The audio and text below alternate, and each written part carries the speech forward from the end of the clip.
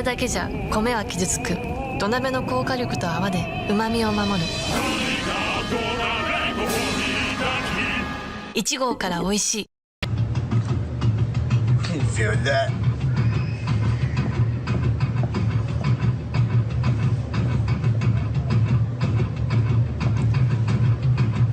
Oh shit!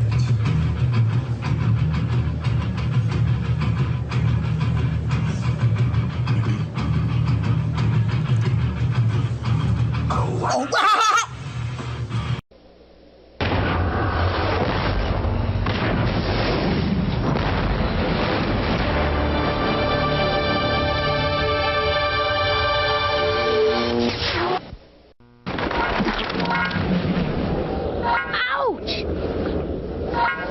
To protect yourself, Simba, you must learn to roar. Press the roar button to scare your enemies. One day you too will be a great king, Simba. Thanks, Dad. I can't wait to roar like you.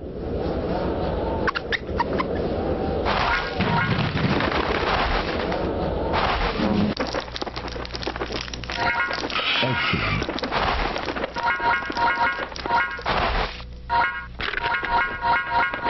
Excellent. Good job, Simba.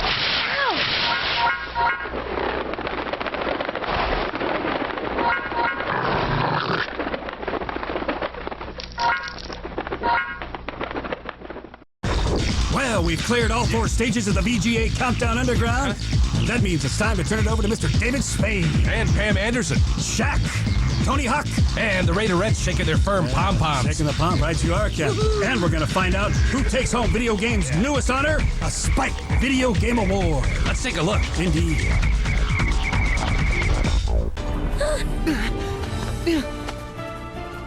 No! Sora!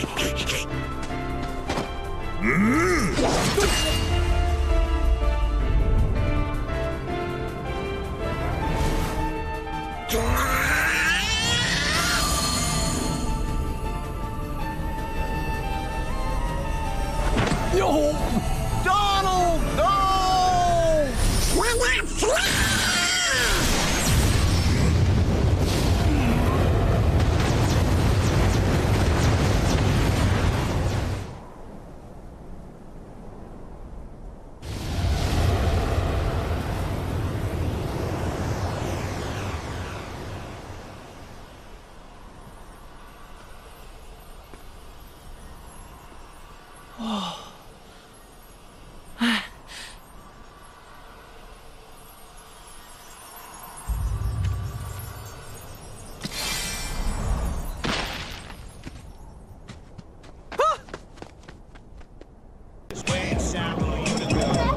You're shy with girls, just like your father. I'm not. Are too. I'm not. Are. Listen, I've got a plan. Oh, no. Come here. Come here.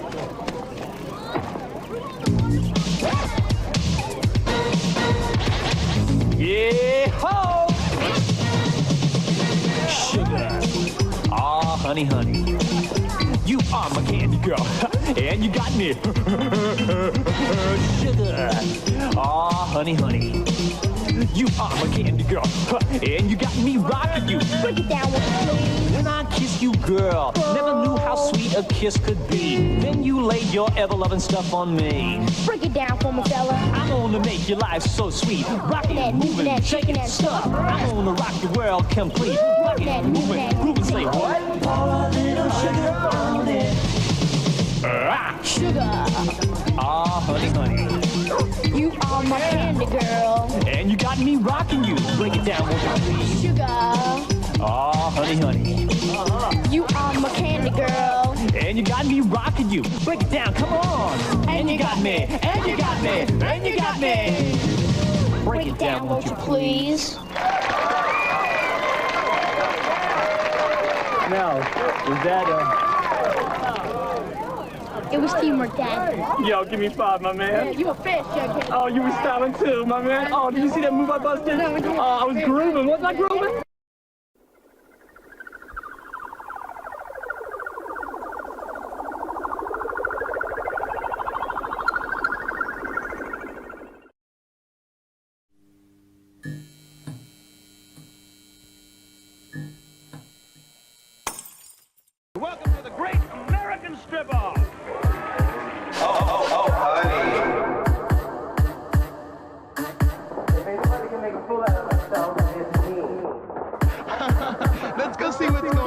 I'll get lucky. Maybe I'll make my rent money. And I said to myself, I said, you know, what do you want?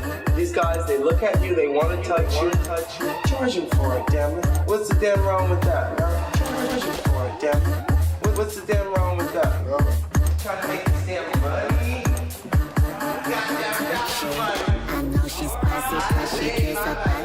What's the damn wrong with that? Charge him for it, damn it. What else is there? What am I gonna do? I'm in show business, you know? I'm gotta live, boy. I work for St. I'm a meat grandma. I'm a meat grandma.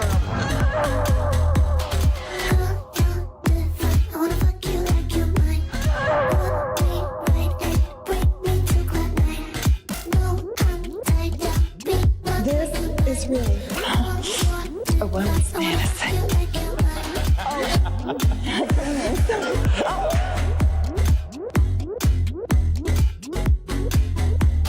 All these years I've heard about men going to places and seeing women dancing. And I thought, well, it'd be neat to see a guy dancing, you know? Why can't the girls go and see a guy dancing? I feel young again. I like the hairy ones. What's the damn wrong with that?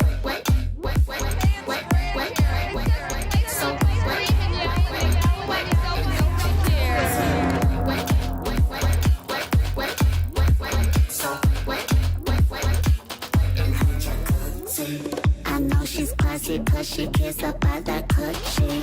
Let's strip it down so we can donate it to Goodwill. Wants to be famous, so let's do it on movie. Get me a towel, it's so wet in her jacuzzi.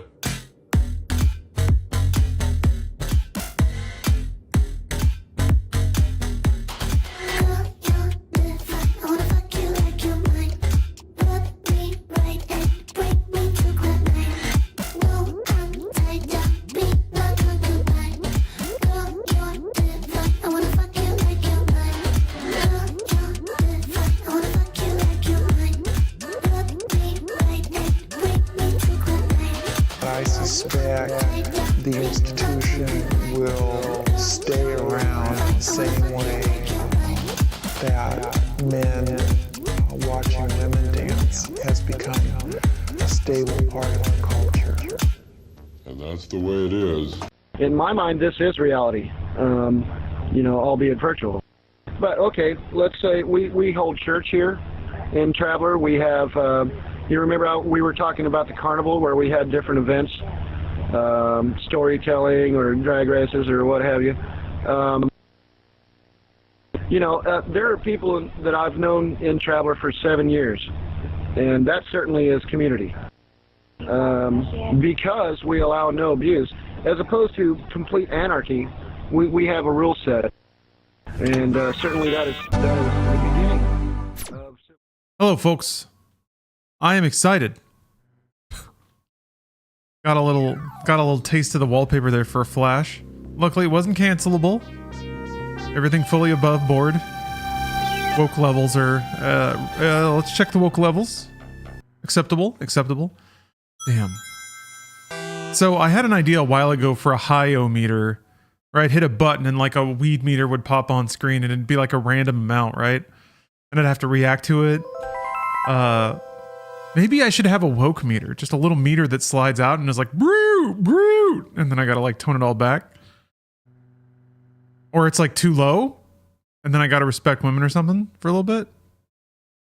Is that too much? Maybe it's too much. I think everybody's just tired of it. We need to get out of it. We need to get out of cultural commentary and play a thoroughly apolitical game like Snatcher. Just a good time. Cyberpunk Adventure Snatcher. What's kind of aggravating is that it does the 3-word title, you know, like tactical espionage action. It's supposed to be Cyberpunk Adventure, because I think Kojima had the 3, like the fucking Steven Seagal style titling, even on Metal Gear 2. It had a phrase, I think, and it wasn't just solid Snake. But you know, I was so close to watching Above the Law the other day. I need to start watching Seagal's shit because it's bad. But like, at least there's stunts in his 80s stuff, right? I think. I remember watching Under Siege when I was in high school and being like, this is boring. This is just fucking boring. It's just boring, man. Anyway, Anyway, continue. Yes, that's right. 2 different saves, staggered for a very important reason. But we won't get into that right now.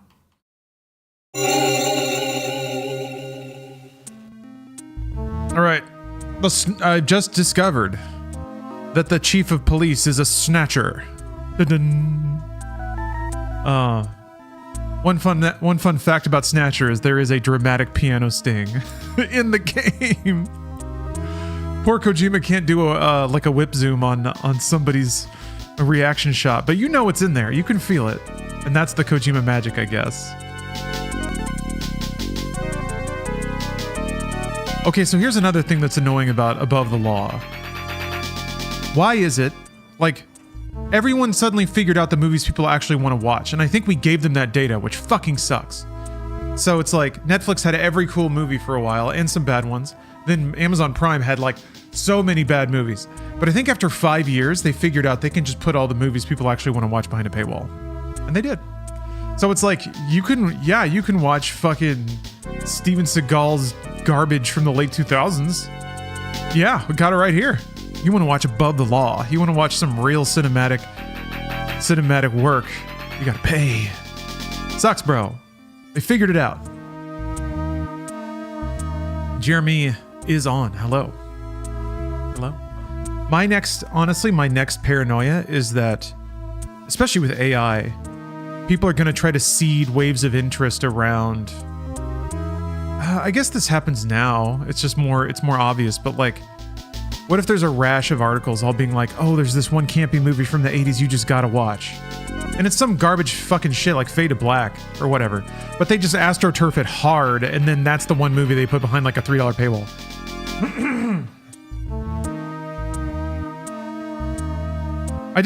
I remember thinking like, there's a lot of weird articles suddenly saying that Halloween 3 is really good. And I was like, huh, that would be easy to do. Oh, Otto Man 2400, thanks for the sub. Finished the entire GTA 4 VOD. It was fun watching someone appreciate that game for what it is. I appreciate all games for what they are, I hope. But yeah, that game rocks. It's a little uneven, but it's really cool. I guess what's amazed me in the nature of games since then is that there used to be a pretty obvious taper off. Even with big budget games, it's like near the end, it's pretty clear they were just kind of running out of time. But yeah, things nowadays are like much more well-rounded. All the glitz and glamour isn't in the first 5 hours. Anyway, we gotta look around. I'm Just Wiggles, thanks for the sub. Been a fan since the laptop days. God, that's over 10 years at this point. Ooh, it's nice to be here after all that. Laptop days were pretty fun, I have to admit. Low stakes in the laptop days. Okay, so we found out that the chief is a snatcher. We found out that it all connects to Moscow, pre-catastrophe somehow. Because a lot of snatchers have had pre-catastrophe era photos and Moscow-related photos, so it's all connected. It's kind of interesting. I have to check myself sometimes and remind myself that this is a game from like, what is it, 93, 92? Before that? I don't know when the first, let me see when the first Snatcher came out. Because yeah, 88. Sometimes the writing is good. The writing is fun, it's charismatic. It is an 88 video game, but sometimes I catch myself starting to overthink the plot a little bit and thinking that it might connect up in some like very tightly written, ironclad, modern entertainment sort of way. And I have to remind myself, no, this is a Kojima game from 88. It can just do whatever it wants. So it's interesting to kind of unlearn some of the formalities that I think modern pop culture has imposed upon itself.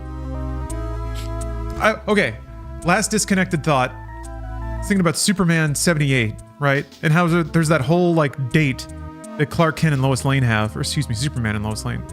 But it's like all her talking to him in her own head and having this like long monologue about the nature of their relationship and the almost like spiritual things they represent for each other.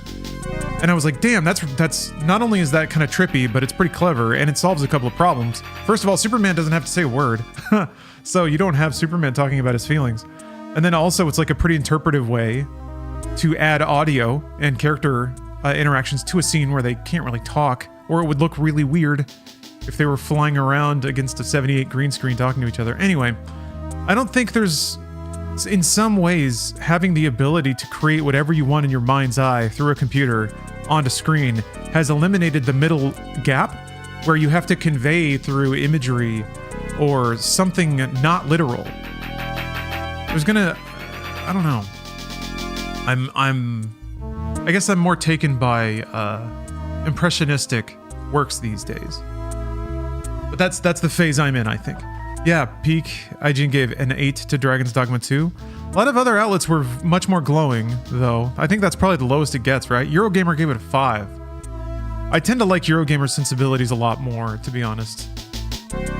They have older writers. It's kind of part of it. They have writers that have been doing it for more than 10 years. But yeah, IGN is a big series of letters. Anyway, we're playing a video game. Oh, also, I have access to Dragon's Dogma 2. The embargo is tomorrow at 7 a.m., which is less than 24 hours away. I'm gonna try to wake up because I'm really excited to play it. I mean, I have been playing it, but I'm excited to like start it for real, a real save. And to that note, I'm gonna make a character tonight. I'm gonna make my character in my pawn. I swear to God, I'm gonna play this game soon. But this is what I'm targeting here. This is what I'm targeting. Just open this up over here. It'll be easier with the beard, I think. And that haircut is like still fashionable. So I feel like it's gonna be in the selector. It's just his stupid nose that in his brow is sometimes shockingly hard to recreate. Now, if anyone out there, I'm ready to admit I'm not as talented in character creators as I would like to be. I've seen other people create incredible results, and through my haphazard stumbling through sliders, I tend to not get anywhere near where I'd hope. So anyway, if there are any wizards out there, any magicians with the Dragon's Dogma character creator that can recreate Vin Diesel in the role he was born to play, look at how thin his beard hair is. I mean, his mustache is hella thick, but anyway. I wonder if he got extensions or something. Poor Vin. This is the goal. As before, as now, or always. Somebody made Larry David? Excellent. All right, there's a video game here. Yes, we've uncovered that the chief is a snatcher and has been for about a month. Set us up, cut the brake lines in our hover car somehow. And we ran back to the base as soon as we basically validated it. And now we're here. We're hoping to save Mika, the receptionist, and Harry, the engineer. I feel like there's one other member that's not dead yet. I think the chief and then Gibson, right? Thought there was one more? Anyway, yeah, Dom and Fast 20. I hope Dom gets like cyberized. He gets turned into an AI.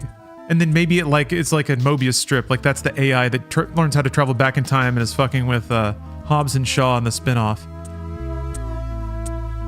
Or that's the AI that's crossing over into the Mission Impossible verse. Anyway, it appears that something attacked this place. The shutter on the reception booth is closed. So where did Mika go? Mika? The booth appears to have been struck a number of times by someone or some kind of energy weapon. Oh yeah, the Snatchers have lasers in their mouths. Forgot about that. This is the protective shutter for the reception booth. It is automatically lowered in times of danger. The emergency light is flashing on the door check panel. So headquarters has been put on emergency status? It's just one light blinking? That's not a very good alarm. There are a few holes in the shield, no doubt caused by blast or cannon fire. Cannon? Then it's Snatchers who did this. This is, we have to be him. We're not allowed to be anyone but Gillian Seed in this game, unfortunately. Maybe we can pretend that we're Metal Gear. Sassy little Metal Gear. surface of the shutter shows evidence of having been struck by fire from an energy weapon. I read motion. Something is in the booth. Gillian, we have to open this somehow. Somehow. It's been locked from the inside. The only way to open it is from inside the booth. Alright. Booth. Can't this be opened from the outside? Wouldn't that be against the whole point? If it has an emergency external connection port, then it can be opened from the outside. Alright. Metal. Find this external connection jack. Here we are. I have located an emergency external connection port on the side of the booth. Phew. With this, I will be able to open the shutter.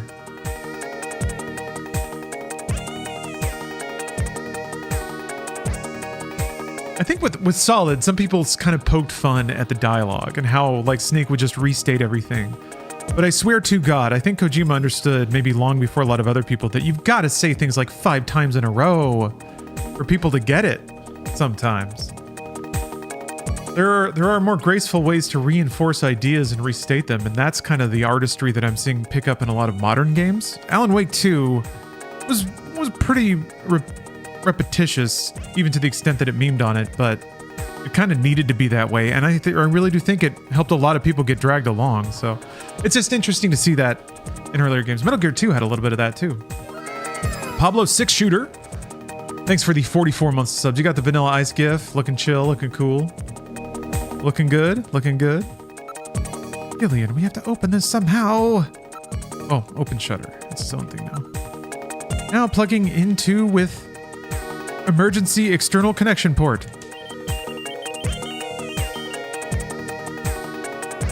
Isn't there a psychology trick that repeating things makes them stick? Like repeating a person's name back to them? I thought the name thing was like... I thought the thing there was that like... forced somebody to pay attention to you. It was like a trick to lock them into whatever you had to say. I feel like it's also... if you want to get... I feel like some people think you can read people by how they react to their own name? I don't know. But yeah, I don't know. I don't know.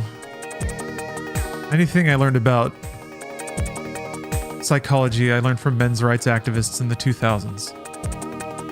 Now opening the shutter. All right, I'm going to open it, but please use extreme caution. Anything could be inside. Oh no.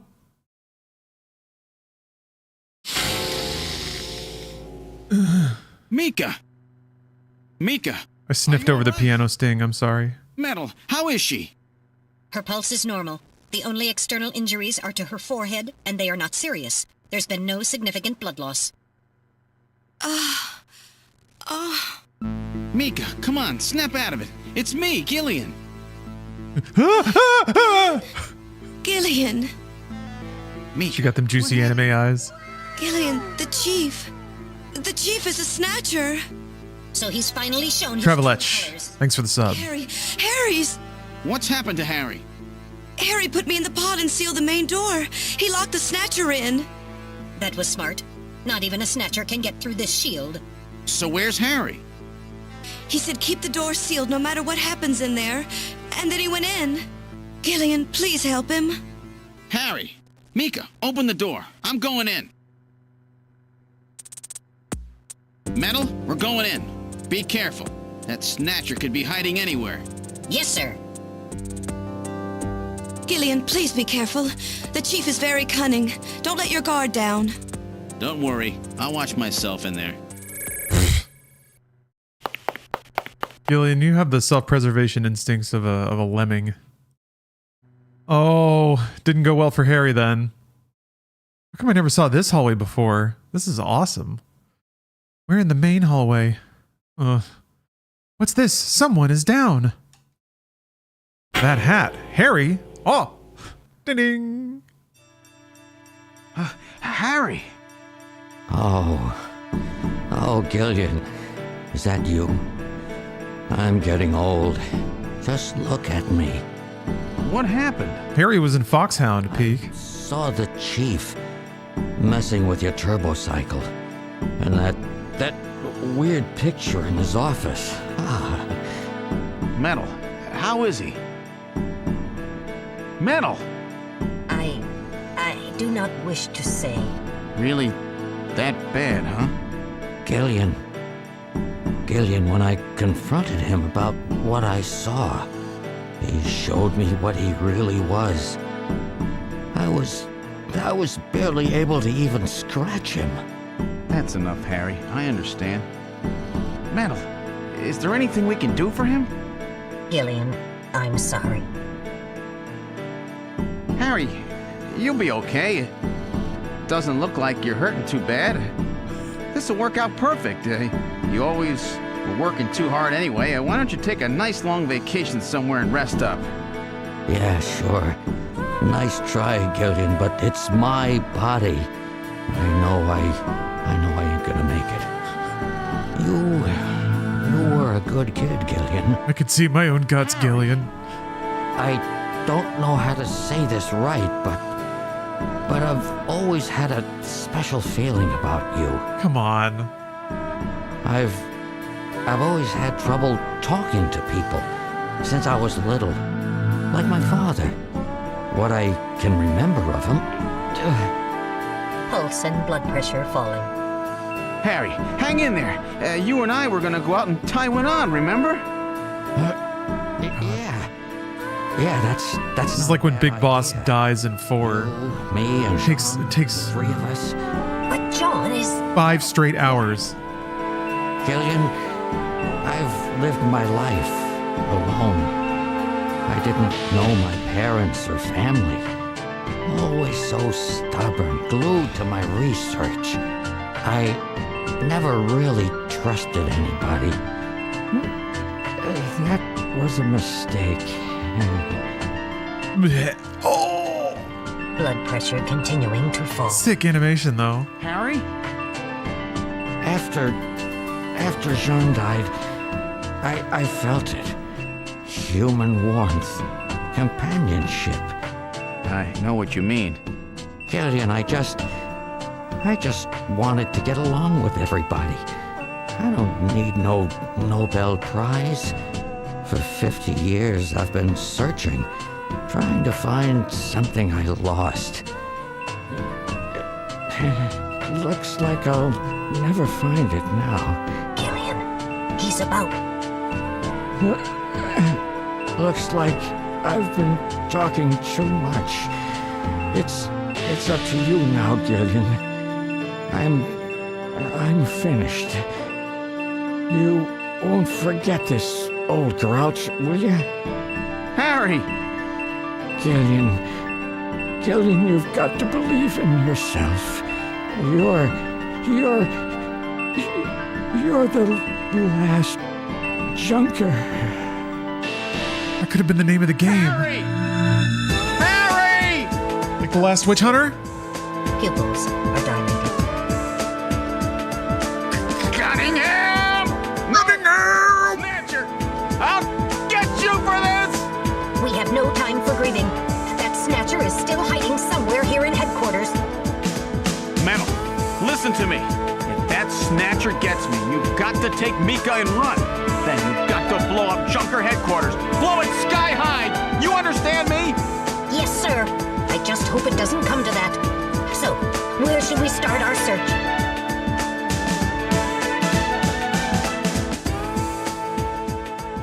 Damn, that music was hitting, though. Sad night drive music. Oh, we got to go to the chief's office, right?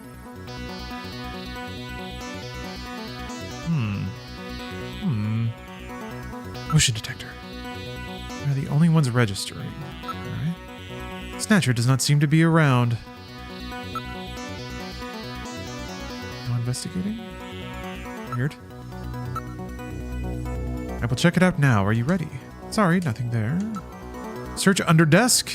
No investigating. No Snatchers here. Alright then. That seems to be it then. Very good. Engineering room. Yeah, when the game's vibes hit, they hit. And the vibe, like, the low-level vibes are always there. The background music is super good, and the pixel art is fantastic. most of the qualms I have about this game are kind of related to it being a 1988 text adventure at its core. And honestly, in context, this game is probably nowhere near as aggravating as other games, other contemporary games. Other games, oh god. It's contemporaries in the genre at the time. Anyway, let's look around. Let's search around behind work table. Not the only place one in here could hide. It's here. I'll check it out now. No snatchers. Nothing. Well, he won't need that poster anymore, right? No movement. Probably, it's got to be the target range, right? Shooting range? If I was doing it myself, I'd 100% be following a guide on my second screen. I guess if there was a guide that like nudged you towards some of the cheekier things and let you discover those on your own, that'd be kind of ideal. I guess there's like spoiler-free walkthroughs and stuff. Yeah, that'd probably be the smooth way to play this game. Something that just points out the exact critical path of things you have to hit. You can just read all the dialogue and keep moving. Shooting range? Shooting range.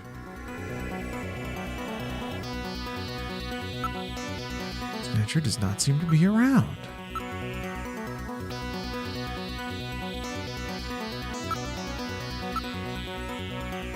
Nothing in the booth?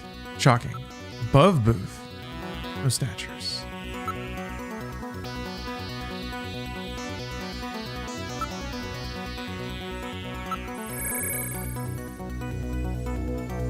Thoughts on Alone in the Dark?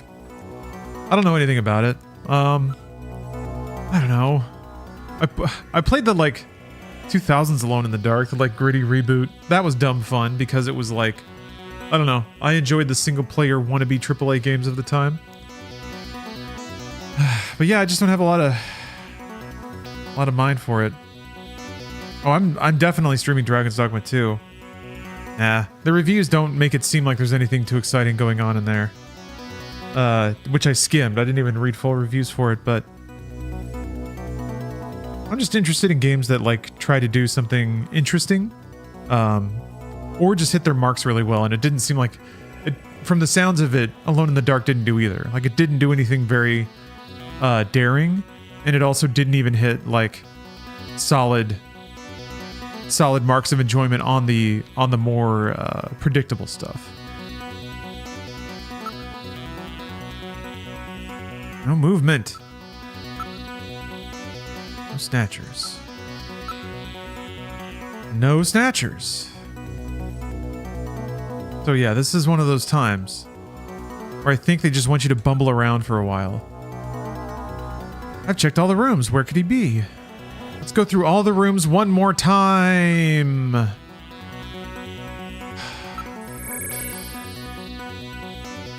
Why make you do this?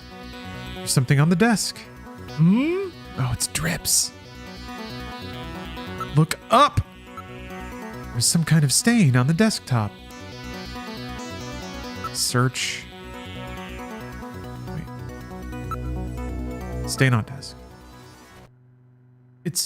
It's blood. Oh, Romulus trailer dropped? I didn't know there was a trailer for it. I just saw the poster. Damn, I'm excited for that. Appears that blood is dripping from the ceiling. Well, heavens. Shizbay. Shizb. Thanks for gifting a sub. 'Twas Gay Gary. Mercy's got one. Crab Herder. Virips, and You Don't Know Me. What a good crop of folks to get subs.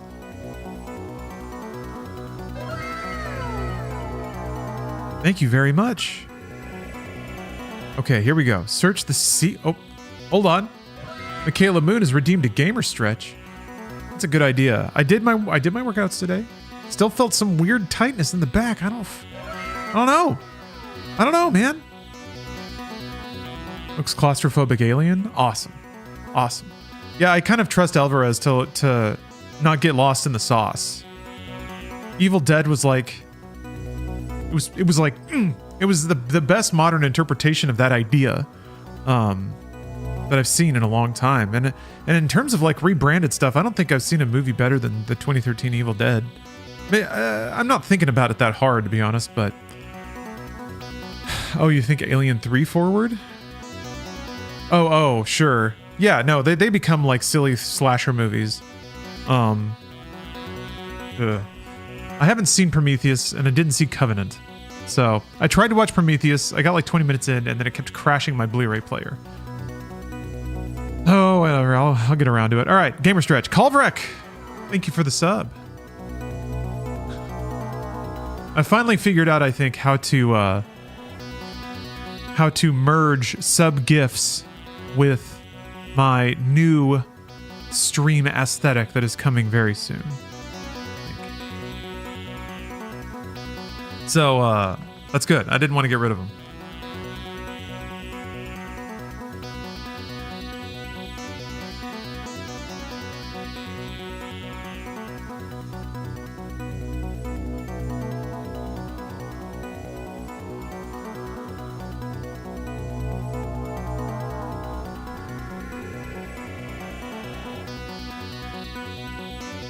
Yep, we're going cottagecore. Cottagecore. No, I'm basically just like scaling up the nostalgia window of the effects. So this was meant to be like kind of like late 90s Game Boy Advance tech look. We're rolling it forward to the early 2000s. So I'm going for like a Y2K synth future kind of thing. Not so much the retro future, because that was kind of mixed into the 2000s. The sort of groovy 70s space. Not so much, what is it? Not so much Space Channel 5. Wipeout is more the goal.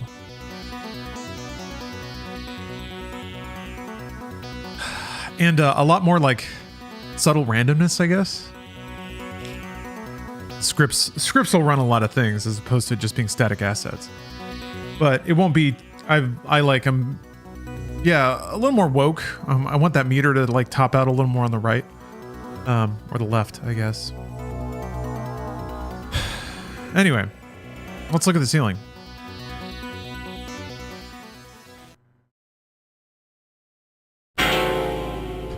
That's so awesome. Cunningham! Oh! That's so sick. The control system has been destroyed. I remember referencing somebody crawling around on the ceiling not too long ago. Distance to motion readings increasing. Is he trying to run? Motion readings have vanished. You got past me this time, Snatcher. Headquarters emergency lighting has been activated. Can we find him again? We should go after him immediately. We'll find him. We know he's somewhere inside headquarters. The Snatcher has been wounded. We should look for traces of blood. Cyber blood. I hope all the scenes are like, yes, they're all like red lit now. That's awesome.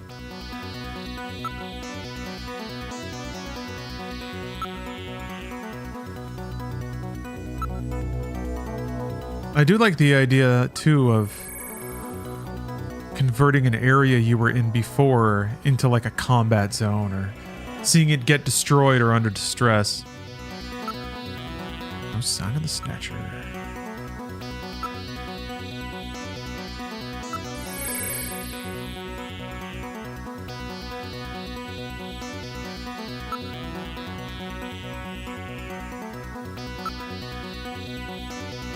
Wait, bloodstain.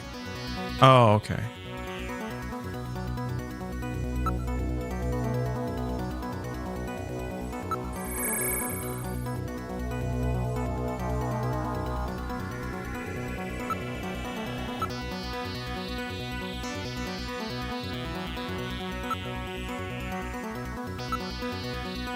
Hallway still there? I mean, there's blood here for sure. Still some rooms we haven't checked.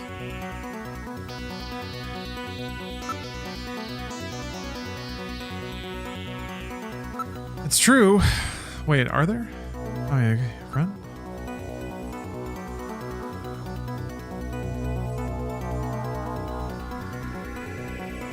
The main door has been opened. Did Mika open it? God damn it. Wait, Mika's not in the pod. What happened? The lighting has been disconnected. Don't move, Seed. Cunningham, is that you? I read motion. He is definitely in here. Where are you? Show yourself. Oh shit. I'm right here. How did he chain her up? I don't need to run or hide from you. This is a real gamer dilemma right here. No, Gillian, don't move. It's a trap. A hostage? You cowardly scum! Mika, why did you open the entrance? I don't know. I was really scared. I mean, the emergency light's coming on so suddenly. Seed, go ahead and Really? shoot. The lights? But you'd better be a pretty good shot, or this kid goes home in a bag. The lights flickered. So open the door. Don't worry about me. Mika! What are you going to do? I have you now, Junker.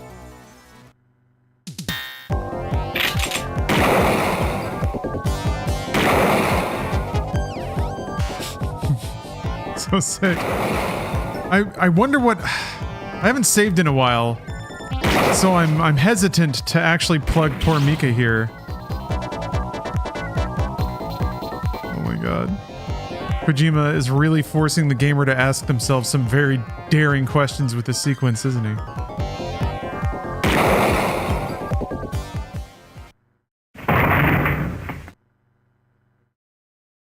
Nice. God. The Snatcher's functions have been terminated. Those pixel art of these scenes are so good. Yes. Yes, I think so. Thank you. Harry? I got him. Random? Sorry it took so long, but this ought to make us even.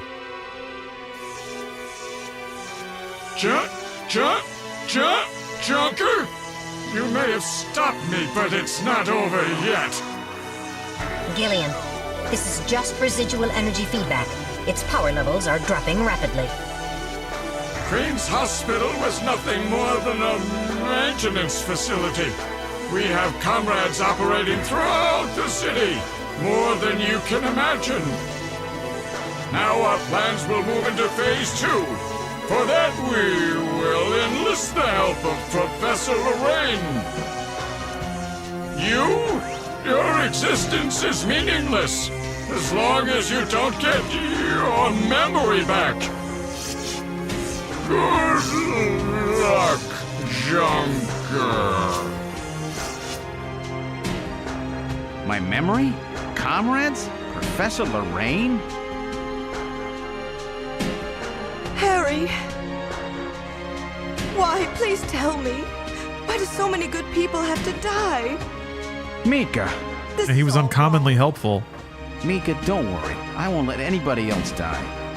I've made promises to Harry and Random. Yeah, right. But the city is still full of snatchers. Gillian, you're like always at a 10% risk of dropping your gun and shooting yourself in the face. Can love bloom in a bloody hallway. Hey, for real, you want to go to the Gillian, I have an dragon urgent horse video call races? from Jamie. I'll connect you. Oh, Jamie? Shit. Gillian, I've got my memory back. I remember everything. Oh, she's gonna get snatched right away. So what about us, Jamie? Who are we? Gillian, A big old robot hand needs to like come on the screen and drag her off. What's wrong? Like a vaudevillian something like this over the cane video phone. yanking someone off Would have been stage. better off never remembering. Okay, Jamie, calm down. I'll head out right now. Where are you? Is it snowing? I'm sorry, Gillian. I can't tell you. They've taken our boy hostage. Our boy? Who? Professor Modner is here too. Jamie, what are you talking about? Professor Madnar. I'm so sorry. Metal Gears. Oh! Snatcher. Gillian! We have Professor Lorraine. We only require her cooperation for a short period here at the Kremlin. So for now, I suggest you avoid doing anything foolish, Professor Seed. I'm smart? I'm smart. I'm smart.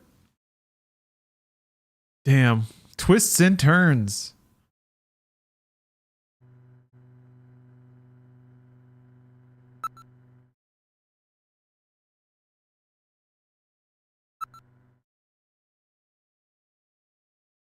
It is okay. Yeah, those dastardly Russians. I've been playing a lot of games that dump on the Russians lately. Call of Duty specifically. What a convenient scapegoat. There was some other game I was playing where I was like, oh god, the Russians have invaded 12 countries. With the start of this year's Kyoto Summit just 3 hours away, the delegates from the participating countries are beginning to arrive at the conference center.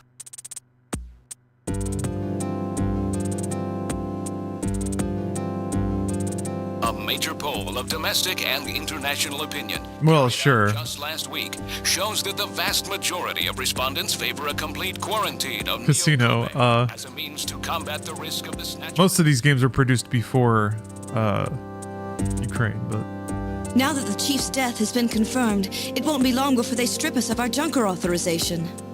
They will be deciding how to handle Neo Kobe at the summit in just 3 hours. There are rumors that they're going to use nukes on the city to make sure the Snatchers are wiped out. What? That's ridiculous. Come on, this is the 21st century. That rocks. As improbable as it seems. The world's leaders are extremely concerned about the Snatcher problem. The chief was going to calm this hysteria in his speech at the summit, but that'll never happen now. now he's a robot, and also I shot his face off. Pressure on Junker operations increased dramatically. Gillian's transfer here was really our last chance.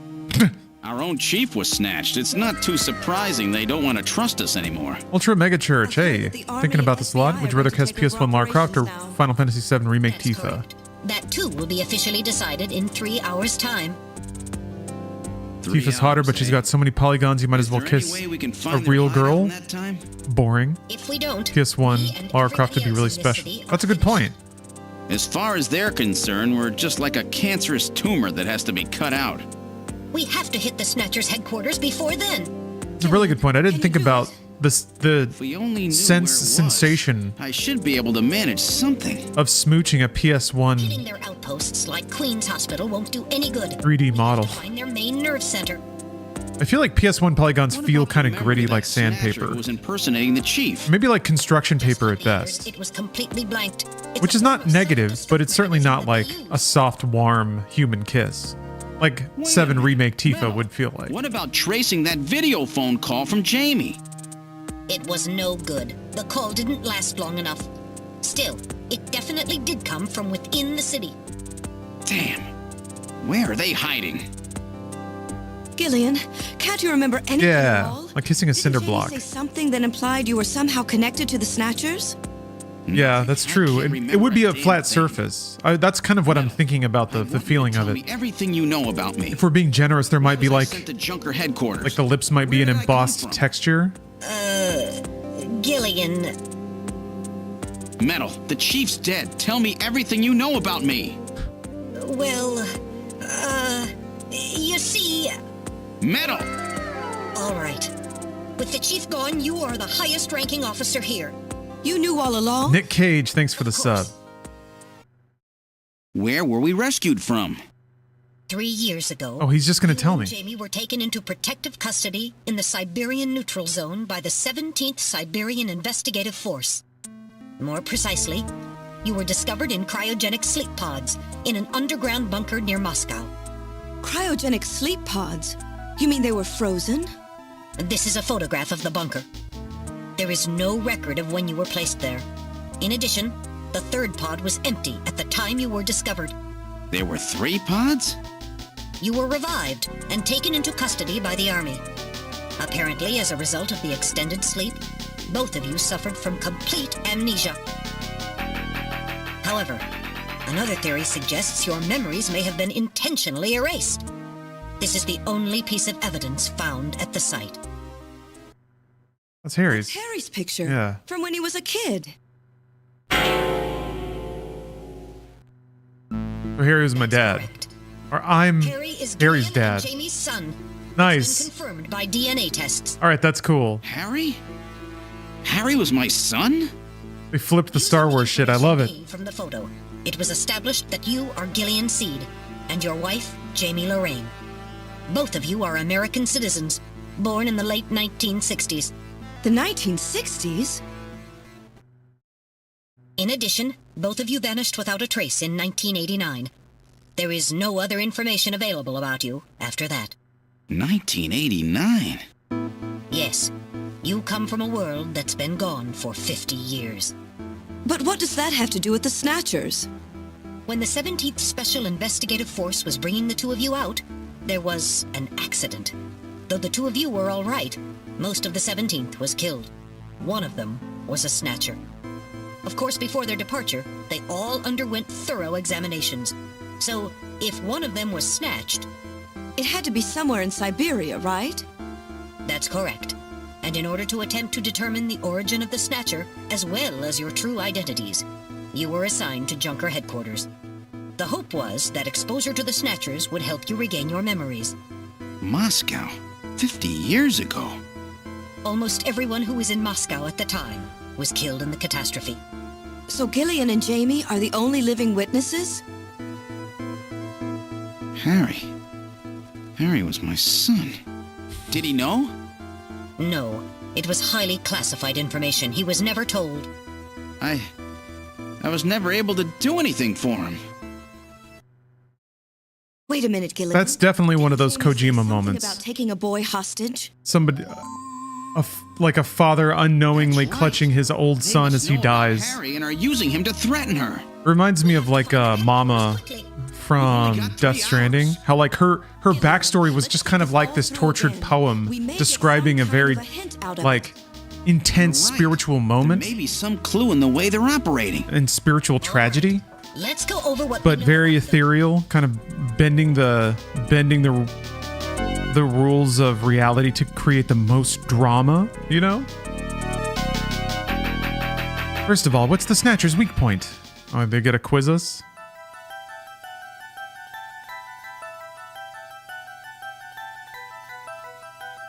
It's ultraviolet, right? Wait, sun is ultraviolet. I mean, infrared is heat. Ultraviolet is the stuff that gives you cancer. I'm just gonna say sun. That's not it. Think carefully. Oh, no. Alright, fine. Okay. Their weak point is their defective artificial skin. I like how that wasn't an answer.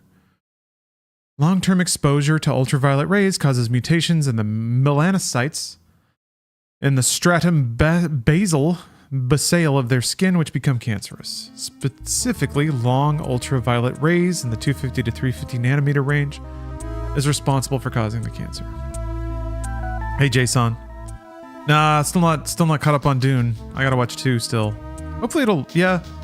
I would say I'd go see it soon, but the embargo for Dragon's Dogma 2 is up tomorrow morning, so... And I want to finish Snatcher.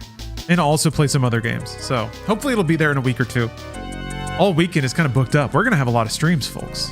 And not annoying sponsors either. Just like maybe a little logo and a chat bot. So lots of fat streams. We're all getting paid. Also, hopefully, I don't want to speak too far out of turn on this, but since I'm getting sponsored by the same game, by Dragon's Dogma 2, they're giving me codes. So hopefully I have codes that I can throw out like candy. Not a ton, maybe like 2 or 3, but I'm trying to work the angles.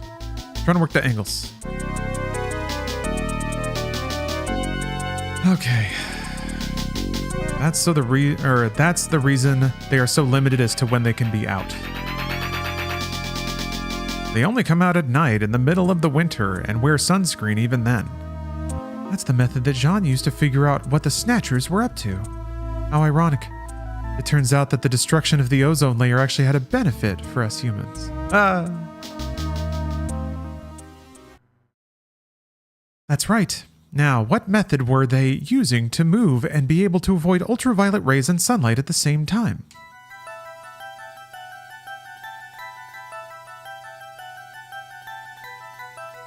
I mean, underpass? That's right. They were using the abandoned tunnels of the old tube liner system to get from place to place. It's not what an underpass is. Yeah, whatever. That's how they were... Why is there a recap? it's almost like, I don't know. Maybe they assumed that you would walk away at the end of episode or Act 2 and come back a day later or something. Maybe there's a tunnel under their main base as well. Oh, there's a good chance of that. Next, what phenomenon was always observed at any location where Snatchers appeared, including the underground tunnels? Man of Zonk, thanks for the sub. Sneeze. That's right. And what was the cause of the sneezing? Oh no. You're correct. The sneezing was caused by the presence of the allergen Snow 9. Snow 9 is an artificial form of pollen developed by the military, and its presence is limited to certain regions. They were using it to interfere with radio transmissions and keep people away. They probably were producing it intentionally themselves. The only regions of the city where Snow 9 is still present are areas around the Ina River. It has been cleared out of other areas because of the danger it presents. That means that their base must be somewhere near the Ina River, right? Hey, Sop. Thanks for the sub. That is a fair conclusion. They are probably somewhere near the Ina River, protected by the Snow 9. Got the Snatcher streaming market cornered. Starting with Snatcher, and I'm going to work my way up the chain, baby. What kind of game is Police Knots? I don't think I've ever seen Police Knots gameplay. I've only watched the intro video. I'll find out soon enough, but I'm still curious. Yeah, there's Snatcher SD, and then there's also Sedatcher, the radio drama. Snatcher SD is just a retelling, though, right? Is there anything unique about Snatcher SD? I should probably check it out, just to see what it's like. We must not forget the 3 photographs we found the Snatchers with. All of them were related to the Soviet Union before the catastrophe. Oh, it's basically this? Okay. Did they just make a version without the gore? Like a kid-friendly version? That's essentially what SD Snatcher is? Or Police Knots is similar to this. Okay. Got it. Well, I'm confident it'll have good vibes based on the intro song. End of the Dark, I think.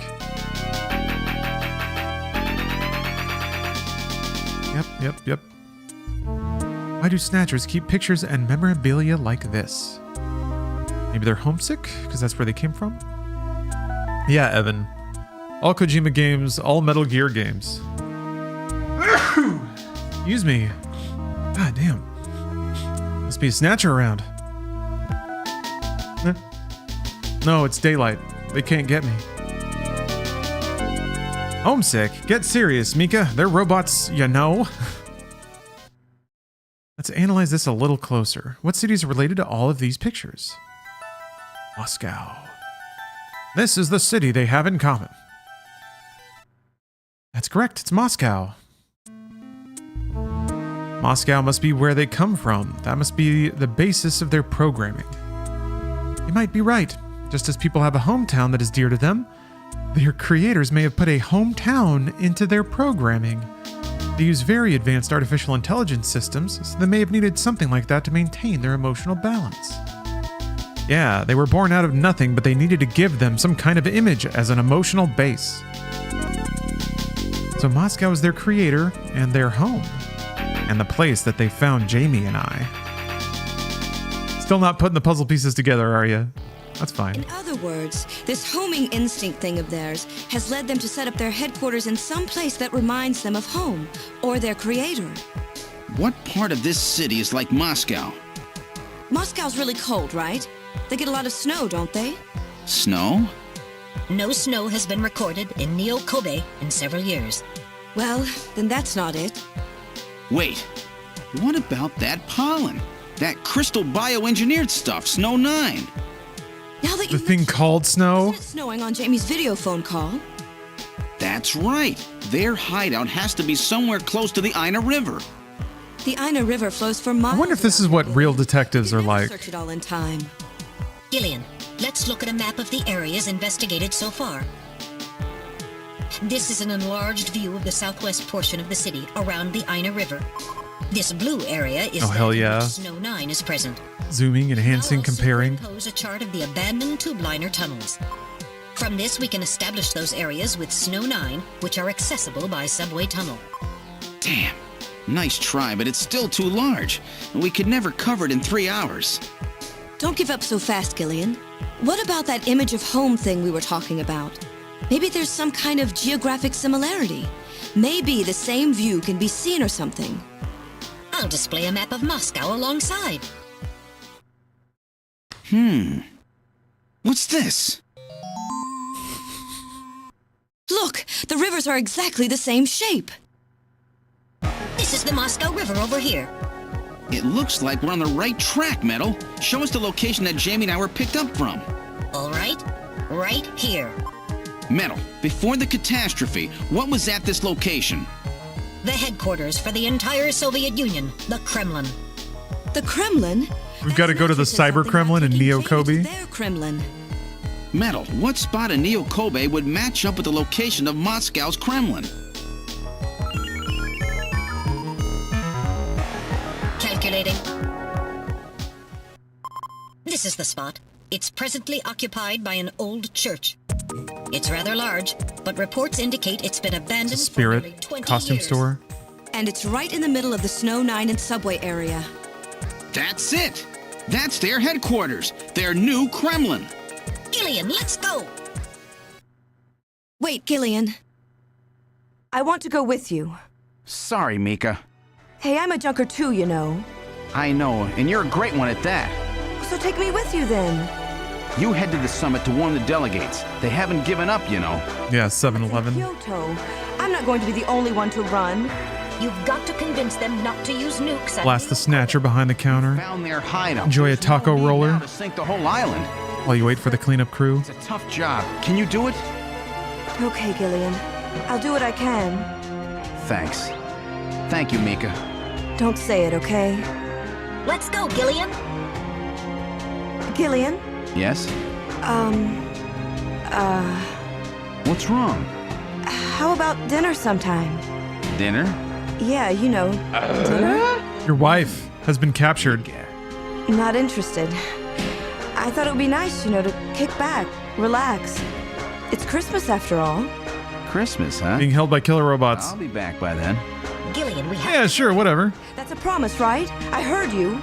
Yeah, okay. But I gotta go to church first. I'll see you soon then. Okay, Metal, let's go. Whatever, babe. I gotta go blast some robots. I'll be back. Keep it warm for me, huh? This is the last turbo cycle. Man. The last turbo cycle, the last junker, the last witch hunter, last Mimsy. A lot of lasts going on. Making me wistful.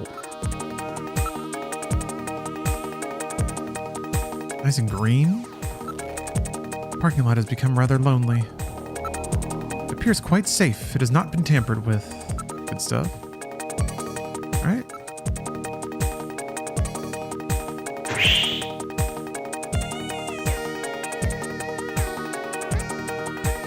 Wrap my hands around these hot dogs and take off. Church. I've input the map data on the Kremlin's locations. Lift off.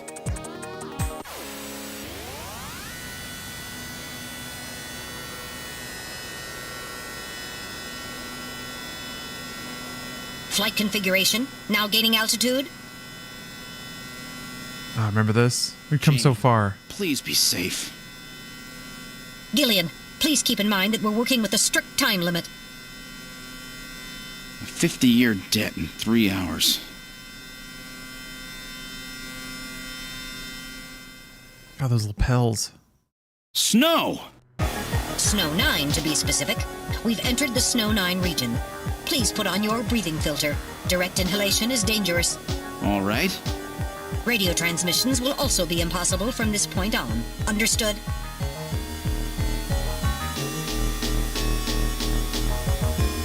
Now descending. Conversion to hover configuration complete. Gillian, we've arrived. Oh, the snow slowed down. Nice.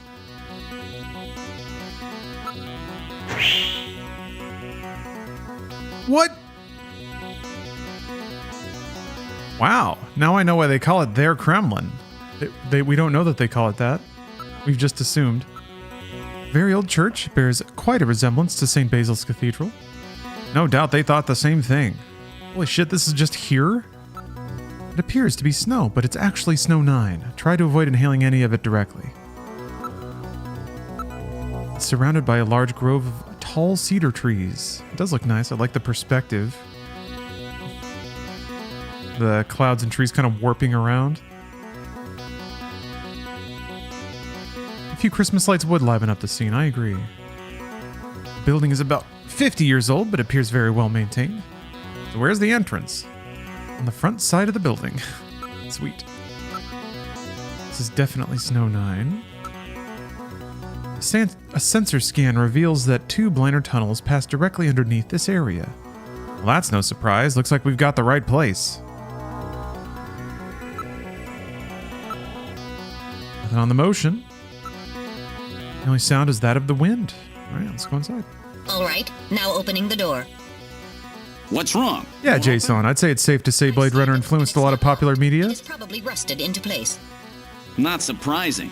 After all, our friends always go in and out through the basement. It's one of those things where, like, the movie itself was not... It wasn't like a Star Wars level hit. But certainly established a lot of aesthetic and mood. 3!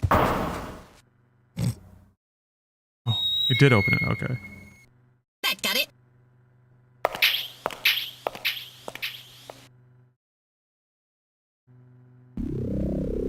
What's this? It would appear to be some kind of a chapel for the Snatchers. Oh, do they have religion? Are we going to ask some tough questions? Dustbuster, thank you for the sub. Are you telling me those things pray? To whom? No doubt to their creator. That portrait on the wall is probably a representation of him. Kojima? Oh. Huh. This person is no doubt the one the Snatchers worship as their creator. This guy. Isn't that random? It is. Ooh. Woot is selling a new Leapfrog learning game system for 18 bucks. Might be funny for a streamer brought you this thing video. It's not... The thing with brought you this thing, though, is we have to use games that, like, are clickable. They've got to be a draw. Maybe that could be a draw. I'm just imagining a YouTube thumbnail. Oy.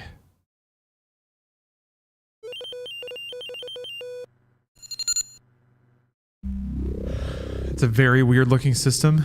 Yeah, maybe that would make for a good thumbnail then. If the controller looks really wacky. Ah, you got me. You got me. I gotta look. I haven't thought about Woot.com in a long time.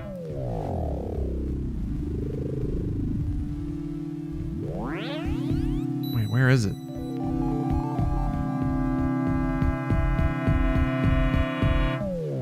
Under Armour. Jeans. Braided USB cables. Batteries. Lots of batteries. Laptops. Maybe in here somewhere. Nest. $3,100 PC. Ah, here we go. Okay. Okay, interesting.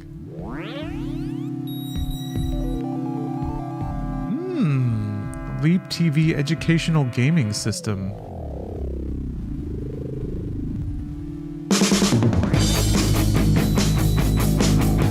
Active video gaming. 3 ways to play. Learn through motion, dance, fly, jump, and more, and designed for little hands. Get minds and bodies moving. This is recommended for a band, a motion sensing camera with a 6-foot. This is cool. Got some... Oh, got some software. Okay. Got some bowling going on.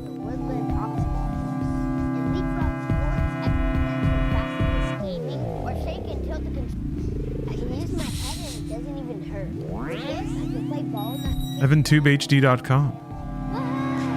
EvanTubeHD? Hold on. This better not redirect to a YouTube channel. It does. Alright, fine. Yeah, it's like iToy. But it's got a wand controller. I don't know. I don't wanna put the adjacency of something that looks like it has 2 penises on it to children's entertainment. Feels like a bad mix with Cassim in the room. Connect for Mormon people? Interesting. Interesting. Man, I've been watching a lot of Housewives of Salt Lake City. Which, well, Steph has been watching a lot of that, which means I've been watching a lot of that. Damn. Damn.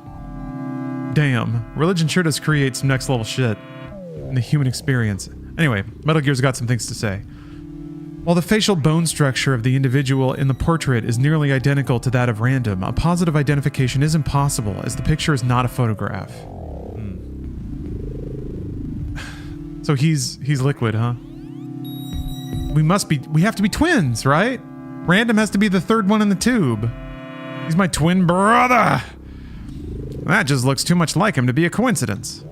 He blew himself up though. Ugh, so tragic. These are the chairs for worshippers in the chapel, no doubt.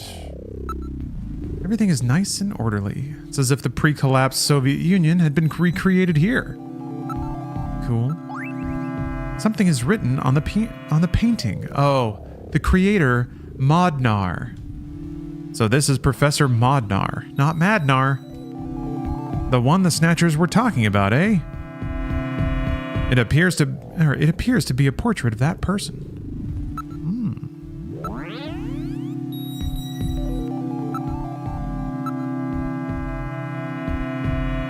Oh, there's another room farther back.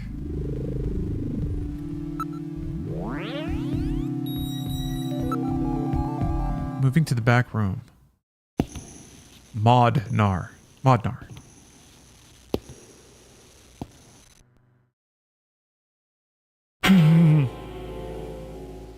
Awesome. Snatchers! What were you expecting to find here, Gillian? Look at them all! I'm not picking up any energy readings. They are all deactivated in some kind of suspension mode. So this is their warehouse, huh? There must be a few hundred of them here. They continue all the way back. Still, this doesn't look like a factory to me. Look at Snatcher. Oh! These are endostructures which have yet to have the artificial skin installed. The bone sizing devices and skull slits are all still set to the smallest sizes. So their victims haven't been chosen yet. They're all just waiting their turn. There seem to be a number of containers stacked up in the back of the room. None of these Snatchers appear damaged. All they need is their energy packs. The gender units have yet to be installed, however. Are you telling me that Snatchers exist without gender? Can't be, mustn't be! When did Kojima get woke? I do not see any tools or equipment for maintaining anything in the area. This room would appear to just be a storage area. Chapel, there's some scraps and dust on the floor here. There's some kind of a label here. 23rd Siberian Investigative Force. Yeah, the genital manipulators have yet to spin up. Siberian Investigative Force? It would appear that these Snatchers were brought to Neo Kobe from the Siberian Neutral Zone. It seems that the investigative forces have been responsible for shipping the Snatchers. In other words, the investigative forces have been snatched, just like when they found us. I see. So the Siberian investigative forces bringing the Snatchers out of Siberia and into storage here. I think you're right, Metal. And then the Snatchers just wait here in storage to be reactivated and adjusted after their victims are selected. A rather efficient system. I wonder where the actual snatching takes place. The back part of this room may hold the answer to that question. So let's continue back.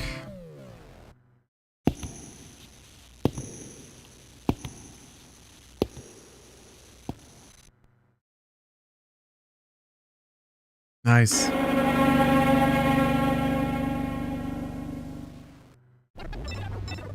The Snatcher's culturing room. The mechanism is operating. This is so rad. Gilead, there are Snatchers with their artificial skin already installed here. They're in little matrix pods. Snatch process. I want to look at your snatch process. This is where they fuse the artificial skin onto the snatcher's endostructure. First, they adjust the size of the still skinless snatcher to the size of the individual who is to be snatched. The snatcher's overall shape and size can be adjusted by expansion or contraction of sizing rods. Their Rods. sex is controlled by gender units, which are installed at this point. Extend sizing rod. The face is modified to match the intended victim by adjusting the size of the upper and lower jaw, cheekbones, temporal bones, and tooth alignment. Just like Gibson said, that means there are limits to the size of the people that they can snatch. That's right. The limits of the mechanism mean that they can't snatch children, the elderly, or people who are very tall or heavy. And this is where the artificial muscles attached. Getting fat to avoid getting snatched. It appears to be coated with a type of plastic gel capable of mechanical response. Like human muscles, it creates mechanical energy through chemical reactions. And this is where the artificial skin is attached. In order to prevent the synthetic cells, developed using biotechnological protein design techniques, from rejecting the inorganic material below, they attach it gradually over a number of days. And this is the stuff that gets cancer if they stay out in the sun too long. Finally, they attach body and scalp hair. The process involves transplant of synthetic hair follicles as well. Your mate's been trying to do this next bit for over 5 months? What Oh about shit. scars or birthmarks? Yeah, some of the shooting sequences seem a little fucked in the emulator. Process, as they would for wrinkles to simulate age. I will try my best. Ready to snatch.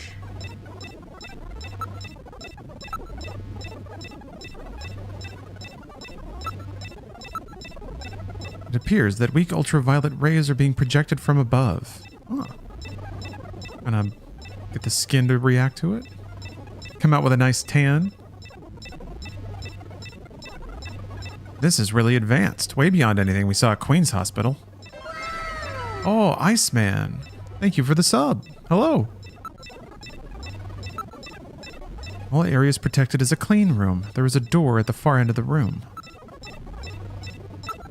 It's locked, but I should be able to open it from this side. Power's on. Look at this, Gillian. The data of people to be snatched is all being neatly processed. So this is where the whole thing begins. The endostructures arrive here from the Kremlin. Then they convert them into copies of their victims. And finally, they head out into the city using the old subway system. With artificial skin maintenance being handled at Queen's Hospital. But who's behind all this? Gillian, look at this. There are some finished snatchers over here. Get a load of this. The U.S. President, the Prime Ministers of Japan, and the U.K.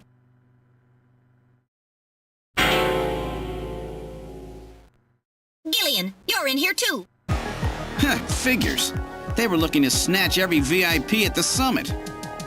And the last junker, you... So, they wouldn't snatch Gillian if he were already a snatcher, though, right? They would know that?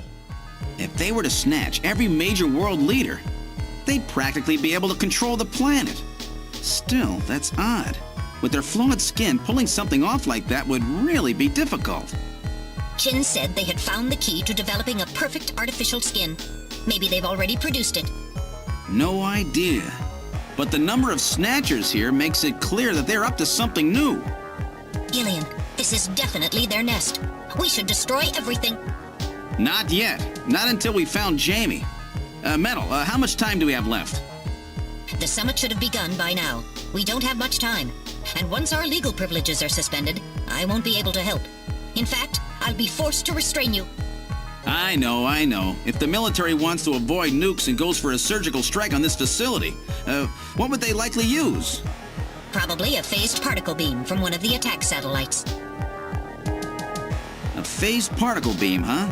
That'll wipe this complex right off the map. Everything, including the soil, will simply evaporate.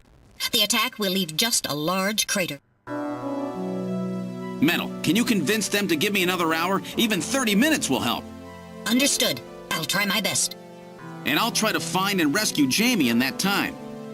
I can't transmit here due to interference from the Snow 9. I'll have to leave the area and then send the message. All right. Do it, Metal. Gillian, don't forget. 30 minutes. You must get out before then. I understand. Gillian, I'm sorry, I couldn't help you better.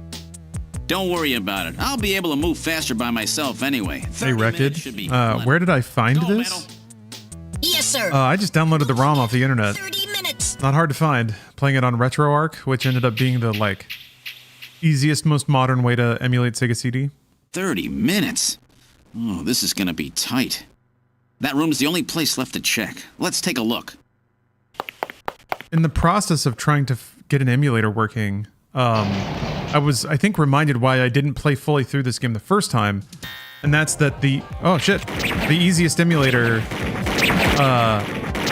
couldn't go full screen, or it could, but only in a specific resolution with like a particular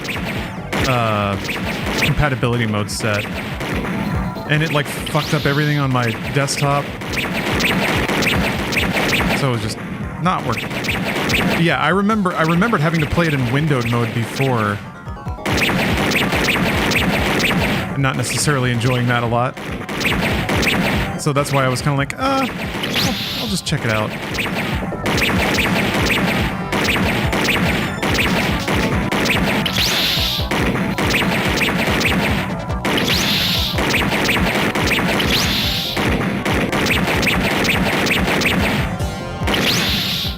Damn. Okay, that sucks.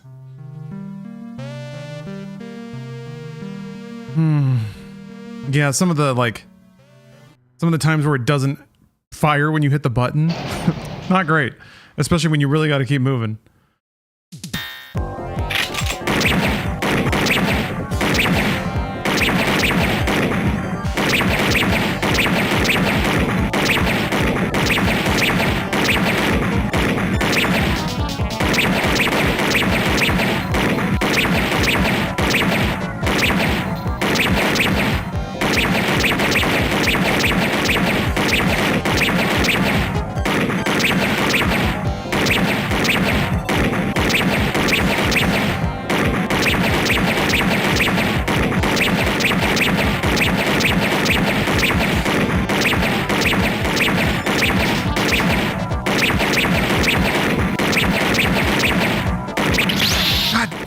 Shit.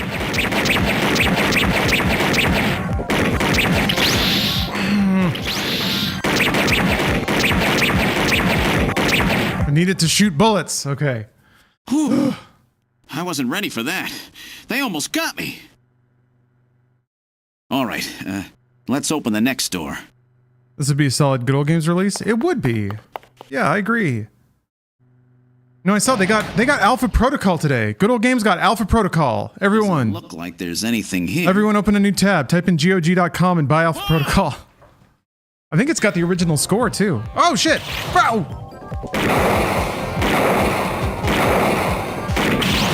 Okay, you gotta shoot him in the head. I already installed it.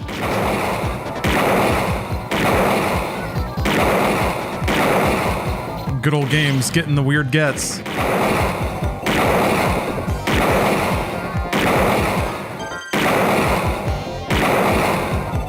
I think that link still works. It might just go to the Good Old Games front page. I do technically have a tracking link. I'm a Good Old Games affiliate, which means if you use my link and then buy a game, I get, I think, 6% commission.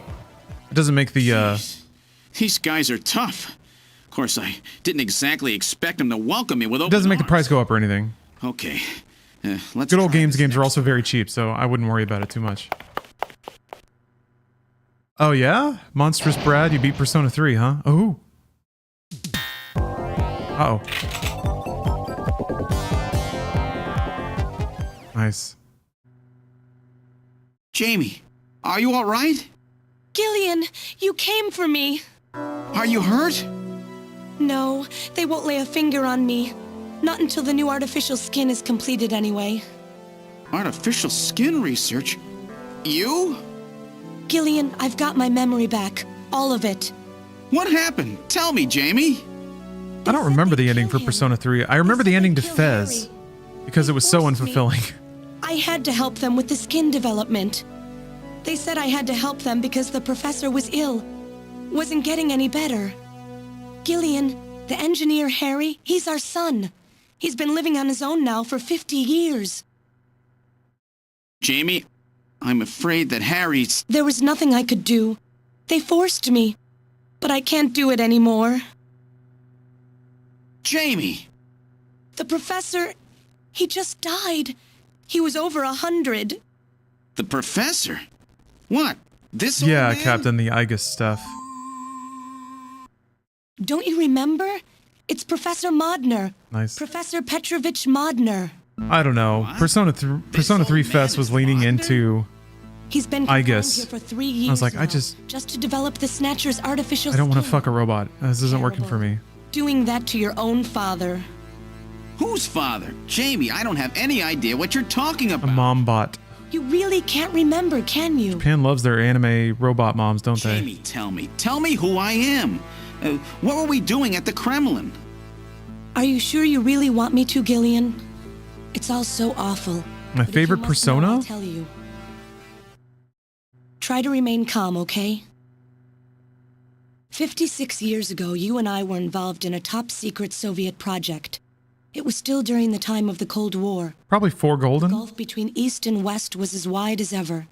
Everybody was worried about nukes. But that's like I don't have objective gamer things to pick that one. It's more of a vibe, soundtrack, phase of life kind of thing. Nation.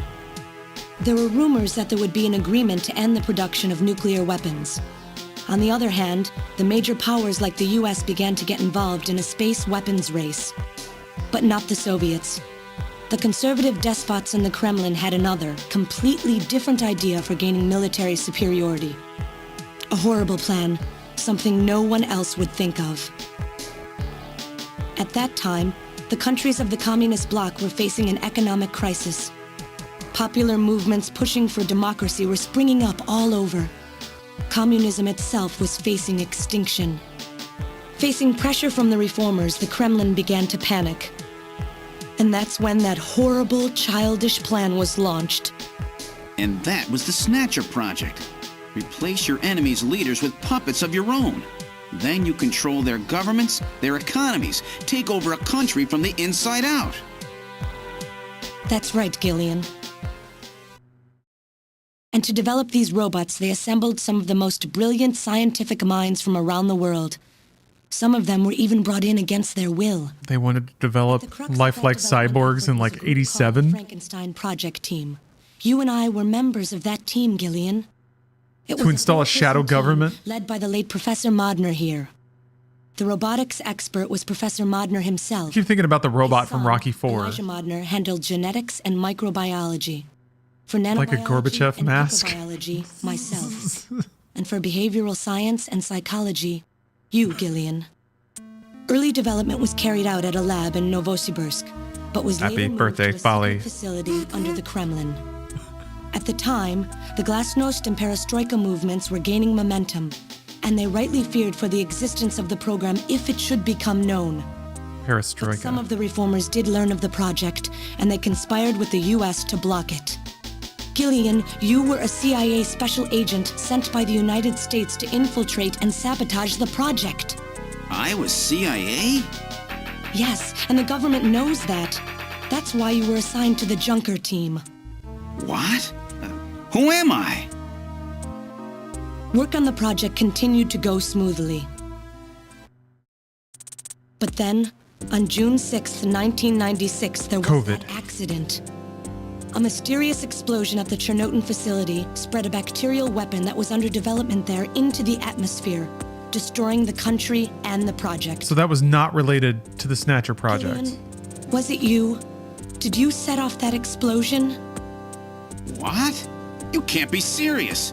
You think I caused the catastrophe? Somehow, during the confusion, Professor Modner and our son Harry managed to get picked up by American agents. But we couldn't get out in time, you and I and Elijah. In a shelter below the Kremlin, we entered a cryogenic sleep. Our plan was to sleep there until the toxic effects of the bacteria were safely passed. And then 48 years later, 3 years ago, we were discovered by the 17th Special Investigative Force. Yes, but when they found us, Elijah's pod was already empty. Already? Elijah Modner? That guy whose picture was in the church? The one that looks like Random? That's right, Elijah is alive. Elijah is here and working on the Snatchers. Why don't you let me finish your little story? Ooh, that's a good voice. Who's there? It's been a while, hasn't it, Jamie? Snake. Ah, yes. And Gillian. Awesome. It's me, Jamie. Elijah? Is that really you? Random? No. Not quite. So, you remember me, do you? So who's in the pod? I am Elijah Modnar, the only son of Professor Petrovich Modnar. Ah. I'm afraid I've grown somewhat old and feeble since we last met, however. Elijah, why are you doing this? Rad. Your father, Professor Modnar, he passed away a few minutes ago. Oh, okay. What? My father is dead? Elijah, what happened to you? The Elijah I knew could never do anything like this. I've changed, Jamie. These 40 years have changed me. I can't believe it. What happened to you? What happened to me? Jamie, do I actually have to explain it to you? Jamie, it's you. This is great. Peak Kojima, Your man. beauty is the cause of all that has come to pass here. Okay, that got even more Kojima than I thought. Years ago, I was obsessed. Oh, with no. my research, yes. And with you, Jamie. At the time, I was still young. So he cloned himself to be younger and hotter so that his clone could get with Jamie. My father's connections got me on the team, and there, I met you. And that's random. You were working as my father's assistant. Your beauty, your smile, I was stricken. I saw something in you that I never felt with women of my own country. Whoa. You warmed my cold, young heart, Jamie. You opened me up, and I couldn't stop my feelings. Elijah.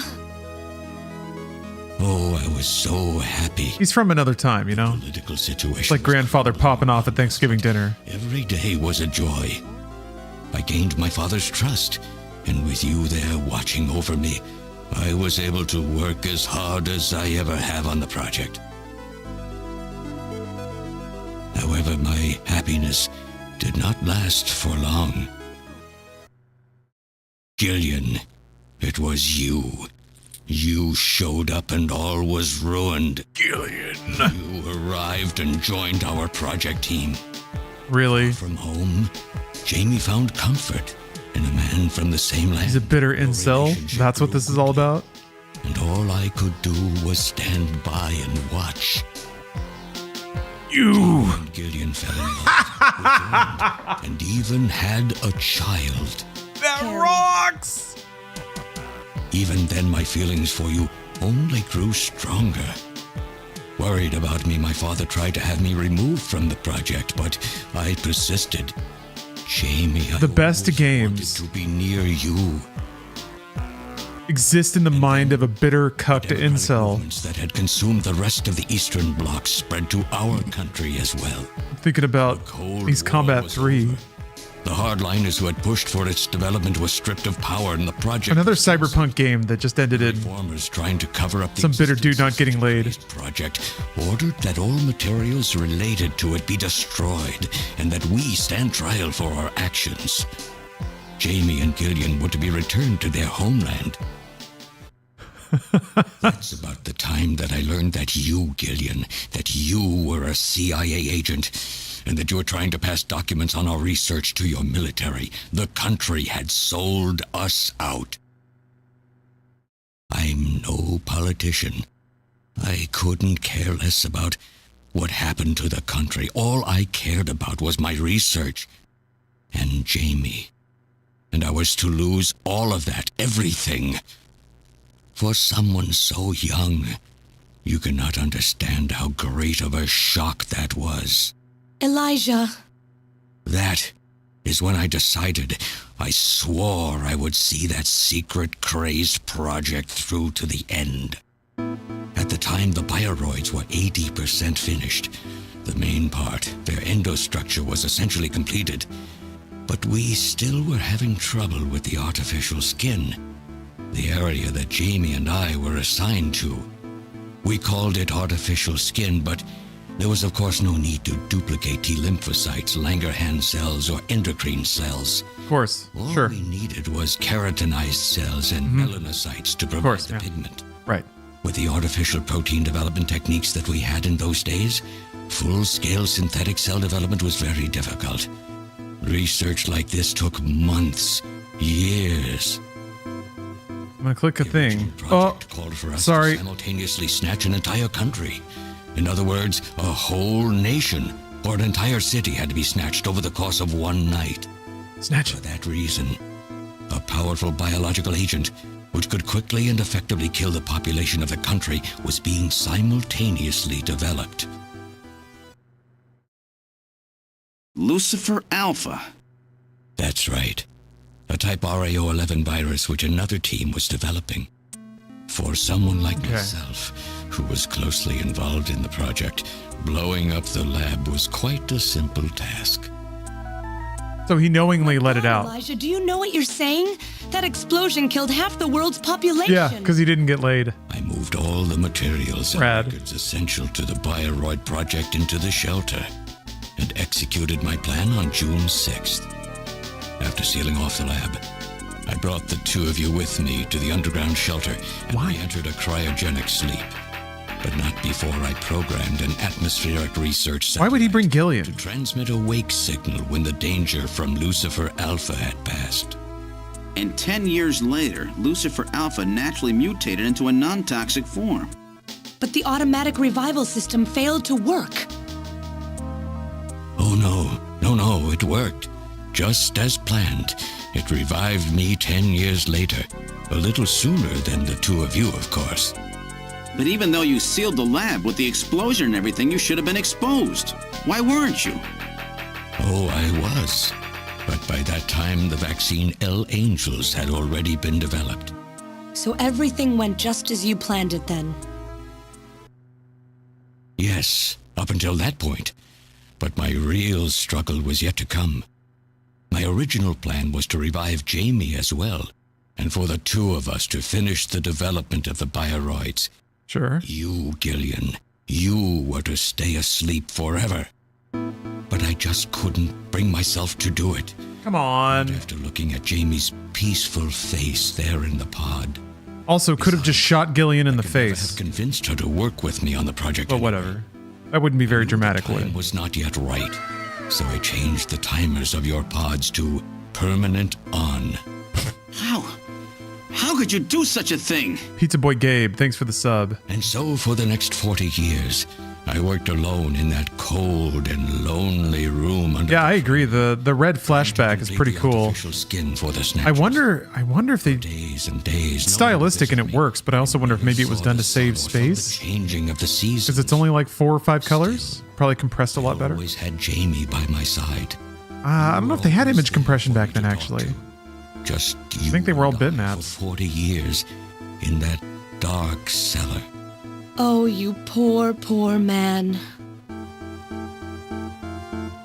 And then, 3 years ago, my research was finally completed. First, I snatched the Siberian Special Investigative Forces to establish a transport route for the Snatchers. Snatch them. And then, to test the effect of large-scale snatch operations, I chose Neokobe City to be my experimental sample.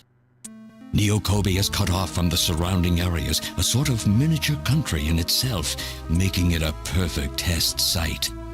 And since it's a melting pot of various races, it would also allow me to gather extensive data on Snatcher modification and operational techniques.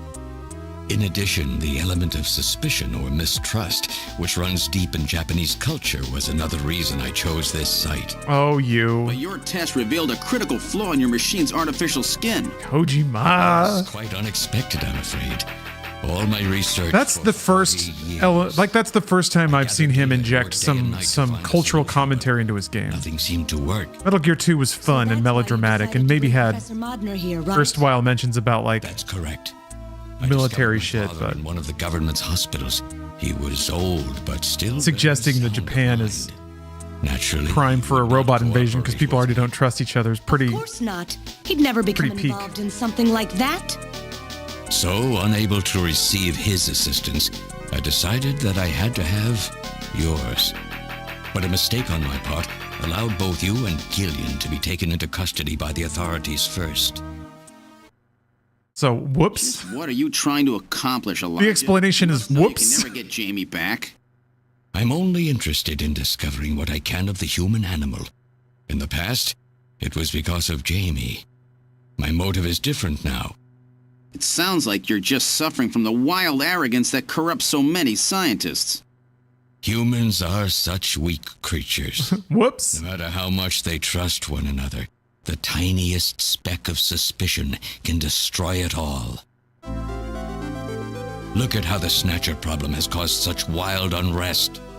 No matter how much science advances or how high we set our ideals, we eventually begin to suspect each other. Yeah, but you made those though, and also let them out. The Snatcher. You can't point to that as evidence for bringing out this reaction. I am simply using the Snatchers to elicit the true nature of the human animal. I think this experiment has shown me the limits of human society. He is very Jokerized. I sincerely doubt it will be able to reach any greater level of prosperity on its own. Society. If human society ever hopes to reach greater heights, what is needed is an absolute leader, a firm ruler who isn't affected by these trivial episodes of mistrust. You're crazy if you think people would ever obey Snatchers. Of course they wouldn't. But if they don't know, they cannot object. There has been a time in every age that the people have longed for a god to lead them. As long as they give the people no reason to suspect them, then they can easily become their gods. Indeed, a new race of super beings. Yes! We are almost there. Once we perfect the artificial skin, Snatchers will transcend man. Snatch Heil! This planet's true human beings. But you'll never get your perfect skin now. Professor Modner is dead. I no longer have any use for my father. I have a sample of the new skin he developed. Once I've analyzed it, I'll be able to make as much as I need. Or if need be, we could simply culture the keratinized cells, epithelial cells, and melanocytes in the quantities that we need. What are you talking about? How could you get a sample of perfected artificial skin? Why don't you take a look at this? We found this in the rubble of Queen's Hospital. Awesome. He was a Snatcher? Random. Oh, an acquaintance of yours? Like I was in a tube ready to come down? He's a Snatcher? That term isn't exactly accurate. Oops. This bioroid was constructed by my father without my knowledge. All right. He modeled it after me in my youth. We have... Oh, there it is. Okay. He built it right here in this facility. We've officially entered the Kojima zone because my controller turned off. Destroy Snatchers. Because it's just been sitting there, unused. Difficulties. It's designed and built far better than my Snatchers. The machine itself thought it was human. My father input memories for it all the way back to childhood. Those too were apparently mine. Haven't you yet realized? Random Hajil is Elijah Modner spelled backwards. Oh. How like my father, silly old man. That's why it's Modner instead of Madnar. What I could not do in 40 years of effort. Furthermore, he makes a bioroid so perfect, even the bioroid itself believes itself to be real. What's more, the cells of the skin he developed are self-replicating. Once in place, no further transplants or culturing is necessary. He really got us. He got us. All right, everyone. Locomotive systems are completely shut down. Oh, I need to add the Seinfeld biddy-bidoops. But the artificial skin is being kept alive. I got Kojima for real. With I did not see that one coming. We can move to phase 2 of our plan of full-scale infiltration of the world's major nations. The summit's already over. You'll never succeed. What does the summit matter? Nothing holds us back now that we have this perfect skin. We can go anywhere we want, and there will be no way to tell us apart. I will have free control over the world. Nothing will be able to stop me. Politics and free thought will no longer have any meaning. My will alone will decide the course of human history. You egomaniac. Do you think you can snatch the entire population? There's a fully automated snatcher factory under the Kremlin. Even as we speak, scores of new snatchers are being born. But no matter how hard you try, you won't be able to snatch There's the a people's snatcher heart and factory soul. under the Kremlin. What do you hope to gain from this anyway? Jamie, the human race is composed of fools. But I'm different. I'm built different. Savior. I'm smart. Indeed, not just of mankind, but of all life on the planet. I'm afraid that won't be possible. Metal! In 10 minutes, this church will be struck by a How did he do that? beam. I am guiding the beam from the attack satellite using GPS and 15 navigational satellites. The beam cannot miss. Everything in a 2 to 3 kilometer radius from me will be destroyed. Stop this foolishness now. I will not have my research destroyed by some souped-up pocket calculator. Metal, what happened at the summit? The delegates, worried about the Snatcher menace, voted unanimously to allow the use of nuclear weapons on the city. Nope. The military is presently imposing a quarantine on Neo-Kobe. What? Do they intend to kill everybody? The populace is in a state of panic. However, they have agreed to lift the quarantine if this church is struck by the phased particle beam. This is our last chance. How do they know about that? We'll handle things here. Gillian! Did Metal Gear call? I guess he called them. Yeah, that's why he had to leave. You insignificant mass of metal. You'll never... One move and I detonate. Gillian, run! Metal, this is crazy! We can't let a single Snatcher get out of here. And this new artificial skin has to be destroyed as well. I will not allow some talking scrap pile to get away with this. If you're the aiming point for the beam, then I'll just have you thrown out of here. Grab this little one and take him out of here. Ragna994, thanks for the sub. They're gonna activate. Oh! Probably turn on my controller, but I don't want to.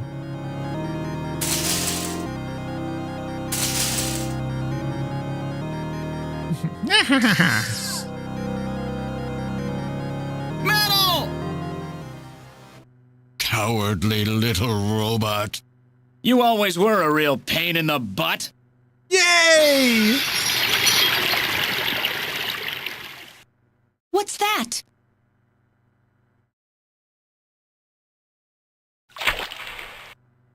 What? Awesome. How did... You're supposed to be deactivated. I don't go down that easy, old man. Stop this foolish... Shut up! Let's try to make our final moments. There's gotta be like a thumbs up, right? And you Snatchers, you touch the... Wait, Terminator 2 hasn't happened yet. Head comes off. Random! I've always hated being used. Why don't you watch the final act with me? Gillian, you only have 5 minutes. The turbo cycle... That's true. This is a remaster from after Terminator 2, so maybe they added it in. Go! I'm Elijah Modner. I'm your original. I don't care if I'm an original or a copy or what. You and I are gonna die right here. If we both die, there won't be a copy anymore now, will there? The stupid logic of a simpleton, of a machine. Whatever it is, it's my will. Machines have no will. Machines cannot sacrifice A little themselves. philosophical debate while you're rear naked choking somebody. You have 4 minutes. You must go. And don't forget to take care of the factory under the Kremlin. Stop! Gillian, even if these memories in my head are fiction... Yeah, I know what you mean. Our memories of our time together are all too real, Random. Gillian, you become one hell of a junker. Gillian, it has been most recreational being your partner. Oh, Metal. He did all the work. If you can, try Try to pick up the pieces for me, okay? Like we did for Little John. Little John? Oh! Okay, Metal. All right, the other robot. Yeah. You only have 3 minutes. Thanks. Thanks, you two. Jamie, come on.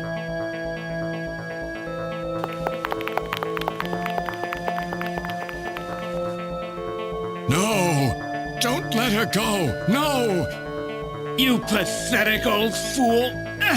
You don't even know how to love someone. You stupid machine. What is that idiotic grin supposed to mean? By snatching you, I'm finally gonna get my real self back. Random, there's less than 1 minute to go. Thanks to you, everything will be fine. You don't owe me any thanks. Sorry to get you involved in such a big job. You did great. You're a hell of a junker. 3, 2, 1, here it comes! Later, kid!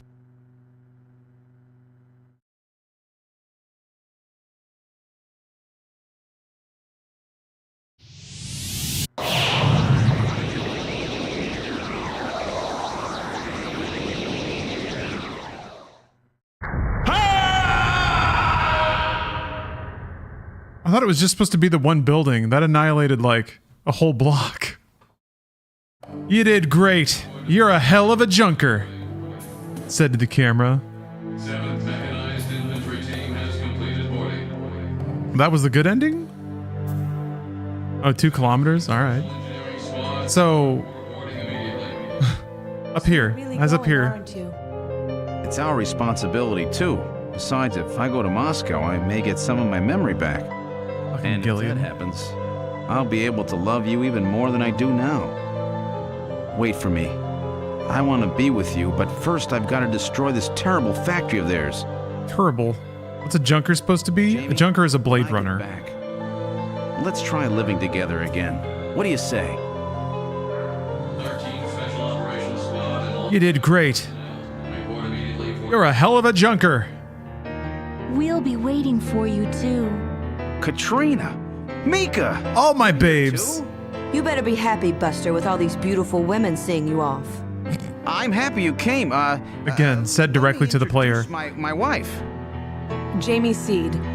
I suppose it's a little odd introducing myself a second time, though. What do you mean? You've never met them before, have you? What are you talking about, Gillian? We're good friends. Huh? Since when? It's the first time I've met her in person, but I've spoken with her on the video phone. Oh no. What did they tell her? Have you guys been talking about me behind my back? Oh, Gillian. Oh, nice little exit conversation. All right. And we got a little polycule going. All the anime hair colors represented. Trying to learn more about you was what got our relationship started. Okay. Before I knew it, we really became close, didn't we? Did we? Our relationship has gone beyond just being friends. No, Captain, the blue-haired one is 18. They said it multiple times. 18, 1-8, 18. 18, adult lady. Young lady. 18 years old. Beyond just friends? That sounds pretty good to me. In front of his wife. Oh, don't be stupid, Gillian. You have a warped mind sometimes. I was telling Mika about how... Or wait, no, that's Katrina talking. I was telling Mika about how lonely it was being home all alone all the time, and she told me that Jamie was always worried about me, so I gave her a video phone call. With even Alice gone, I was really lonely. Katrina. They're both so easy to talk to. It's like I've got 2 real sisters now. Okay. They're just like family. Like how look is dialogue. I'm really sorry for all the worry I've caused you. By the time I return, I'll probably have my memory back. Don't worry, I promise to make you happy. You might be a bit lonely for a while, but I'll be back soon. Hang in there. Yeah, they haven't really brought up their son's death, have they? This kid had such a rough time. She lost almost everything practically overnight. I just couldn't stand to leave such a cute kid all by herself. 18, you mean? I'm going to memorize every detail of Katrina's lovely face so that I don't forget it. Gillian, would you stop that? I feel like you're undressing me with your eyes. Uh-huh. Uh-huh. Uh-huh. Uh-huh. Uh-huh. Gillian, being normal? Keeping things normal? Now it's time to stare at Mika. She's done a really great job. I owe her a lot of thanks. Hey, JC? Dune 2 spoilers, well then I will not click on that, but other people who have beheld Dune 2 can feel free. Don't worry, Mika. This is one job I won't mess up. I don't believe you. I don't believe you, Gillian.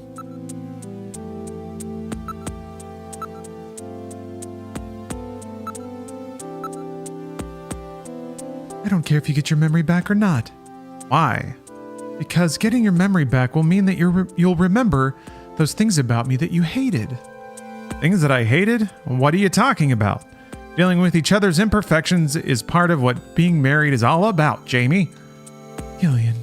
Don't worry. No memories will change how I feel about you. Uh-huh. Thank you, Gillian. It's good to hear you say that. So have they finalized what they're going to do about Junker operations? I suppose this will end up being our last mission, huh? Everyone's dead. Well, originally they were planning on disbanding the team, but now they've decided to keep us in business. So that means... That's right. We've been designated as one of the government's special police divisions. That puts us above the regular cops. So the government has decided that crime by machines poses a bigger threat than crime by humans from here on out, huh? They've chosen the new chief, too. So when you get back, you'll get to meet the new head honcho. Well, it's comforting to know I've got a place I can come back to.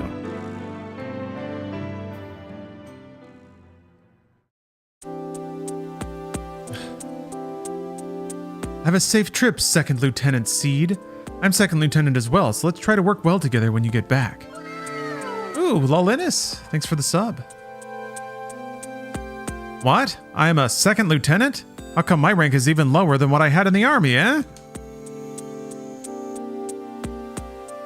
And I'll forgive you for that little incident, all right?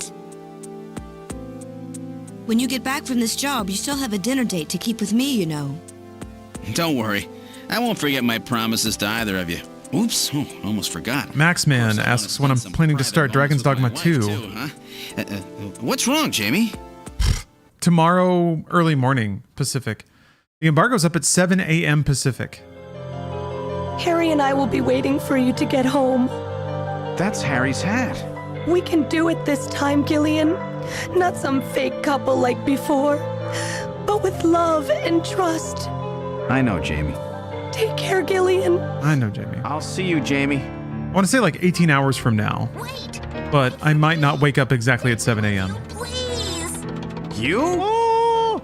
Metal? I got transplanted into a Sega CD. We didn't have a good frame to work with, so this is just a temporary box. I like his exhaust ports. Just call me Metal Gear, Sega CD for now.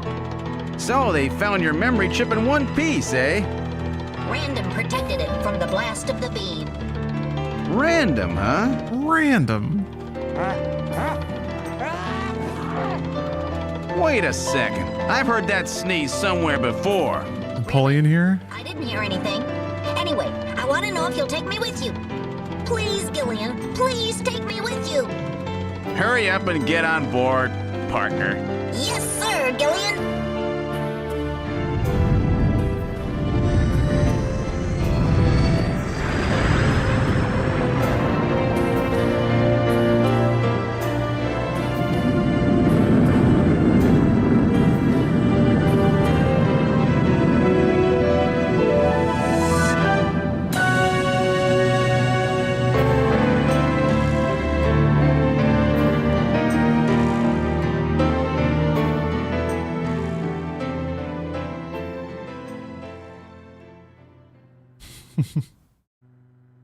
Throughout history, suspicion has always bred conflict.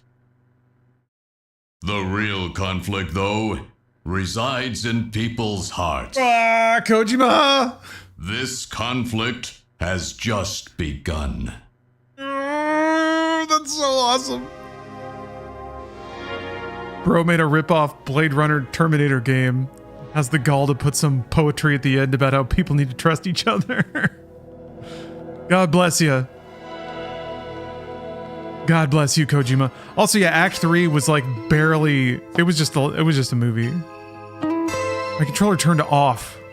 That hasn't happened since Metal Gear 4? Solid 4? I remember staring in amazement as my TV went into like power saving mode halfway through the end of Metal Gear Solid 4.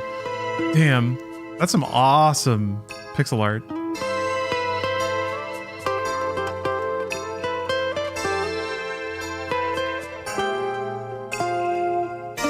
You aren't going soft on that ethics issue again, are you? I'd never. Kojima taught me all the ethics I need. Thank you, Digital Melancholy. Thanks for the cheer.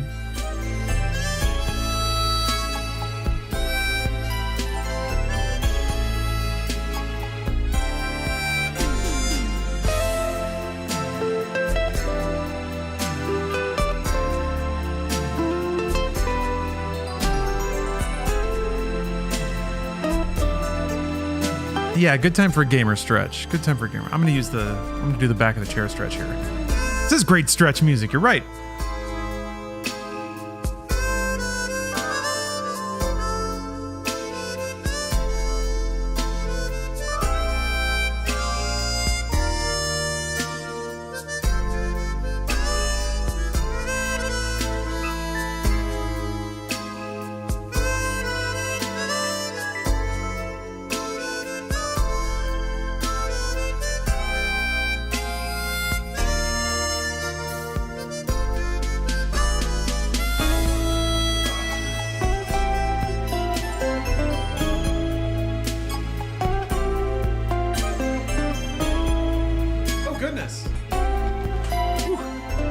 Hello, Raiders. Rated by Jenna Bain. I've been a fan for a while. Oh, thank you for getting to the shout out before I could. Welcome, everyone. You've arrived right at the end of, not of 84 Dune. No. Snatcher. This is a game I've been meaning to play for a long time, and it gave me everything I was hoping for. Yeah, just in time for the credits. Don't worry. I've got some other things going on today. I have a lot of boomer shooters I've been waiting to play. So, I think the first on the pile is the map pack that Machine Games did for Quake 2. Yeah, Eggwife is in there. Ion Fury, excuse me. I'm still so attached to the original name. But I gotta get through that. I didn't finish Slayer's X either. But I feel like I also need to finish Hypnospace Outlaw. Tons of great games out there. But yes, welcome everyone. What were you playing today? If you don't mind my asking today.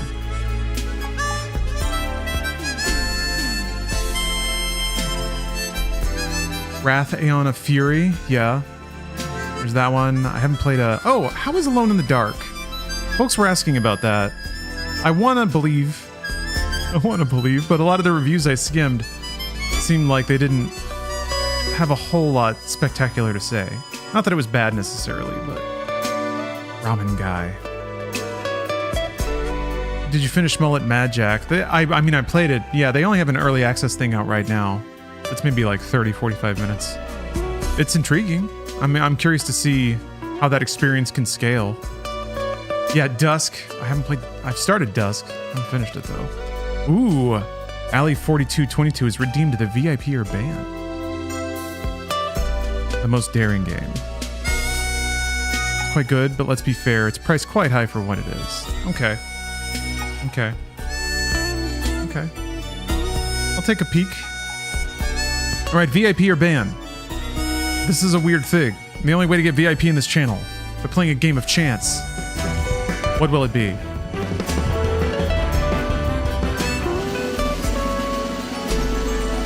I'm sure Konami would be happy with this.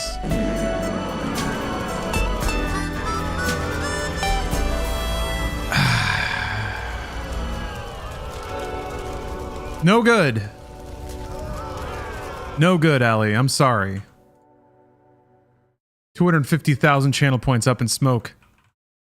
Although John from work has redeemed a trading card, so we'll draw one of those. Yeah, in a moment of reverie and reflection at the end of a game, here I am being forced to ban someone from chat. Tragic. Tragic. We've also had a card redemption, which I'll get to. I don't know if the game just locks up here.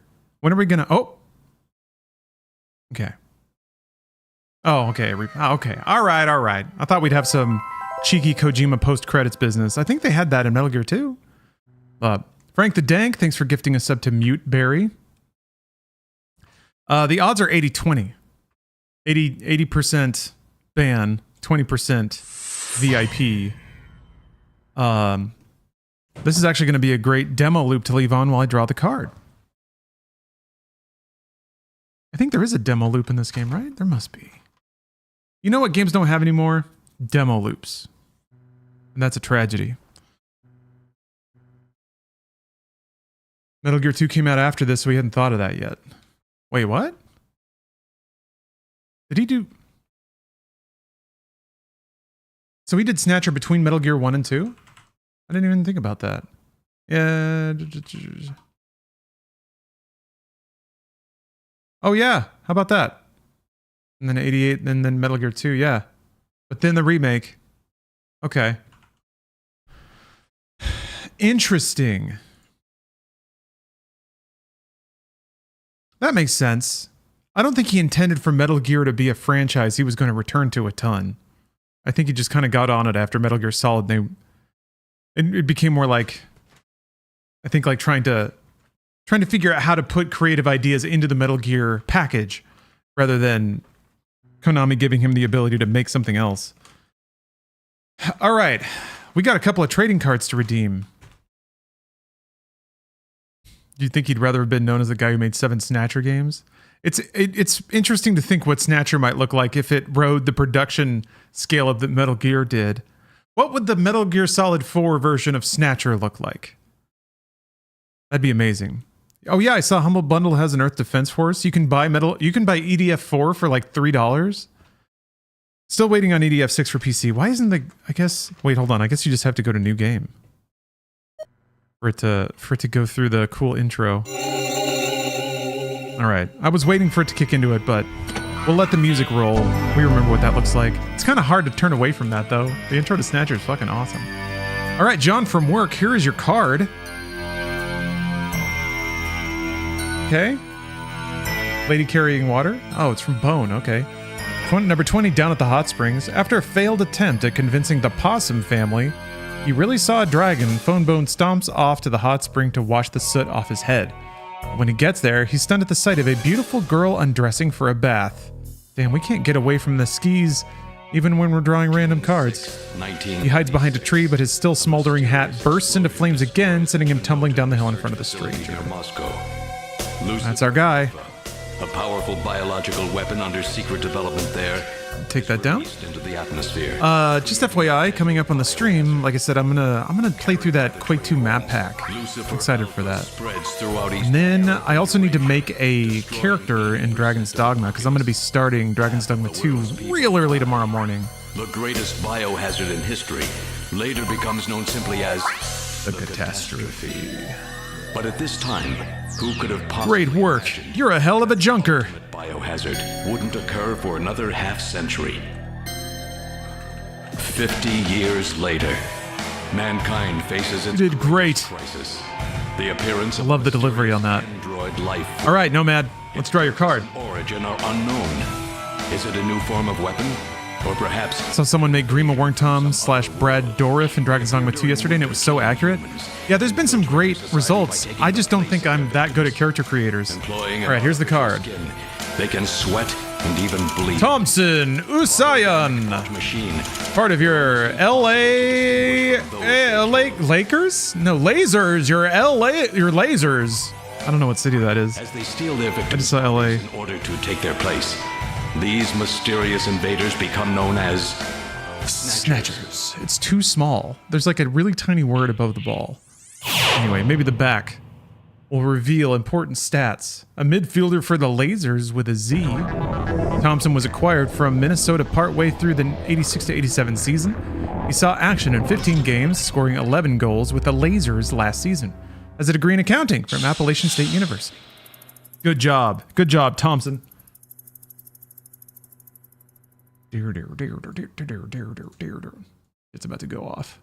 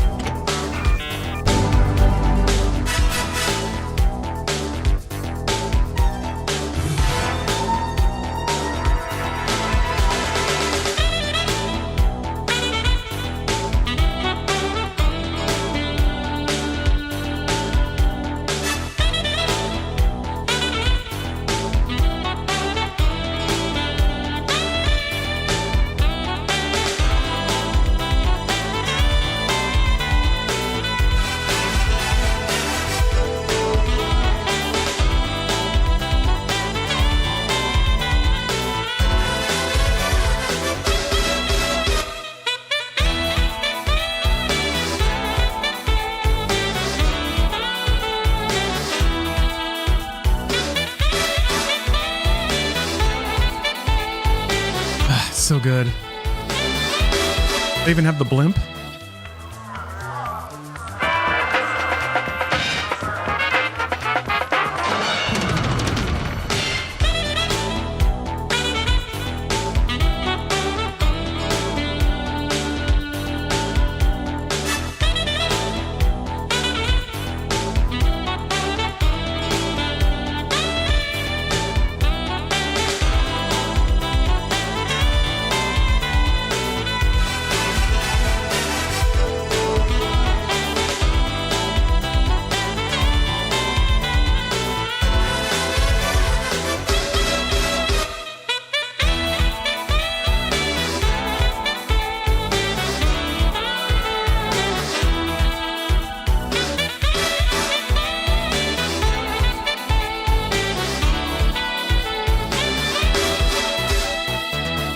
Good shit, man. Daiku, thanks for the sub.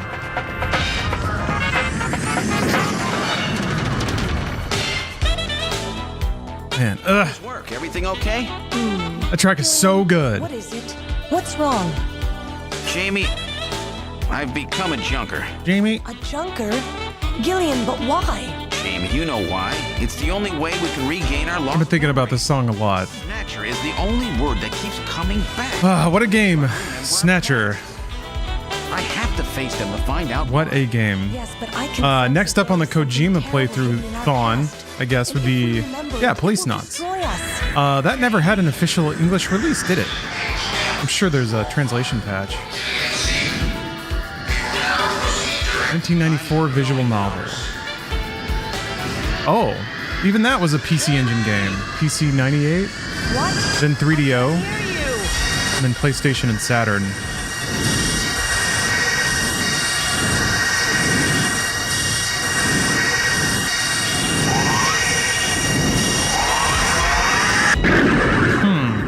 That's interesting. I guess the original version used pixel art. The PlayStation version uses cell animation? He and his wife, Jamie Seed, are taken into protective custody in the Siberian Neutral Zone by the 17th Siberian Investigative. Here's a question.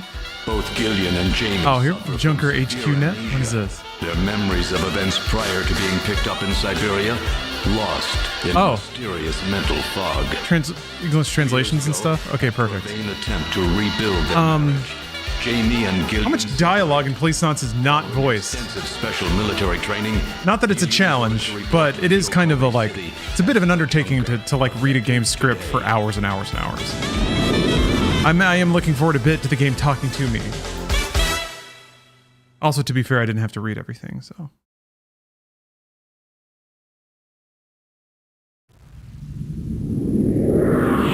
So rad. Junker HQ is the tallest building, and there's only 5 people that work there. Oh, that's right. It's part of Konami. The Konami Omni building. Some of it is on the PSX version. Okay, so there's quite a bit of text that isn't performed.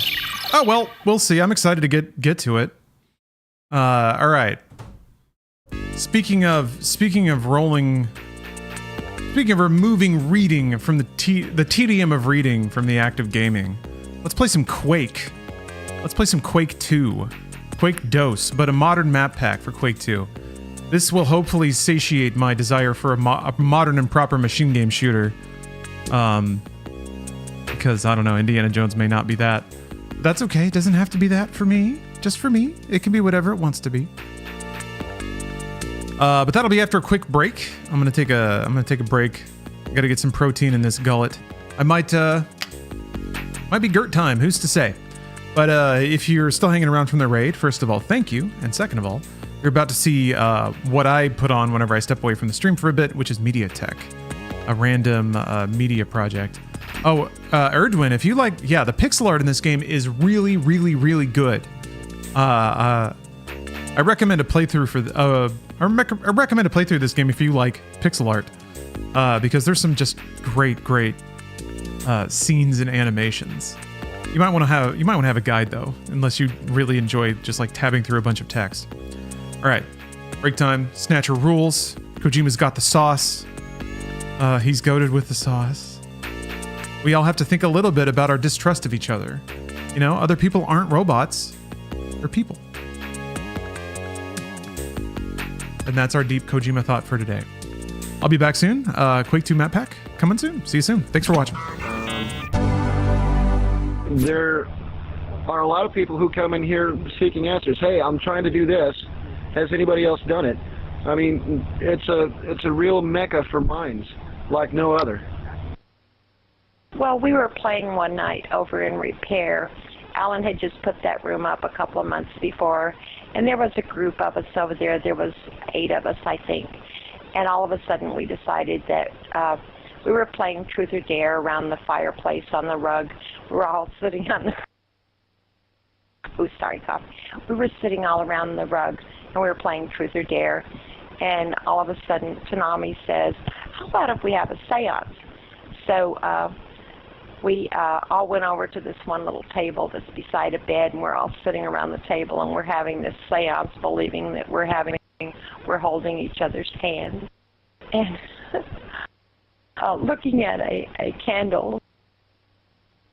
And that didn't work out too well, so then we decided we were going to have an exorcism. We had Zeke lay down on the bed and shut his eyes, and we were doing all these exorcism things, you know, saying different things and making our avatars go back and forth toward him and things like that. And we had quite a lot of fun doing that for, about 2 hours, yeah.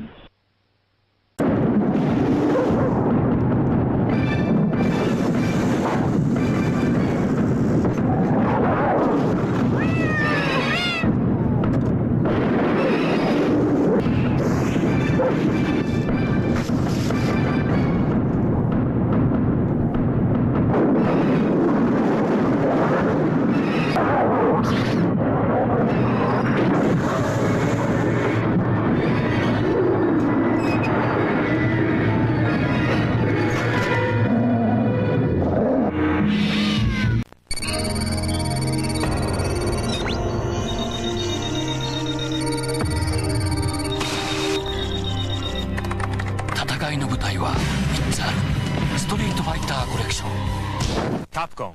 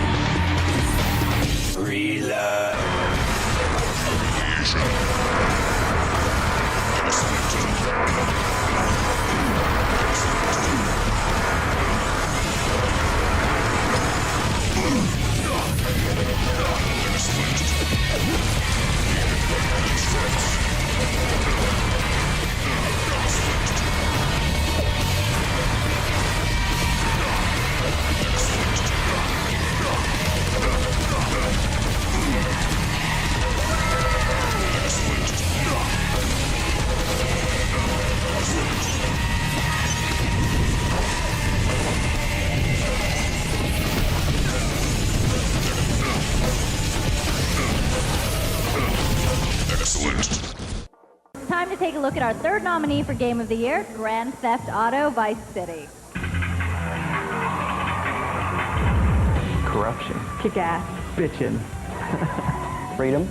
It's basically freedom to get out all your aggression from the workday out on a video game. Naughty. It's everything you'd want to do, but it's illegal. You can run from the police. Steal cars. Get to pick up hookers. You can run over civilians.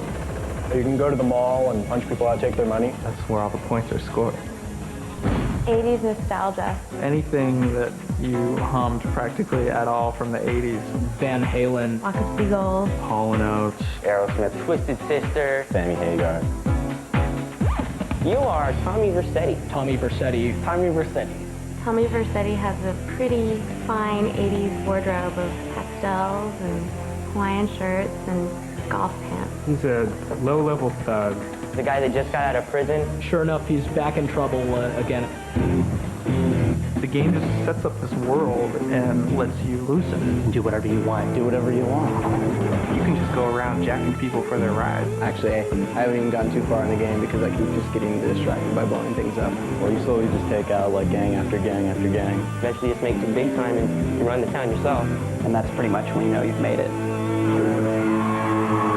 We Kennedys are guilt resistant.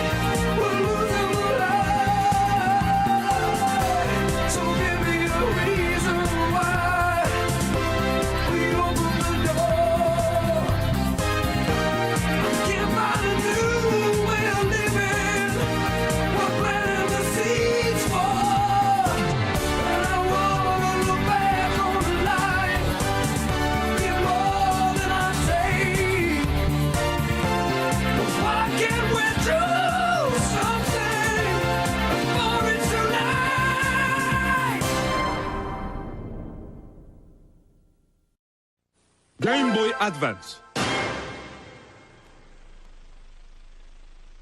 大人も子供もお姉さんも再びマザー1-2ゲームボーイアドバンスで登場 You know, this was me 5 years ago, and it's still me. Because I confess I'm a waistline watcher from way back. Well, that's enough for today. Now for a lively game.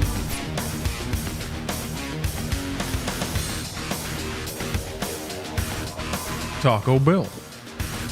It's time to play Quake. Time to listen to the menu music for a little bit. While I see what somebody's typing into Discord. I'm trying to arrange tomorrow, actually. Actually, hold on a minute.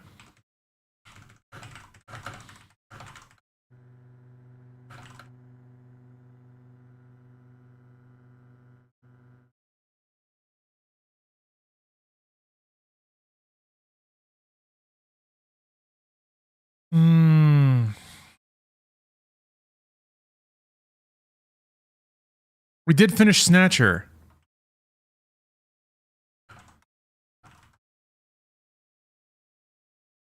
We did, in fact, do Snatcher. Finish Snatcher. We snatched all the Snatchers. Actually, that's not true. The story doesn't really end with you snatching all the Snatchers. Call of the Machine. Here's the thing. There's no achievement. There's no difficulty for achievements. There's a weird bug flying around in here. And I'm not convinced this game is going to be super fun on Nightmare, so I'm just going to do hard. It's going to be normal. Do hard. Why stress?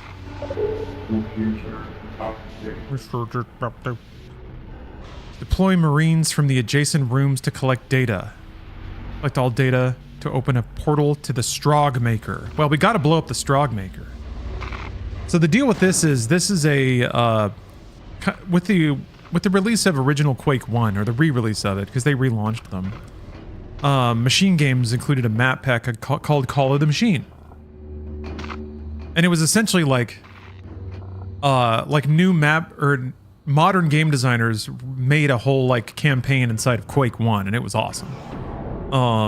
So that's the deal here, except for Quake 2. So I'm excited to see what the expert map creators at Machine Games have gotten up to. In a way, my concern over Indiana Jones is kind of abated because they're still at least making classic stuff. Operation Laser Eyes. Okay. Oh, cool. Look at this. Look at how cute this is. Little marine drop sequence here. Oh.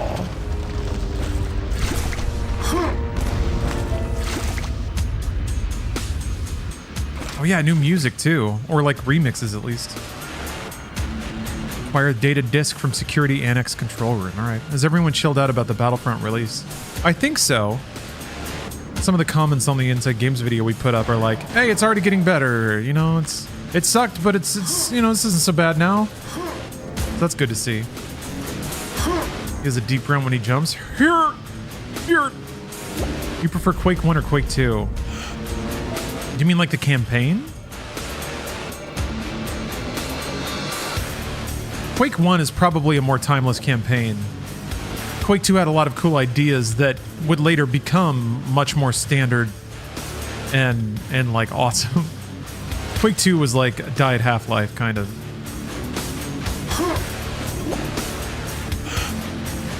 So I like it for that. I like the multiplayer.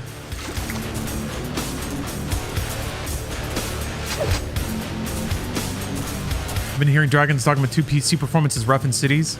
It is. So actually, I guess the written embargo is up. I can't stream it, but I can talk about it. I have played it, and yeah, it's not great. I have a 4080, and I still had to turn on DLSS to get it decent. And it still wasn't hitting like 120 all the time.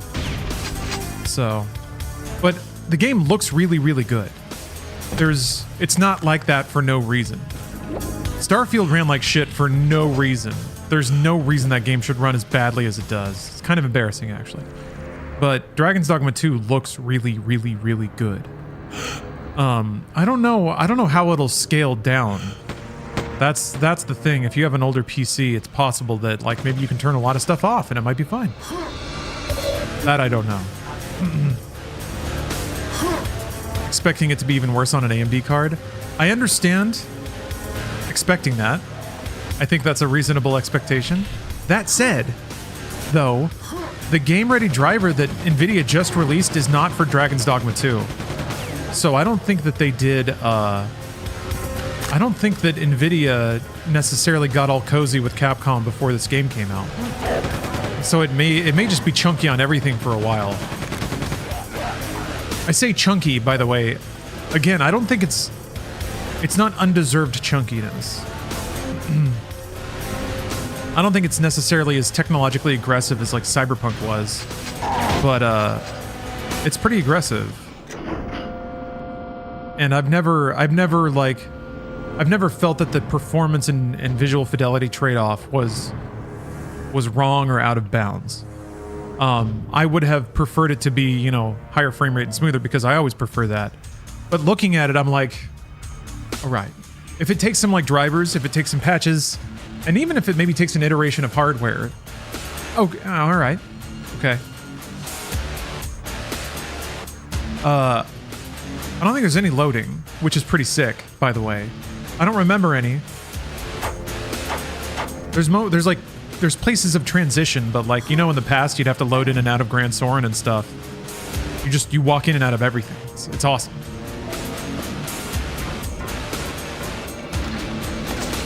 Starfield had fucking loads, man. I can't get over it. The draw distances are really impressive. I haven't gotten super far in the game, so the thing that I think will,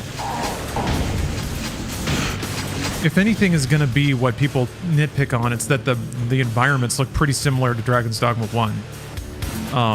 It all kind of looks like that kind of European fantasy countryside. There might be wackier places later. Excellent, James Fisto. I'm glad to be your background noise for today. I will distract you properly as you fold your laundry.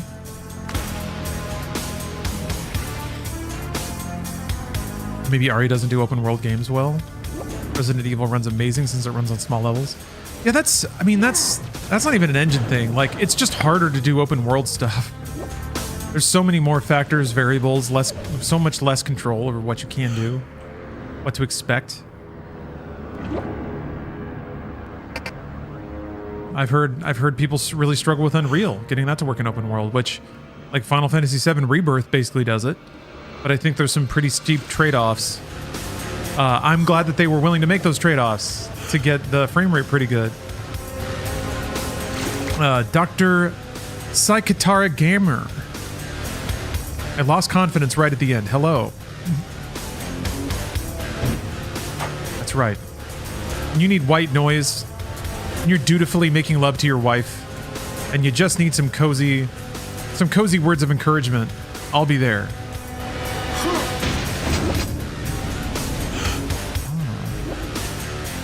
Is this open? Nah. See, this map is already pretty complicated, and just in the first like couple of minutes, I've already gone through a few different sort of like actions and environments. Underwater, going up, going down, going under things, going over things. There's just a lot more, there's already a lot more density packed into this than even the opening level for Quake 2. Or just shooter levels at the time. A lot of hallways. I'm playing a lot of Bolt Gun, too. Which is, it's interesting to finally start to peel back some of the mechanical complexities to that game. The way that the various guns work and the various enemy types. There we go. Let's do it while the streamer complains about Spider-Man. It's been a while since I've complained about Spider-Man.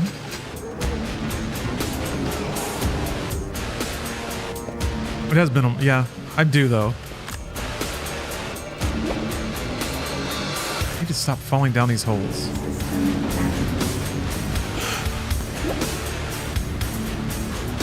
You can't lie though.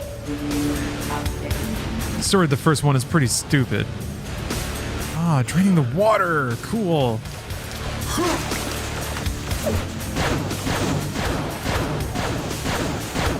Whenever I complain about Spider-Man, just do the mental switch.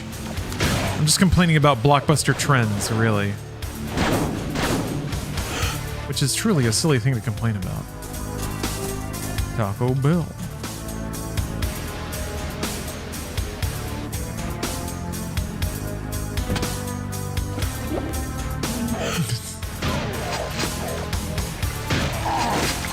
Never apologize for bringing up Spider-Man. This is a Spider-Man friendly stream. We love Spider-Man. In fact, I'm starting to get worried that maybe you don't like Spider-Man.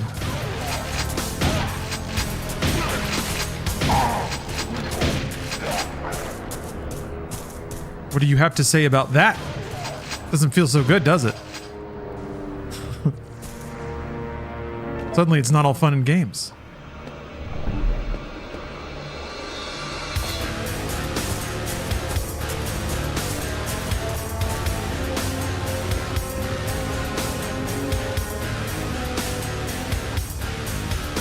Oh, I guess that door's open now, huh? Ha! He's got a cannon arm, man. Claw for one arm, cannon for the other. What an abomination.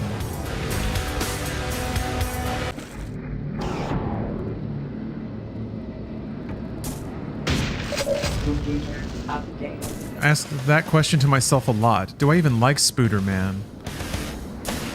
I've been asking myself that about Star Wars a lot. It's like, what's there? You know, what is it? What is it now? It's everything. If it's everything, then what specifically about it is there to like? Then it's pretty clearly just like, you're picking whether or not you want your chocolate bar to have peanuts or almonds, I guess? I don't know.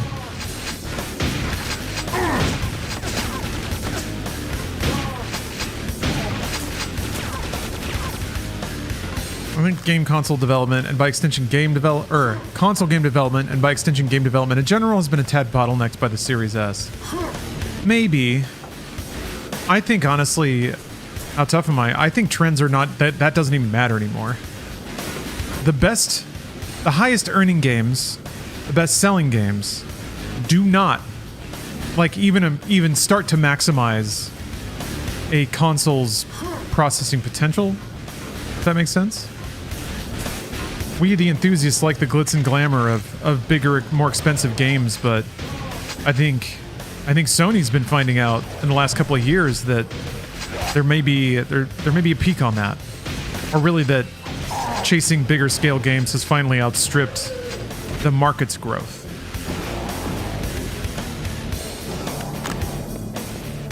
So I don't know. I think that's not going to matter so much.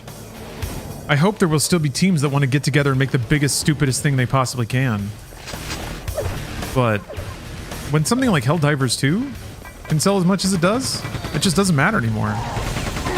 Which is not to say that Helldivers 2 has no tech behind it. It's actually pretty cool. There's some pretty cool tech in that game. But it can run on a Series S, probably. Hey, Kenobi Corner. Thank you for the sub and hello. Roberta Zuerta, we are booming and shooting, and I'm waxing philosophic about games. Shocking, I know. Uncommon. I think it's a good thing. Here's why that's a good thing. Ow. Because unfortunately it means the Spider-Mans will have to like be something. It can't just be noise, expensive noise anymore. You have to like pick a creative vision and pursue it. Which is, sorry, not to imply that Spider-Man didn't have one, because it did. Oh my god. But I think it will lead to like more purposeful, smaller budget games. Because Helldivers is very purposeful and definitely has like a point of view. It has an intention. It's not trying to be everything for everyone, which kind of takes me back to the Star Wars idea. when something is so like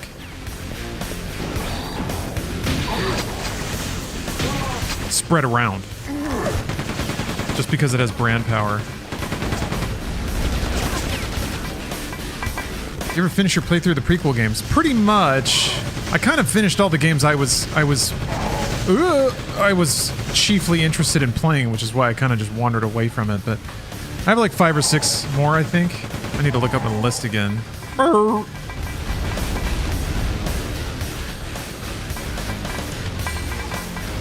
I think if I really dive into, there's some like plug and play type games that might be fun to dick around with. I don't have any weapon that's good at hitting those guys that far away.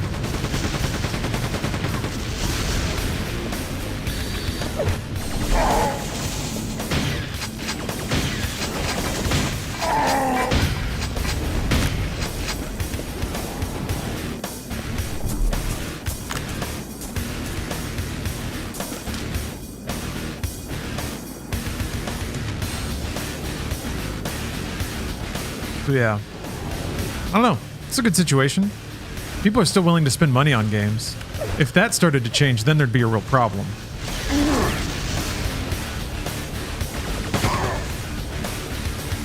I just think a lot of game studios got stuck holding the bag on a runaway condition that they like. It was only reasonable to assume that the trend would continue.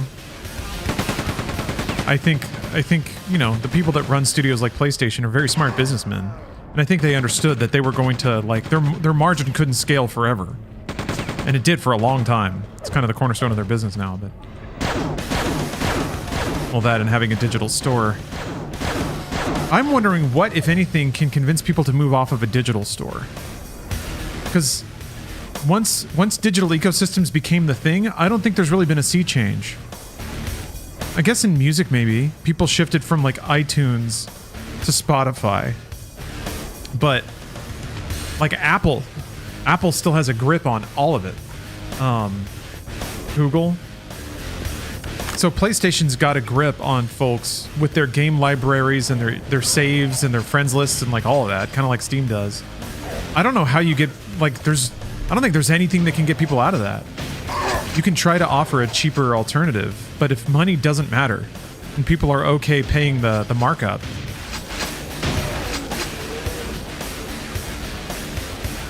yeah, I don't know. Apple is bad because it's a closed ecosystem? Most of them are, though. PlayStation is closed.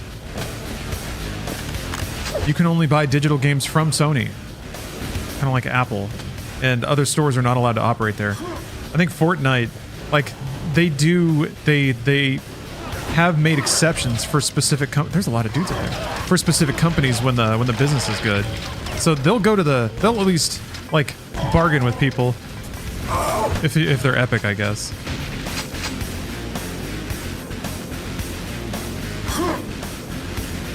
I don't think I can get up there yet.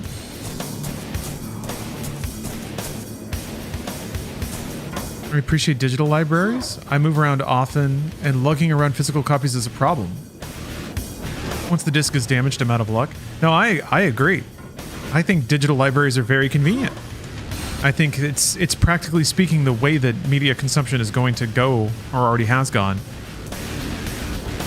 But I think just like real market goods have competition, various retailers can decide to run sales or run promotions and try to drum a business. I feel like the same logic should extend to digital ecosystems. I guess it's the equivalent of one company buying every store in town and then operating it all. So, I don't know. I think that's where the legal wins are headed eventually. Sony has a vested interest in... Oh, wait, I went back. Sony has a vested interest in protecting their control of their market, but... I mean, that's why I think PC is the most vibrant platform. Because it's got the most competition. And shockingly, games are the cheapest.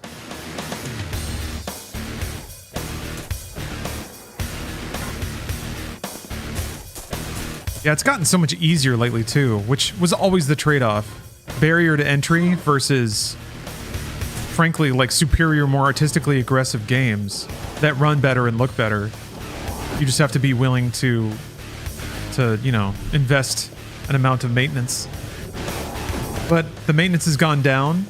The knowledge overhead has gone down. Awesome.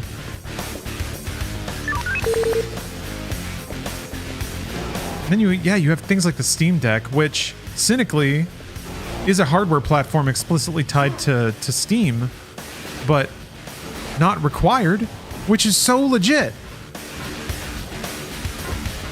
Obviously, Valve has a vested interest in making Steam the first destination for their own hardware platform, and I think that's fair. But God, they even put out Windows drivers and everything. That's pretty legit. I'm not expecting Sony to let people install Windows on a PlayStation, but how sick would that be?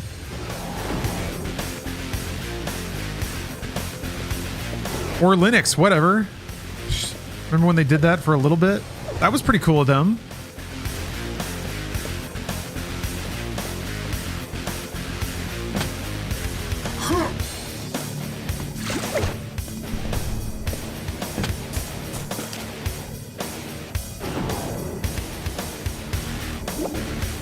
Yeah, a digital ecosystem, I think, is quite fair. There's always going to be some justified concern about rights holders suddenly pulling out or negating contracts or whatever. That's justified. I think it's just as justified as, like, you know, producer of a physical good suddenly going out of business. But as long as there's competition and consumers can get refunds within a reasonable window, and I think a lot of the refund policies are pretty reasonable. There's really no harm, no foul. From then, it's just like weaning yourself off of increasingly dated ideas of ownership, which stings. But hey, we can't take it with us anyway, so what does it matter? Can I not get the red key in here? I'm curious if, like, there's multiple exits from that first map. No, the red key is in this section. And I need the red key to progress through part of this section.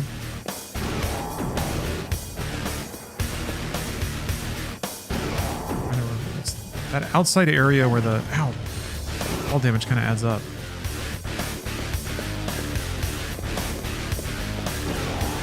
I guess I could try to rocket jump to the platform that had the red key on it, but that doesn't feel intended. Refunding a PlayStation game is hard. It's tedious. Like, it's not an automated process. I did it fairly recently, actually, for Rebirth. I was lucky enough to get a review code after I had pre-ordered it. So I was like, well, time to work the angles, baby. Yeah, I had to wait on hold with, like, PlayStation chat for like 10 minutes. So I didn't have to call anyone. All right. Get up there. But yeah, they approved it. I just said, like, I'm getting the game from another source, so I don't need this one. And they were like, okay. You haven't started it yet. The game hasn't come out yet, so we'll refund it. Do you think Gabe Newell is a major part of keeping Steam ethical? He may just be a public figure, but his comments on piracy being a service issue, keeping things very consumer friendly. I mean, he's a good businessman. I think I can see some technology ethics in the way that Valve operates. But honestly, like, they try to stay uninvested, which I think is smart. So let's see here. Is it up there? There's like a L-shaped platform. I have to... There's a door. I think in the long run, Valve actually took some pretty smart stances when it comes to moderation and things like that. I think that they... I have to use this? Aw. This is interesting. Maybe I have to use the little paddles to jump up there. Yeah, Nick. So, ethics is an interesting thing. I guess it's the difference between ethics and morality. I wouldn't consider Valve a moral company, but they do seem pretty well-reasoned and transparent with a lot of the decisions they've been pushed into making.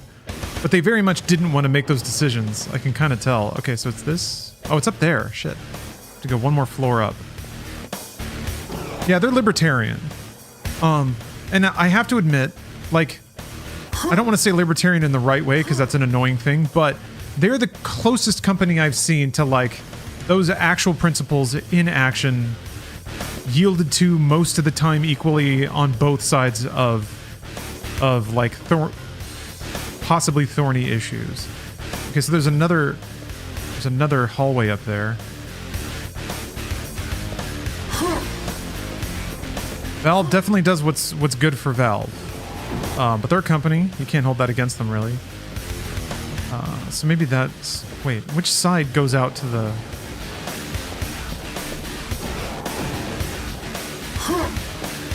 Is that up there? Can I get up there? There's the stupid thing. How do we get up to that level?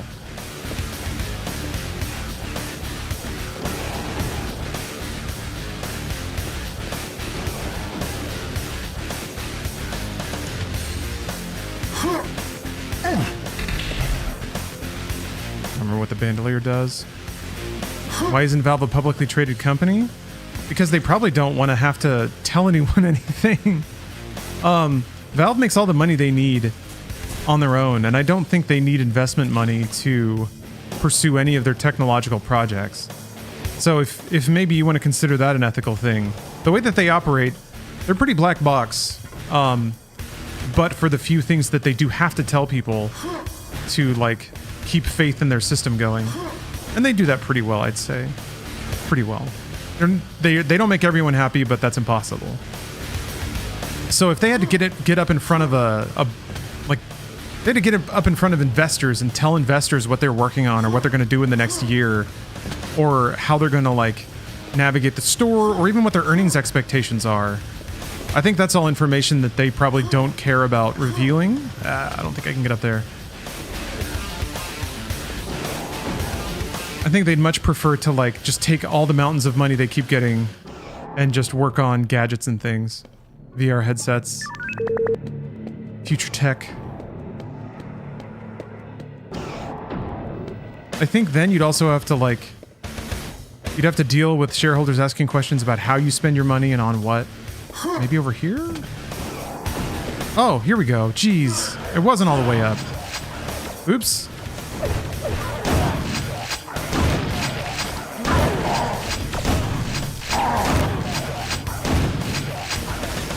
I don't know if they have a board either. I feel like if you have a pretty established executive layer who all, like, get along, have similar philosophies about how to run the company, and you're happy with the revenue you're making, being publicly traded probably feels like it has very little appeal. That said, I know very little, very, very little about business at that scale, and it kind of obeys different rules.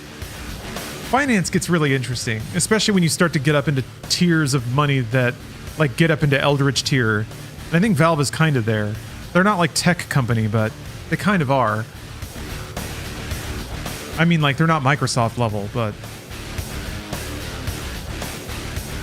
I feel like money games could happen at that level where if you start to open it up, then suddenly you lose a lot of volition. Yeah, CD Media. Kind of wild how little we hear about Valve considering how big they are. I think it's for the best. For a while I resented them for being so insular, but man, now that I'm older, I respect the nature of them to just be quiet, and when they have something to show, they show it. But until then, they're just quietly working on stuff, trying to figure out gaps in the market that haven't been filled, or ways to just bring gaming to more people. Or honestly, just work towards the advancement of PC gaming in general. I think that's the big thing that... I want to turn off this texture filtering. Yeah, no, there we go. There we go. That's what I want to see. That's good shit.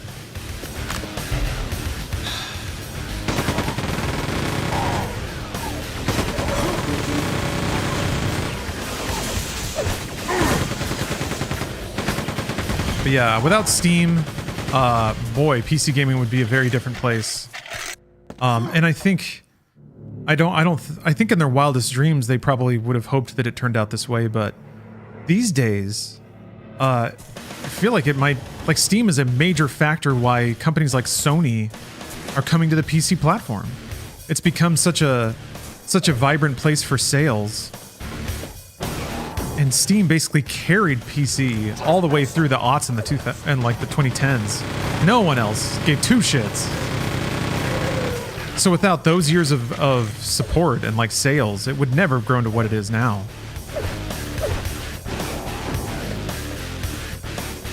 Yeah, Nintendo is publicly traded. They're even like traded via an intermediary on the US stock exchange too.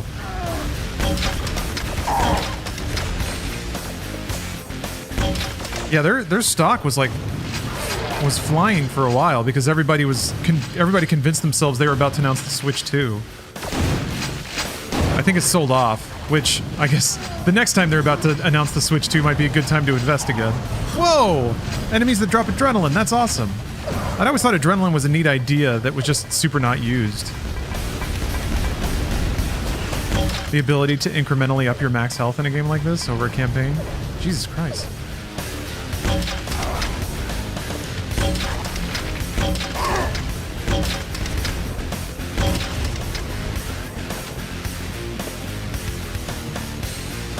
Nintendo was the most hardcore conservative company in the gaming market, I swear.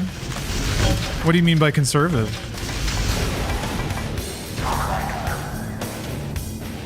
You want to buy in advance of the announcement, like now would be a good time generally speaking? Well, sure, yeah. Who knows when they're going to announce it, though? If they're targeting March, which I don't know, the timing of the Nikkei report was a bit confusing. Because if it's going to be next fiscal year, then that means it's going to be after March. Which could mean anything. God, it could even mean March 2026. So who knows when the announcement will be. Any big predictions for Summer Games Fest? I don't know. None really. I feel like there won't be a whole ton of just like shocker, blockbuster, unexpected games. The only company that might have some of those on deck is Nintendo. But I'm trying to think. I don't expect anything from Activision, from EA, from Ubisoft. Ubisoft might have a surprise or two. Man.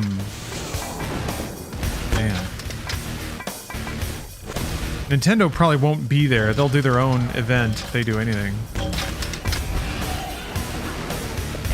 What's Square? What could Square be cooking on? Capcom might show Pragmata. Wolverine? Maybe? Again, I feel like Sony's not gonna... Sony's up here and Jeff's right here. There's like... I feel like there's really become a... like a pecking order to games marketing. Some brands are big enough to carry their own marketing event. They don't have to share the stage with anyone at Summer Games Fest, Jeff or otherwise. Every other game that's below that waterline wants to be a part of it, though. So that's my like trend prediction, is that it'll be a ton of like AA games, and all the big brands that people actually show up to see, those will all get their own marketing events. Yeah, maybe Metal Gear Solid 3, that'd be cool. Delta? Oh yeah, Kingdom Hearts 4? Yeah, I don't know. Capcom has been releasing games non-stop, so I feel like there has to be a gap sooner or later. They're still working on Pragmata. The data disk. The identity disk.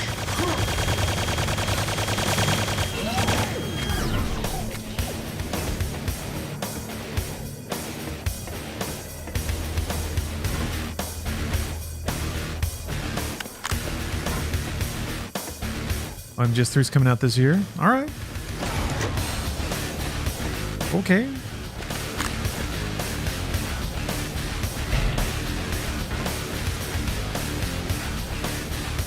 Upload data disk using terminal in the comms bunker. Hello, Dr. Spaceman. Yeah, the music's slamming, right? We are booming and shooting for sure.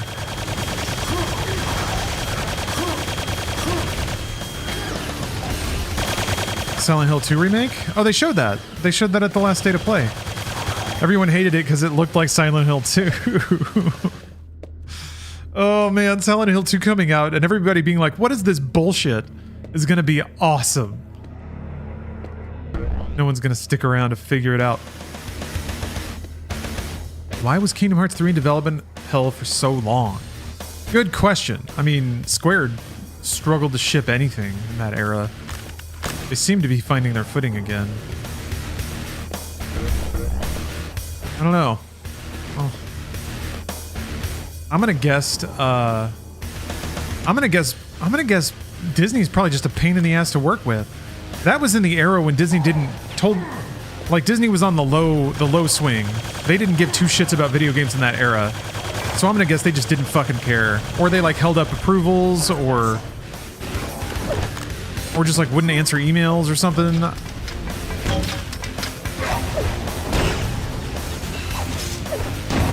That's my vibe.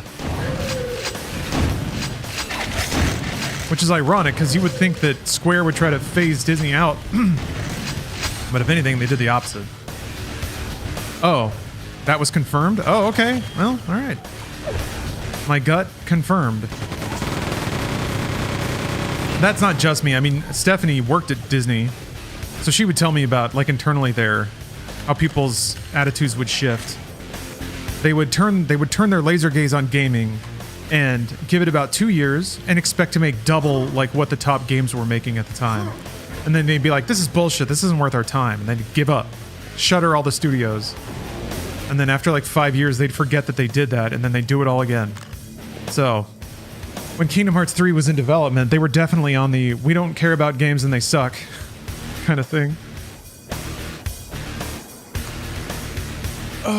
Oh, Judas? Yeah, I don't know. I'd be curious if Judas is going to capture people's attention. I'm curious to see what Ken Levine's got in the tank. System Shock 2 was cool. BioShock had some cool ideas, but was like half of a good game. BioShock Infinite was like a quarter of a good game. I don't know. We'll see.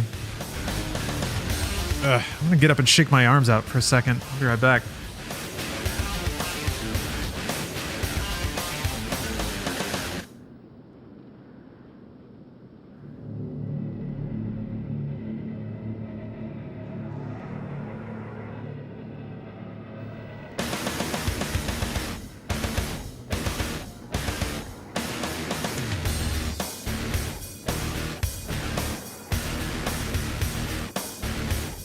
Right. Shook. Wait, I need water. Damn, I'll be right back again.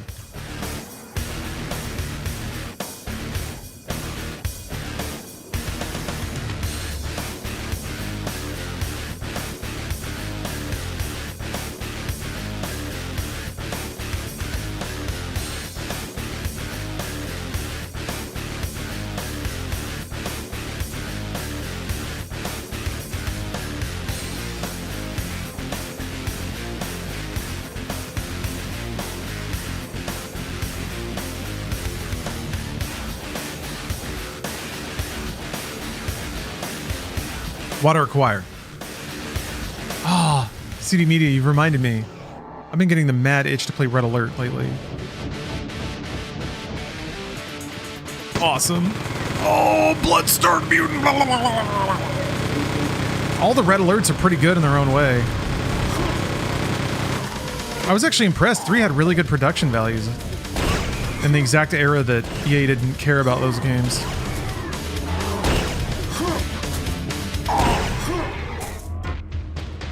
Got him.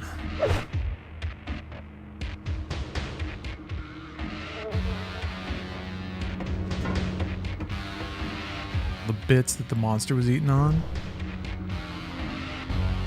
Chumped up Marines.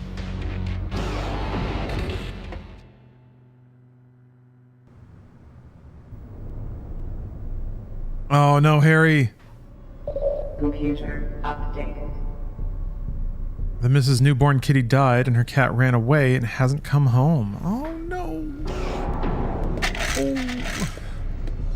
Still waiting for that good news. Damn, I'm sorry to hear that. Wait, Red Alert Renegade. You mean Command and Conquer Renegade? Damn. Always hard to lose a pet. I'm sorry to hear that.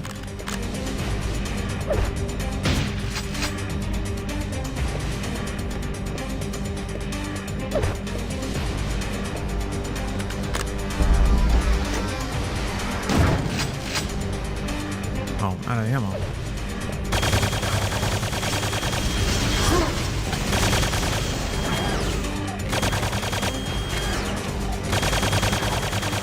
At this rate, you're gonna forget what good news feels like. No bullets. Ow.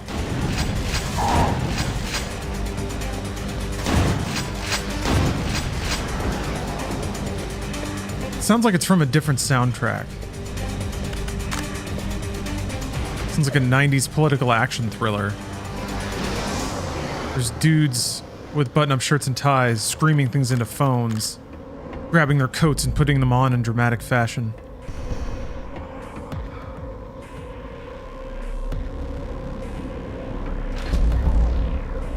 Yes, Quad Machine. Your your username is telling, but I agree. Sonic Mayhem did do an incredible job with the Quake 2 soundtrack. It was a common listen of mine. I carried the Quake 2 CD around proudly in my CD binder.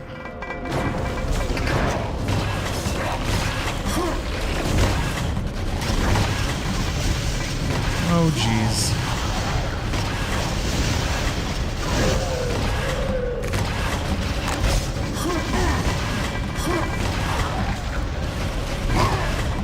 Oh shit!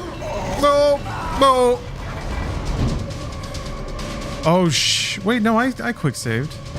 Yeah. Fairly recently? Air quotes recently? Oh man. Okay, gotta do that more.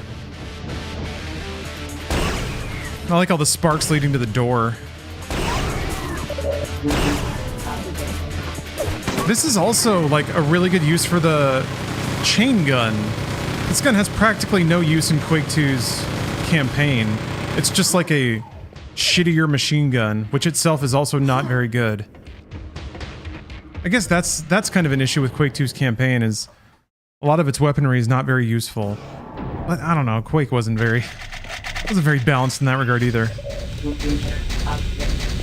Yes, Reese, this is the Machine Games Call of the Machine for Quake 2. Ow, what the f— I didn't know they had little goo tentacles they could grab you with.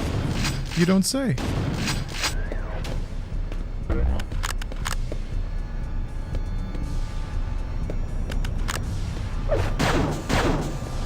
Hey, oh yeah, that's a good point. Erdwin, again, name is a bit of a giveaway. Wait, no, Erdrick was the— never mind, I got it wrong. Anyway, yeah, maybe we'll see more Dragon Quest 12. The title graphic made it seem like a bit more of an aggressive feeling for Dragon Quest. I always associate Dragon Quest with like storybook fantasy type stuff, even if the stories can get a little heavy. But the logo is like, I remember it being like having an intense coloring, and it's like scratches or claw marks. Talking about Dairy Queen? I, Erdwin, will liberate the Dairy Queen.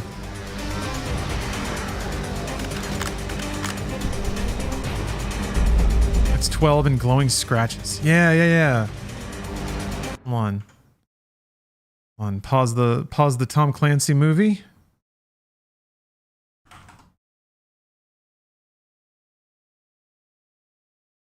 Yeah. Yeah, but like the logo itself looks extra crackly too, right? Very volcanic. Yeah, it's rock. I guess dragons do be flying around mountains, volcanoes sometimes. Definitely like something cracking and coming out of the earth, right? Going for something mature this time around. We'll be updating the battle system to be a bit more action-oriented. That's kind of a bummer. I guess there are many Dragon Quests with formal menu-based combat that I can play, and there's like a dragon, so that's fine. At least they're still making them. You should make the Quake add-on that Poppyworks made as a tie-in for Slave Zero X. I should. I heard about that. It was the coolest thing. Also, Miles Luna, I guess, wrote for Slave Zero X, which is awesome. Always a delight and a pleasure working around or with Miles. Okay. Yeah, it might be some flavor of turn-based. Yeah, I'm not despairing at all. I don't think they will change anything just for the sake of changing it. And honestly, like, it's all fair game, man. If something makes Dragon Quest... Oh, I fucked this. If something makes Dragon Quest, like, more widely enjoyed, and if it is just a change in aesthetic or in playstyle, I'm fine with that. I'm fine with that.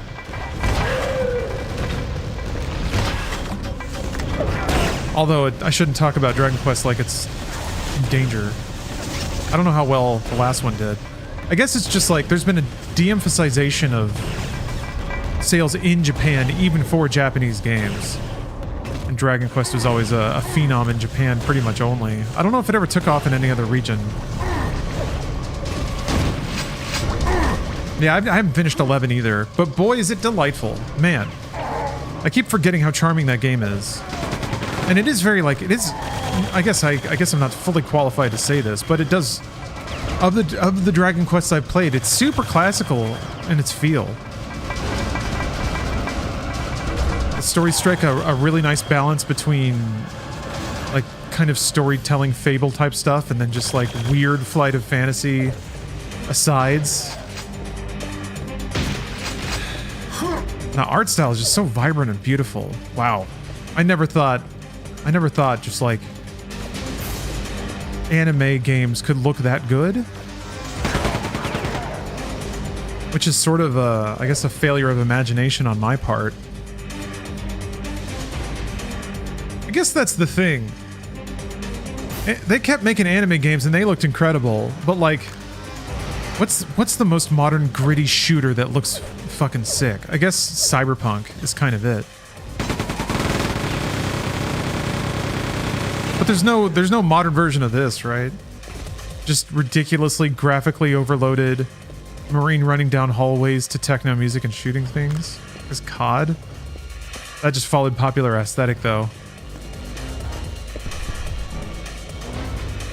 When you play Dragon Quest XI again, please look at the rugs. No one talks about the rugs, but they're so astounding. I started taking screenshots. So many of them have unique Mandela-like effects when you zoom in and see thread and fiber. No shit. Oh yeah, Doom Eternal. Yeah, Doom's kind of carrying that, isn't it? Yeah, Doom Eternal's it. You're right. You're right. You're right. Doom Eternal is a sad aberration in a lot of ways. It's one of the few American-made games with, like, a shitload of soul.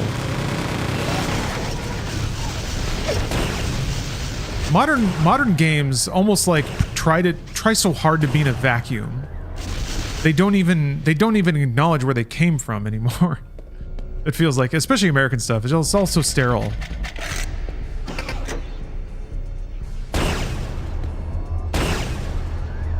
Oh, Doom Eternal's too much for you? Yeah, I understand. So I played and loved Doom 2016 a ton. And when Doom Eternal came out, even I was just like, oh my god, this is a lot. I was like surprised. It felt like the kind of game that used to come out where the devs were the only ones who tested it. So the people who made the game and also played it nonstop for 6 months were the ones tuning the difficulty. So it would always land real hot for average players. Eternal felt that way a little bit. I was like, wow.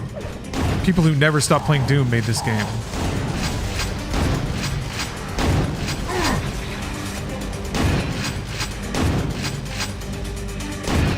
But also used to be a big problem at, like, well, problem is it's not really what it was, but there would be an interesting dynamic at shows like E3 where, like, developers would play against press.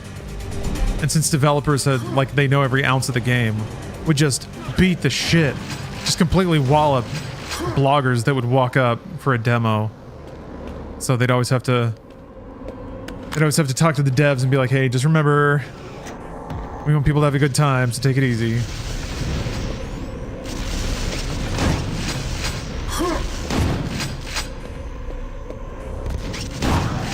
Glad it got made, but it's not for me. Yeah. Yeah. Ugh. It's kind of like a compressed version of the Dark Souls thing. If you could dilate time and spend the time to learn the game or go through the frustration of having it slap your wrist for doing the wrong thing, then suddenly that doesn't seem as exclusive, but once a game kind of has that barrier in the way,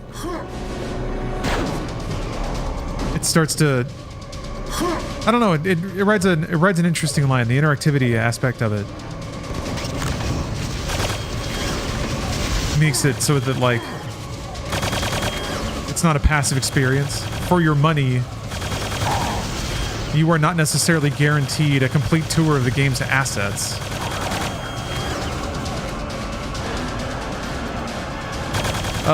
Hugo, we assume, is directing a new project at id Software. But I think there's not much more known than that.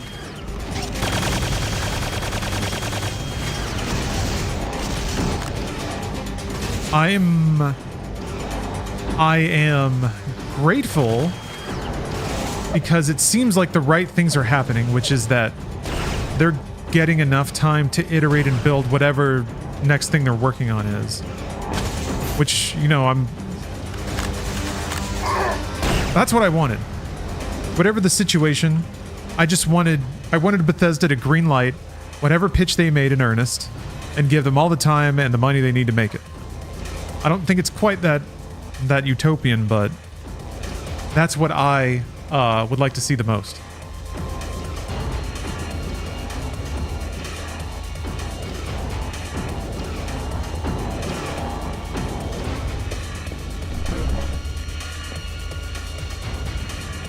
Kind of afraid that id will just make Quake too similar to Doom Eternal, but only time will tell. Can't wait for QuakeCon this year. Yeah, I mean, I don't know if it's gonna be Quake. That'd be cool though. I'm okay with whatever it is, whatever design process they followed to make Doom Eternal. If they follow the same process with the same artists who have only grown in expertise and experience, I just can't wait to see what they make. I feel like it's a mixture of, like, I don't want to get my hopes up, you know? But I feel like it's not really getting your hope up if you just have faith in a studio's creative vision. I guess if you see it and you're just like, oh. Like, it would be a bummer, I guess, if after all these years they do announce a Quake remaster and it looks like Doom, you know? And you're Quake guy, and there's like a scene where Quake guy sort of shoves someone aside dismissively, Terminator style, and everyone in the audience laughs, and you're just like, this is just Doom again! I don't think that'll happen though. Like, if that were gonna happen, it would have happened already. But sometimes that does happen. Those are the moments. Those are the moments. Rage was good. Rage just lacked, like, what sucks is Rage lacked artistic vibrance. Which is weird. That used to not matter. Which sucks because it's not like it's artistically devoid. The environments and cities and things in that game, they all look really good. You know what's a bummer about Rage too? Rage, TOO, is that it was also sort of a foundational test that 60 FPS and responsiveness in games mattered, and pretty much no one cared. No one like even registered that, I think. The only game to like run at 60 FPS.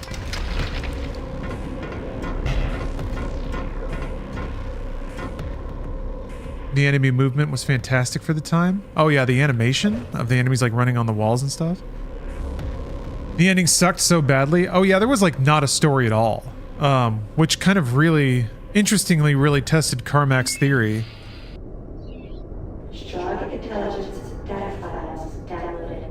Yeah, Werewolf, I agree. Rage 2 was a fun game. I enjoyed playing it. Ooh.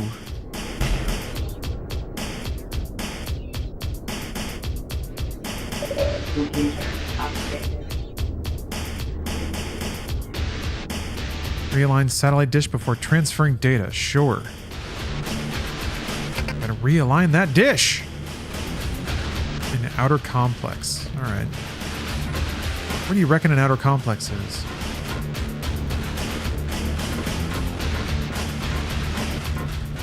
Yeah, Rage 2 I thought was kind of found more of the vibrance. And even I think had a really fun gameplay loop. I thought, like, Rage 2 was like embracing that.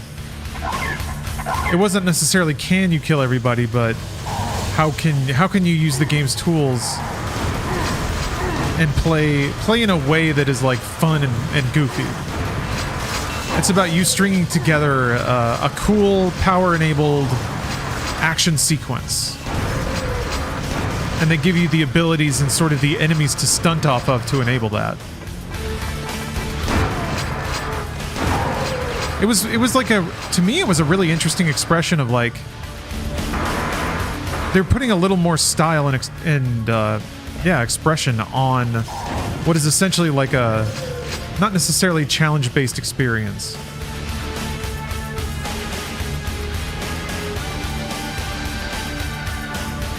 Didn't Rage 2 bomb? It didn't do very well. Yeah, I don't know. Everyone just kind of agreed to not like Rage 2, which I find very confusing. I thought it was a really enjoyable game. I think its virtues couldn't really be summarized, if that makes sense.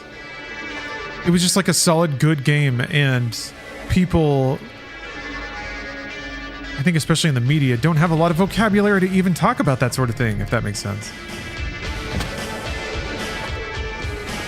There's maybe it was like really campy. It was a game that was very well made, but part of that process didn't involve reminding you how like epic it was. It was good, but not epic. I don't know. Yeah, I had a lot of fun with that. Co-op too.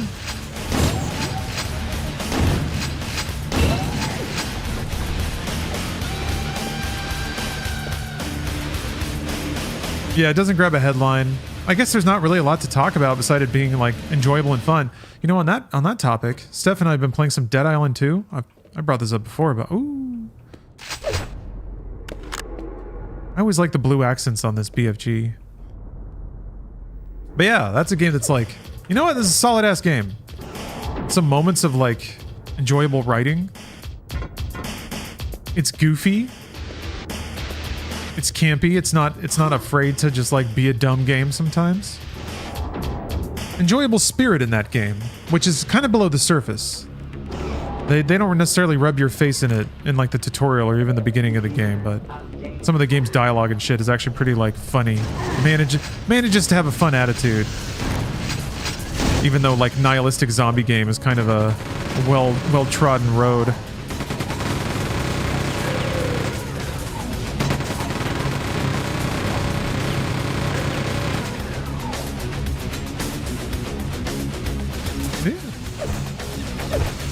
Grenades.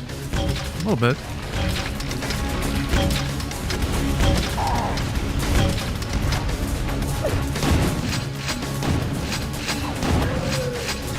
Like the use of pinks. Rage 2 used it in UI and marketing. Yeah, I think they were very explicitly trying to react to the desaturated look of Rage 1. Trying to do the opposite thing in a couple of ways. Ansem, thanks for the 53 months. Yes. Feeling blessed to be a part of the LARMY. We're blessed to have you here. Gotta realign a satellite dish. Oops. Uh-oh. Hacks disabled.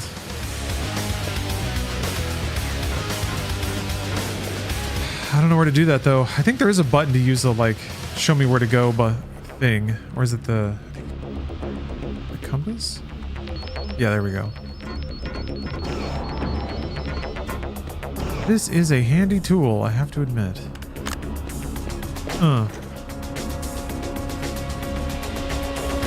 Yeah, Doom Eternal is unapologetically gamey. It's refreshing. I can't tell if it's just because we're coming off of a massive trend where games try to not be games, or they try to hide it, to be cinematological graphic.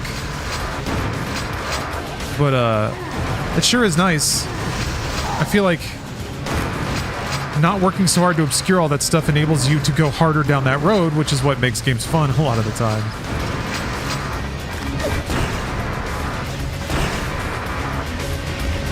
So yeah, I'm enjoying it. Rebirth is very gamey. Maybe what works about it is it does kind of follow the PS1 era, where I feel like games were very video gamey. Remember a lot of PS1 RPGs would like stack you up with meters that would fill up and level up dingles and everything. That stuff kind of migrated to Western games with COD, but then it's like your single player experiences you wanted to be not gamey at all. The Gears of War, like no UI, everything you see in the game world is what you need, kind of thing. It's a portal to another world. Or Dead Space also had no UI.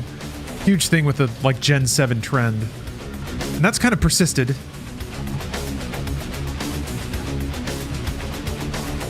I feel like to some degree, game design even simplified to account for the lack of ability to communicate with the player in a very direct way. I mean, games got pretty simple in that stretch anyway.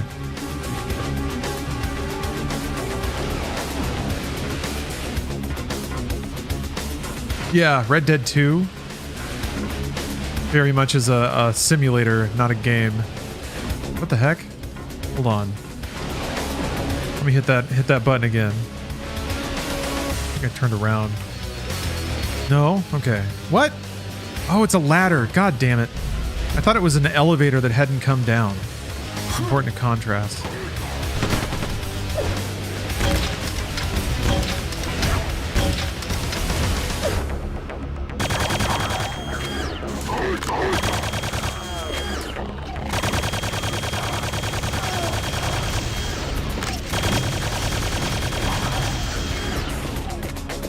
Feats.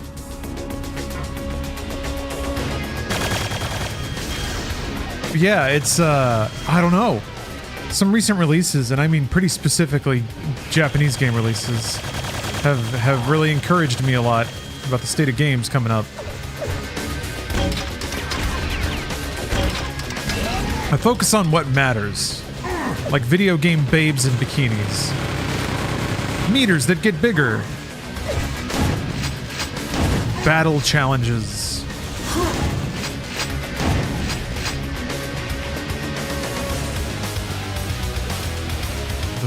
The whoosh when you swap guns. Yeah, it is really good. Never thought about that. I think about that sound effect a lot when I think about things swapping, I think, but I never really consciously put that together. Ah!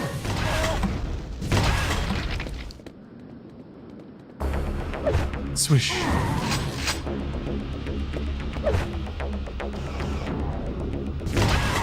Yeah, Capcom gave their workers a raise? Fuck yes.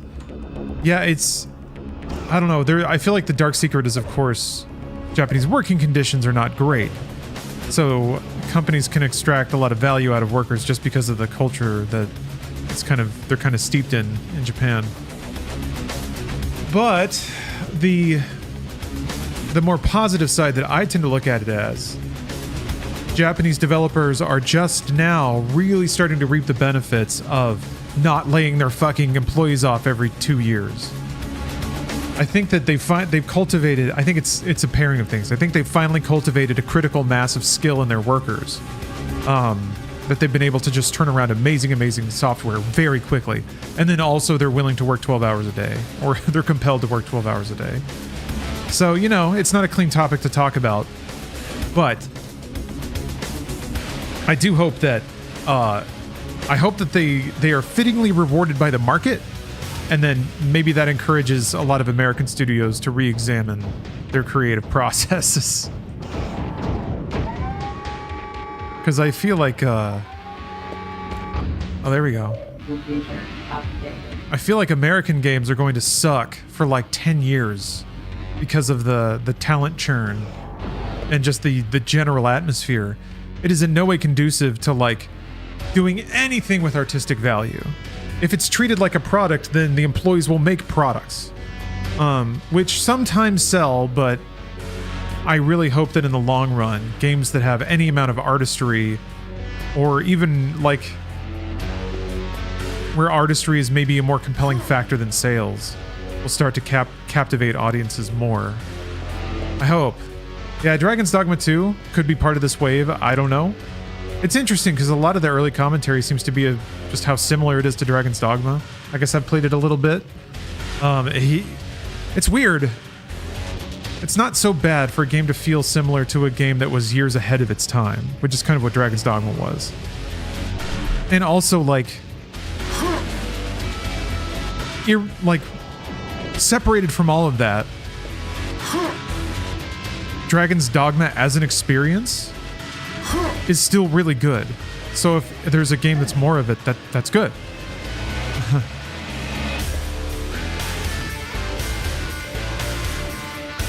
So it's kind of related to what I was talking about before. It can be difficult to wean off of this idea that games need to always be innovating and progressing technologically, especially since I think the economics of that no longer hold up either.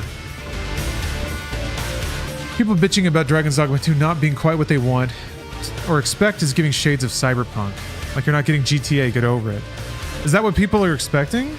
Yeah, I haven't been following Dragon's Dogma discourse at all, for which I think I'm going to be grateful soon. It's not that complicated. if that makes sense.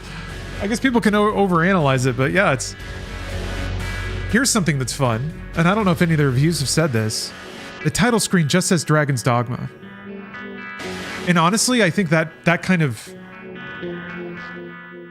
is it, I think. They didn't put a 2 on it. It's not really Dragon's Dogma 2.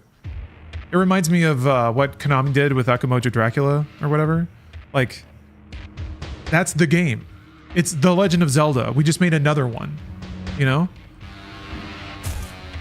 And this might have different ideas in it, but it's Dragon's Dogma. Like, that is an idea. It's a concept. And there was one of them. They made one of them, and now they're making another one. So, I don't know.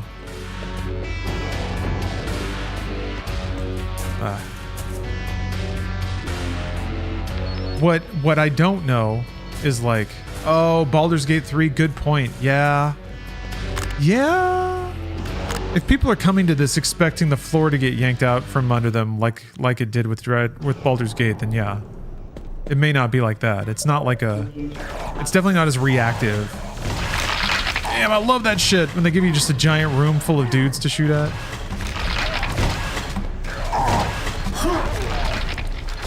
That said, there's a lot of parts in the game where it will do a quest update, except the quest update explicitly acknowledges what you did, if that makes sense. Part of it's like a fake out, but part of it is like, yeah, I feel like there's definitely quests that can resolve in multiple ways. I don't know if those multiple ways have cascading effects, but I do feel like they're going to get up to some like, oh, if you've done this quest before, or if you're in New Game Plus, then you know that this NPC is going to be over here at this day, or whatever. So you can just go and confront them there, and that is another route through the quest or something like that. That's my suspicion. The first review I saw said it was very comparable to Baldur's Gate 3, though. He said it's nearly as free. They're not the same game, though. That's...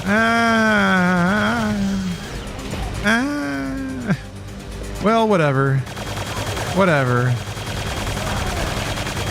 People can make all the comparisons to Baldur's Gate 3 they like.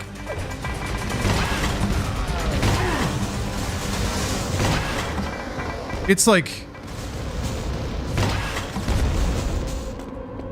It's the good version of Skyrim. it's Skyrim with like it's self-aware Skyrim with actual new features.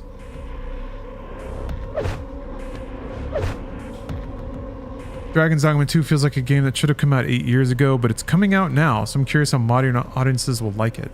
I mean, I'm curious. By 8 years ago, do you just mean when Skyrim was popular? Because it did come out 8 years ago, I think, when it was called Dragon's Dogma. No one liked it then, so it'll be interesting. Oh, that's what I mean. Oh, okay, I caught up to you. I gotcha.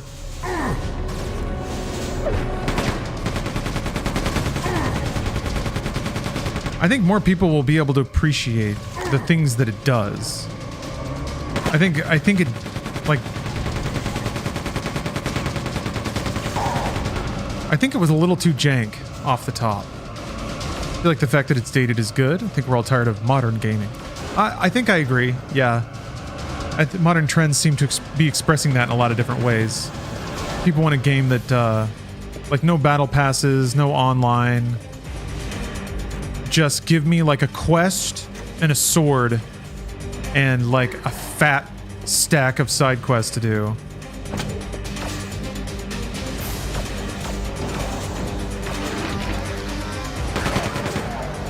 And that's why I don't know. I feel like the dedication to the pawn system. There's a lot about Dragon's Dogma in the way that it is sort of even fundamentally an anti-AAA game in the way that it is also a very fundamentally retro game. But I feel like the dedication to pawns might also rub people the right way.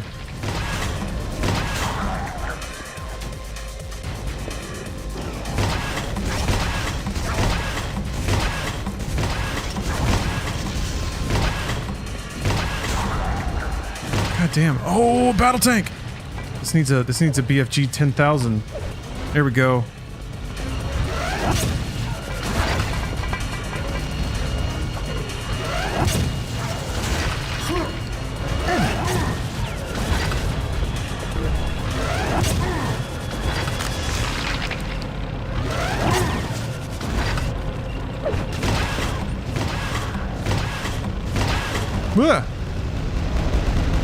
Oh, there he goes. All right. What a battle.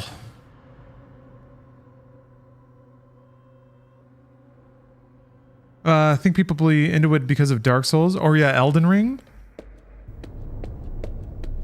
Elden Ring's not the worst comparison, but the weighting of activities is different. Elden Ring is like all adventuring and dungeoning and fighting whack monsters, and whereas Dragon's Dogma has a fair amount of like conversations, quests, political intrigue.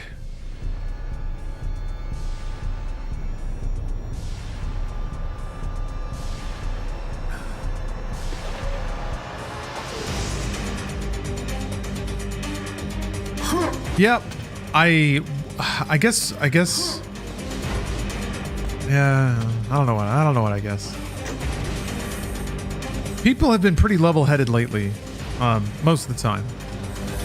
Honestly, I'm kind of wondering if the soft breath of a fart of Starfield left people unfulfilled.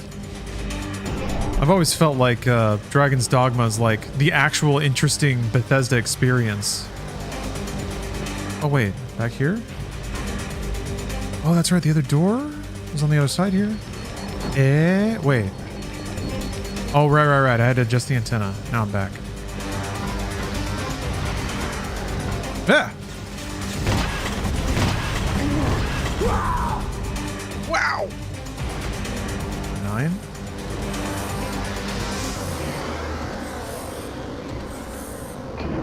Dude. Did you see? Okay. Hold on. Did you see this shit about Starfield? This shit right here? Starfield lead quest designer had absolutely no time. Had to hit the panic button so the game would have a satisfying final quest. It became very clear we were missing the large final location that was going to tie the story together. Says former lead quest designer Will Shen. How do you get any amount of development into a game and not realize, oh, there's no ending? Oh, it ends. Right. How did he say that and not get in trouble? So he gave some context, which makes sense to me. He honestly talked about just like the bureaucracy of working with 500 other developers. Like this should be more embarrassing. not for the people, not for Will Shen, not for any individual that was on the team and trying to do work. But this is just like a complete embarrassment of management. And I don't say management in the typical like let's blame the managers way. Maybe production should be the better word. Anyway. Yeah, it's just incredible. I don't know where the production oversight was. Why they were allowed to develop a game in the way that he talks about it. I guess there was some belief that if you just throw a bunch of money at hundreds of people, a good game will pop out of the other end, but incredible. I mean, yeah. Skyrim's development was around 100 people, which made collaboration between different departments easier. Team size grew to about 150 for Fallout 4, then over 350 for Fallout 76, 500 plus for Starfield. Oh yeah, sorry, I should have linked it. Across multiple studios. Yeah. God. And again, hold on. Wait, wrong one.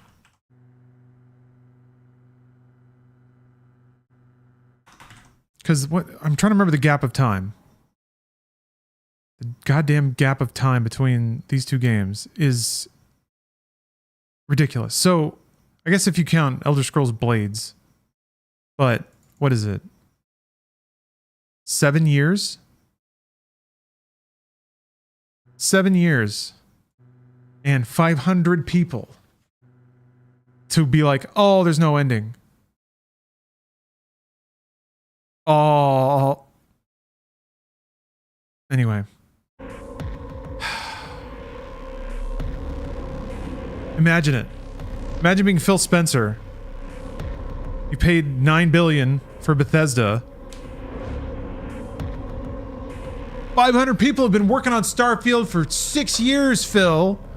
This game's gonna blow your dick off. You're gonna go to space, and it's just gonna be dicks floating all around you because everybody's dick's been blown off. Phil, sign the check. You don't want Sony to get this. This is hot stuff, Phil. Sign the check, Phil. Oh my God. What a dud. Dude, I would be livid. I'm not Phil Spencer. I'll never be, because I would be so pissed. Sold a lemon. Sold a lemon, and now you're stuck with them. 500 people who can't make a game in 7 years. They can't make a game with an ending. Oh, man. You got snaked, man. Like, Skyrim is selling, sure, but... Oh, anyway, alright. They got id Software, though. They got the goodies. Oh yeah, that's right, this guy blew me up. Now they got Call of Duty, baby. Call of Duty, baby.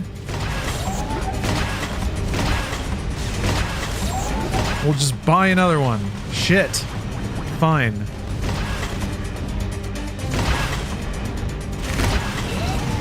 Hopefully Bethesda's fuck up doesn't affect id Software. I don't think it does.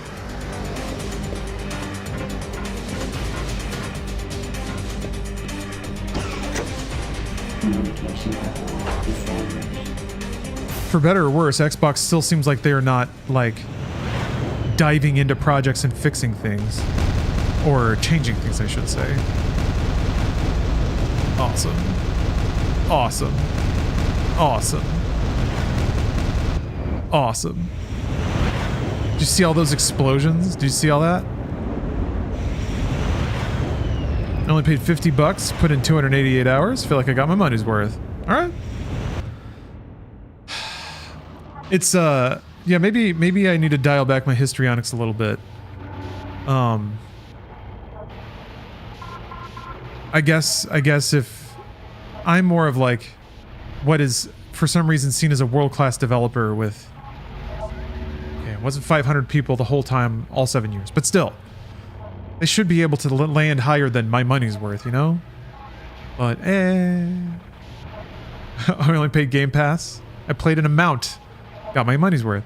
Yeah, that's the good thing about Starfield, is you always get your money's worth, so it's hard to complain. Deploy Marines. Oh, okay. That one's done. I did it. What we got here? The Wastelands.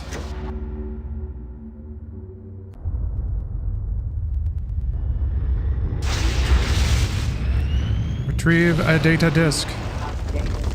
Besides dropping PlayStation's port, Microsoft ordered Bethesda to prioritize Starfield and to ignore Elder Scrolls 6. Then Todd Howard was sort of removed from the everyday events of making the game. Senior folks that left the company confirmed that you used to be able to just walk into Todd's office and chat about design, but he's no longer accessible. Yeah, I don't know that walking into Todd's office and chatting design would have made Starfield better, but... Not that... I guess that wasn't the implication, but... Ooh.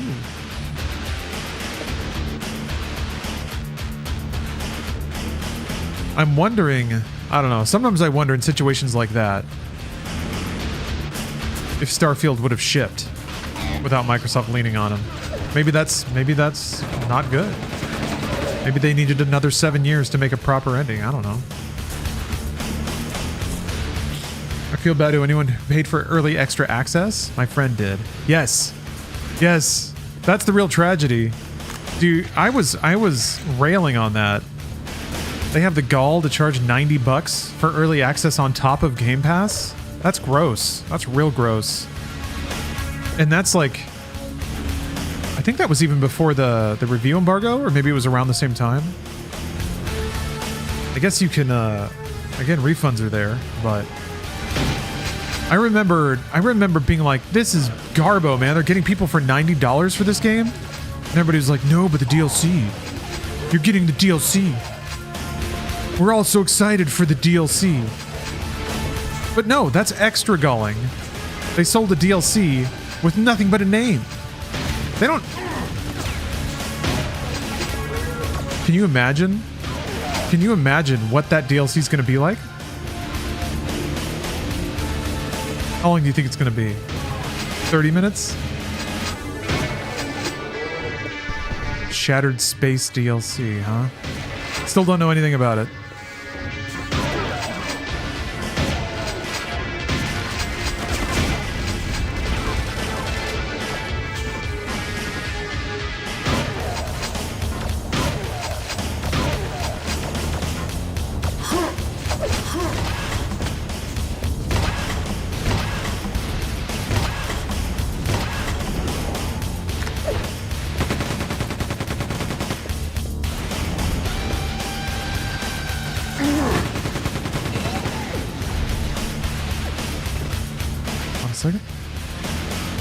Promise DLC isn't out yet? No, they haven't even shown it.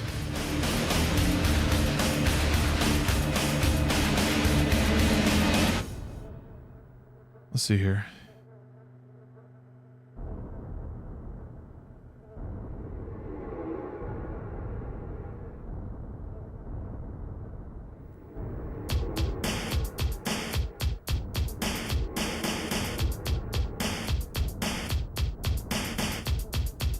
The OG Alan Wake ends on a cliffhanger that doesn't resolve unless you play all the DLC. It doesn't really even resolve if you play all the DLC. I don't know. I don't remember that being as egregious as, like, Ashra's Wrath. Also, the DLC for Alan Wake was kind of mid.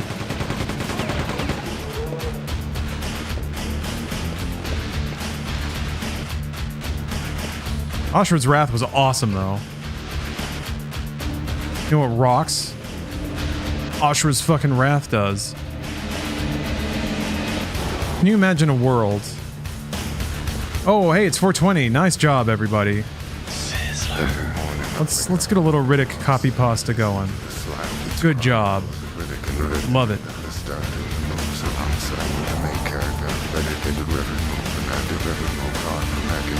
Sounds when I slung into Nico Bastard, when I mess up that beat, the gallows, low statures, prison I cannot see and I see it. Limited to people in my college class and all they do is push people in college class can't see even two checkers. Man, AI Riddick really sounds like he fits in the soundscape for Quake 2, which is not at all surprising, actually.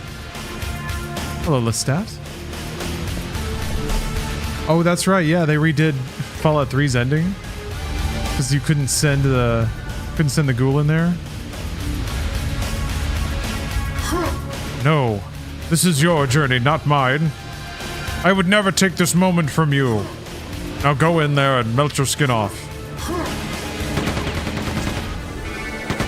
So sick. So sick.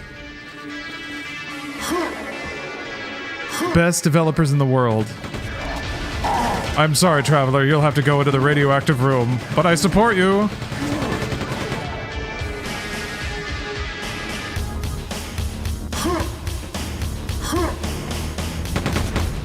If they were actual Chad devs, they would have, like, written a quest to make fun of that later.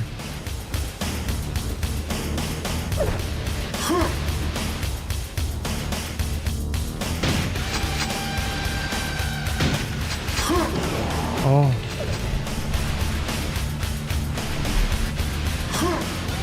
Oh, my health reset now that I'm a different Marine.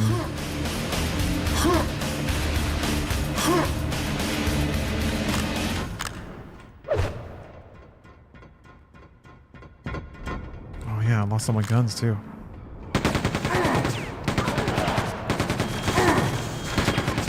Anyway, that's why I don't know, Summer Game Fest, whatever.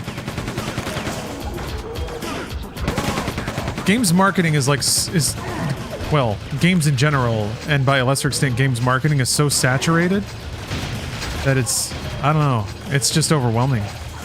You kind of can't even have a take or look forward. I feel like it's impossible to, like, keep it all in my head. There's just an impossible whirlwind of games with cutesy names and interesting concepts always being made and always being released. How old am I? 40. I am a gamer skeleton. Hey! I'm a gamer skeleton. You bet you didn't think a old man could game like that. Ow! I just realized I'm playing a really old-ass game, so... I've played old games all today. Well, stick around. I'm playing the hottest, newest game there is, Dragon's Dogma 2. Ow!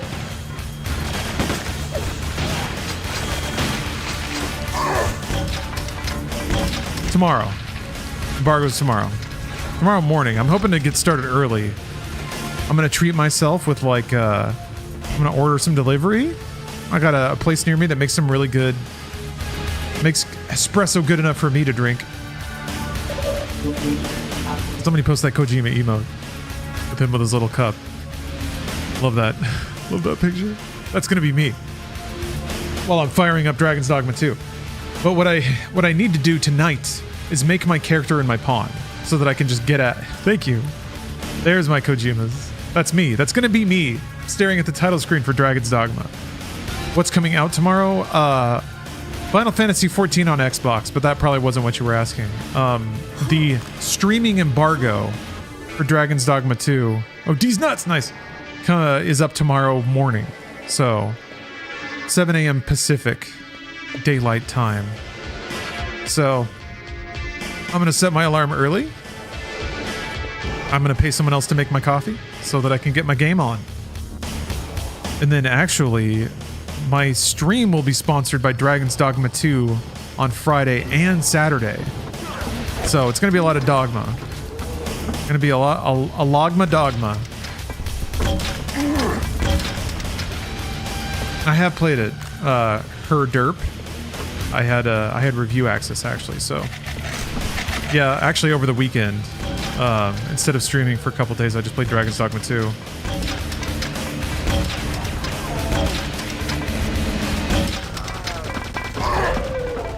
Which is kind of a bummer because, whoa, I'm probably just gonna recreate the class I was already playing because it was a lot of fun, which is Thief. Yeah, Nimble, that's the idea. Ooh, I'll be hiding from Dragon's Dogma 2 streams. Yeah, that's the thing I'm curious about. I don't know if people are gonna want to watch it or not. It feels like it might be in the middle. Like it's. I'm afraid I'm not Dr. Rosenberg, but you'll still help me, won't you? Nope. I'm only gonna help Dr. Rosenberg, I think is what he said. So, see you later. See you later, Doc. Thank you for the bit. You did it right.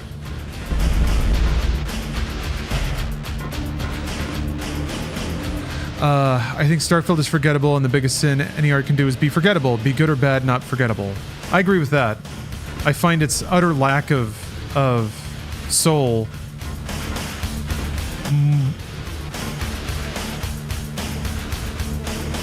like just a waste of everyone's time. That's kind of it. But that's the snooty person who's been playing games for like 30 years coming out. Not everybody's is like, it's like spitting out espresso and saying this is a waste. Why are you wasting everyone's time with this? They can still fix it? I don't think you can inject soul. The game was made with no vision aside from just space is cool, and even that isn't even reflected in the game because space isn't that cool in Starfield. It was we think we've cracked the code to selling broadly palatable action RPGs, and we're gonna make a space version of it because we like space.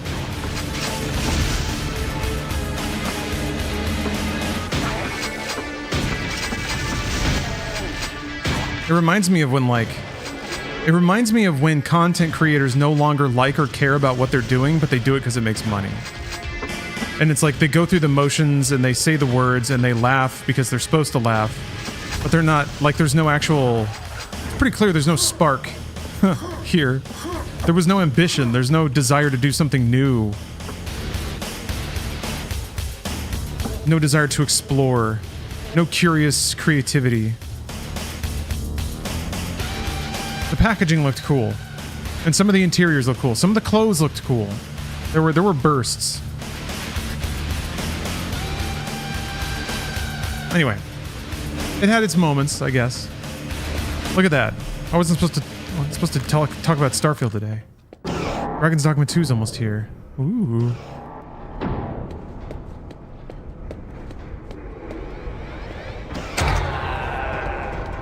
Power Cube release. I hear them all running around. Oh.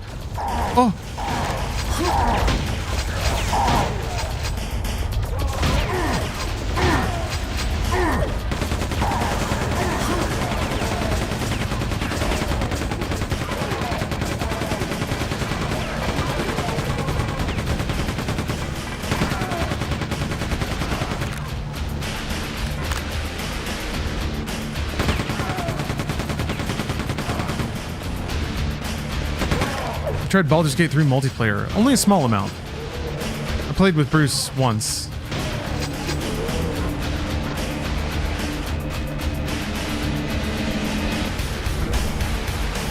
He initiated combat within like 5 minutes of joining the game, and in the first round I died. No, I haven't. But a friend of mine... A friend of yours what? What a leading statement. Quake is made with a spark. It's made to do something. But with quadruple A games, it's all about hitting metrics instead of a game that's fun. Fun has been commoditized. Yes, it has. I mean, like, Activision has almost a monopoly on commodity games. Like, Candy Crush is like as pure and inane as it gets in terms of just, like, monkey brain visual feedback. Call of Duty's basically the same thing but with a gun instead of matching 3 colors.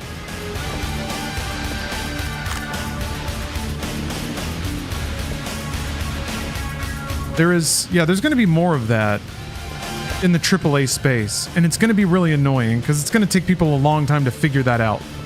They're going to continuously talk about the most, like, mass-produced, mass-marketed, massively palatable games as the interesting ones. And then all they're doing is just dissecting a kid's toy. Can I go down here? There's green lights.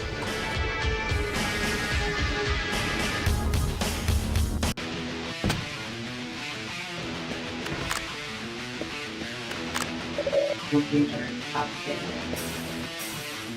That's why the only good games are non-AAA indie games. Yeah, and the occasional AAA that has a soul. I'm telling you, shockingly, Japanese games have found a way to make whimsy and intent survive the AAA production cycle. Speaking of, partially related, they're doing a Mega Man update for Exo Primal. I'm excited for that because it looks weird. You can be a little airman running around.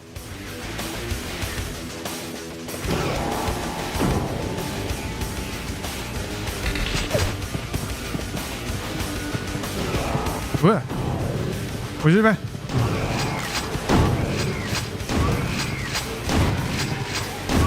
Have you gotten to the gold saucer yet? No. I finally picked up Rebirth again last night, and I just wrapped up some side quests in the Junon area. But I'm just outside of Costa del Sol right now. I kind of did all the story events in Costa. Yeah, Teeny Tuna?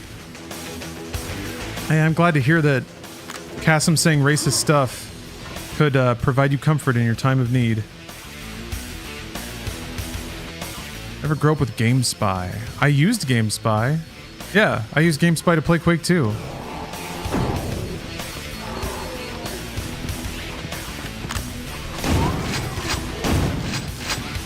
Action Quake 2 was my shit. Ever used Game Shark? Never used Game Shark, I don't think. Have used Game Genie. By the time Game Sharks were more of a thing, I had already gotten good. So that was no longer necessary.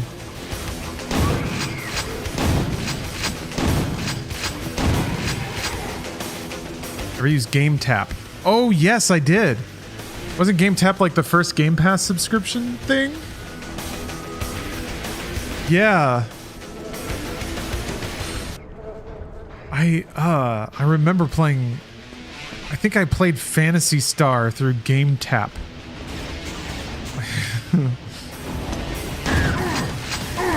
And like some side-scrolling shooter that I wrote an article about for oneup.com. I also used GameFly, yes. Wait, Games for Windows Live Game Tap? No, those are different things. Game Tap was a like download subscription game service. Games for Windows Live was something else.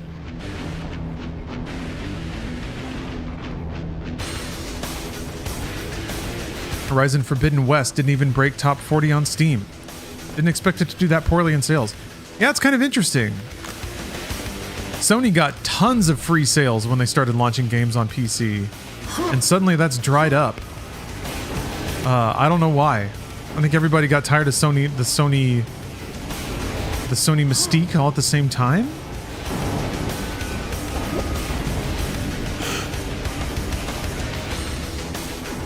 I don't know, Horizon feels like another one of those games. It's like formulated in a lab.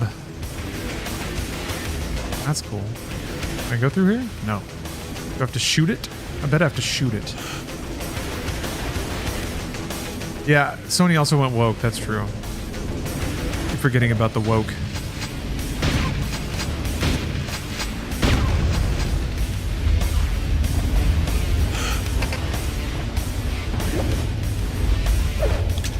Returnal was similar but so different. Returnal was awesome.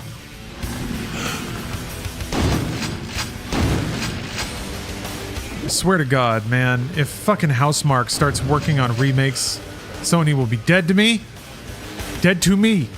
Housemarque is another one of those studios that Sony just needs to cut them a check and then leave. Just let them make whatever. This is your investment in the arts. Don't you dare. Don't you dare. I guess they could probably write middleware. If they wanted to, I bet there's some mathematical wizards at Housemarque that could probably contribute somewhat meaningfully to the PlayStation SDK.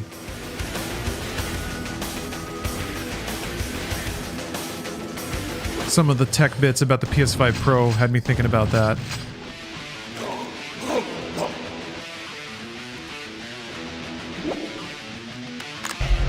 Housemarque needs the Arrowhead treatment Sony gave them.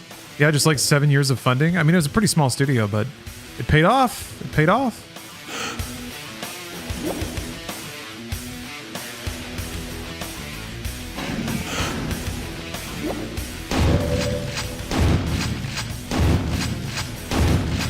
Oh yeah. When does the Jonkler hit Suicide Squad? Has that happened yet?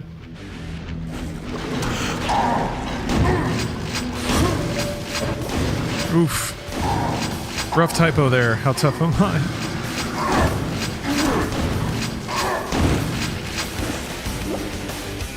But yeah. Ghost of Tsushima PC should be a knockout.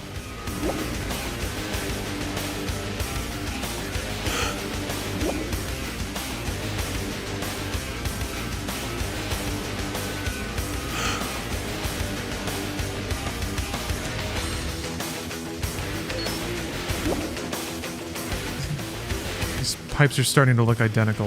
Uh-oh.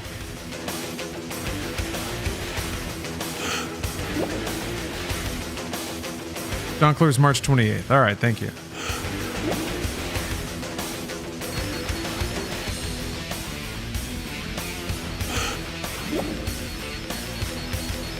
Man, it feels good to jonk.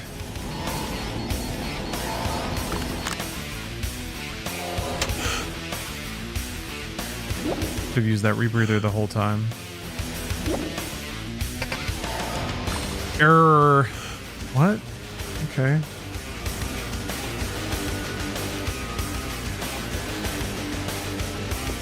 Come on now.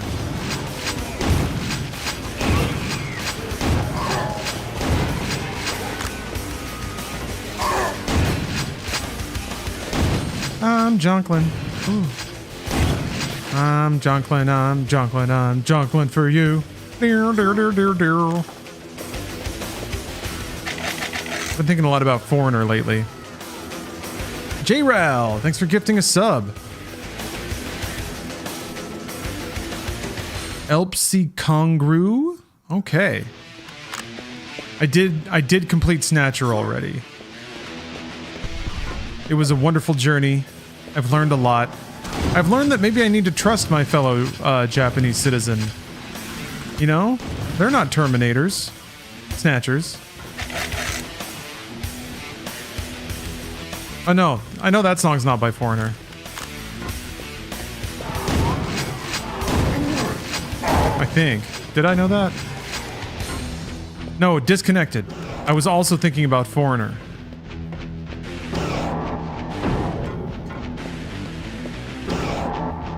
Too much time on my hands. That song. You know the one. Jesus, what? Hey.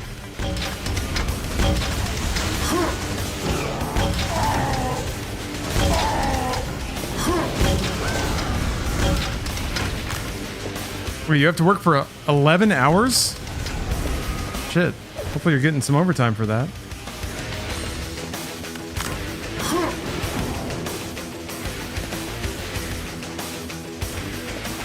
What line of work are you in? No. Ah, wait a minute. What? Hey, wait a minute. Holy shit. Holy shit.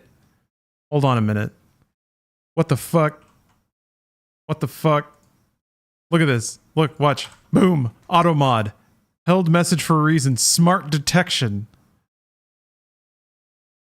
Because of the word military. What? What's happening? Is this Biden's America right now? It happened again! Damn it, Automod! What the fuck?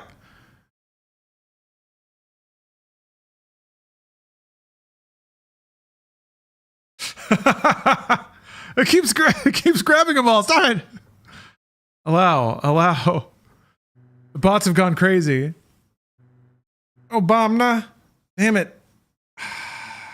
The liberals won. They don't want us talking about military. Yeah, Automod gets real preachy. Automod, by the way, is on the second to lowest. Like it's the setting right above off for only like 2 categories. I think it's just like the really bad stuff, you know? But somehow that also includes military. Yeah, thank God YouTube chat is not woke at all. The last bastion of free speech. Dude. Speaking of free speech, did you see free speech defender Elon Musk wilt like a flower when he was asked about accountability on Twitter? Excuse me, X. That was great. The Don Lemon interview. I only saw the one part of it, but my God. Oh, I watched it while I was on the toilet, which was the perfect place to express myself.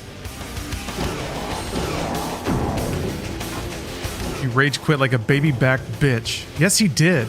Under the most softball of questions, too. Right? Like, for real, bro? Did you do no prep? Did you not think that you were going to get asked about this?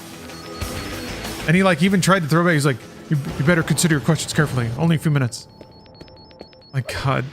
You could see his little baby face. He was hurt. The world's most triggered man. I love it. I love it, dude. And yet he still has money. I mean, I guess that's what makes this funny. Otherwise, he'd just be some dipshit on social media.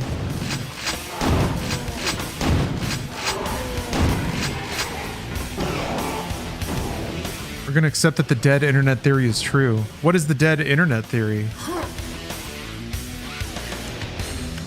Wasn't he the first interview and then stopped the entire show? I'm not quite sure of the, like... I know that there's a really fun narrative there of Elon being like a special bitch, but I don't really know the full, like, back and forth. It is something like... It was a whole show that Elon was helping produce as part of the video initiative on X. And Elon was the first episode, and after the interview got so violently... His jimmies were so violently rustled that he pulled production for the entire series.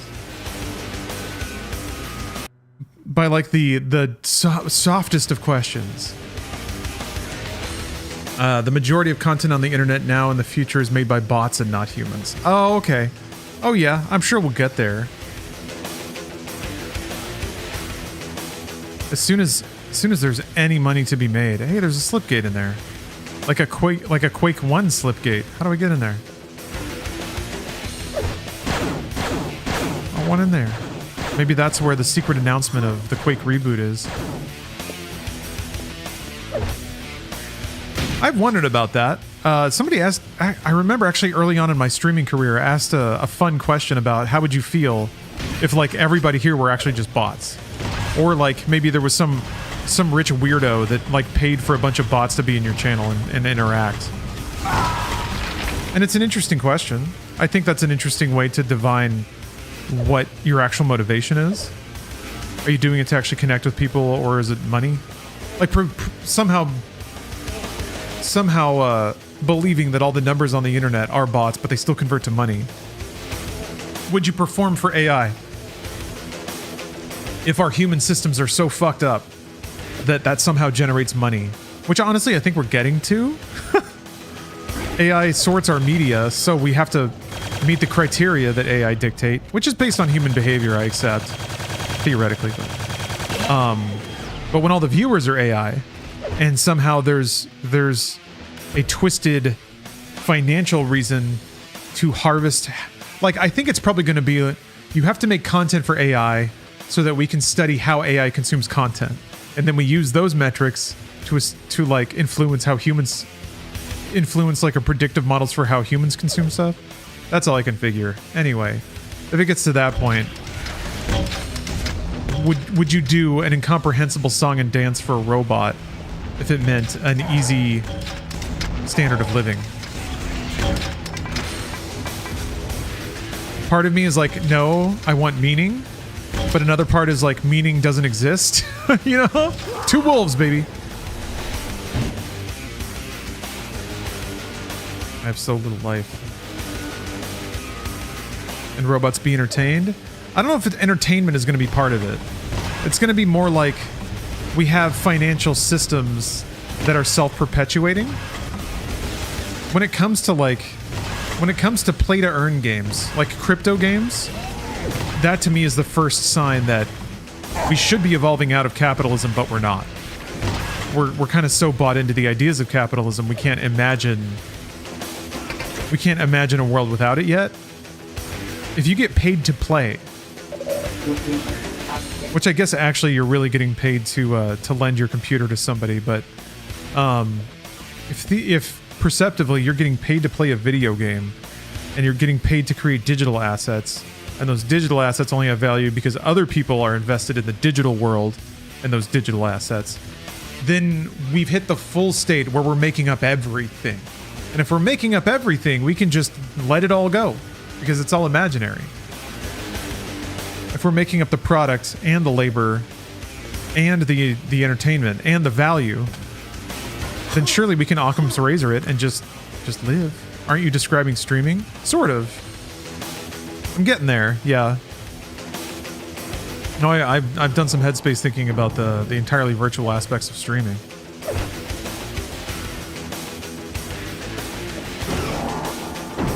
I enjoy it though.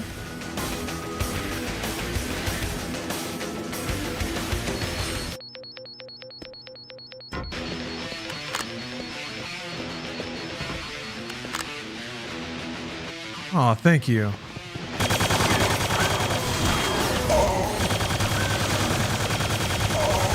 Uh-oh. I'm so hurt. I'm just a hurt little boy.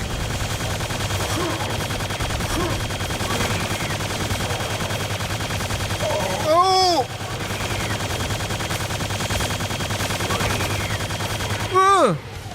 Jesus. There's more.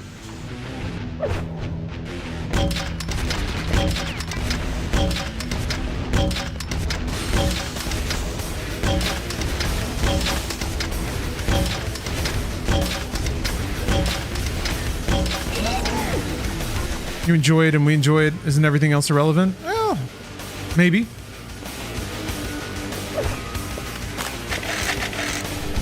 I think there's value in work being fulfilling in addition to being enjoyable. Slightly different. And honestly, that's the sort of thing you only have the luxury of worrying about. So I'm not describing it as like a fundamental of existence or anything.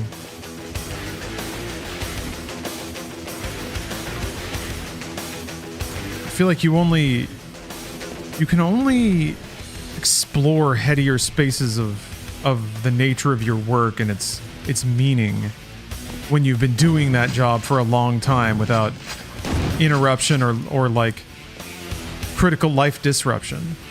Because otherwise you're just like awash in new factors and constantly trying to relearn things. Which again, I think links back to the idea that you're gonna get more interesting creative output out of developers that have been allowed to exist in their jobs and understand the nature of their jobs more philosophically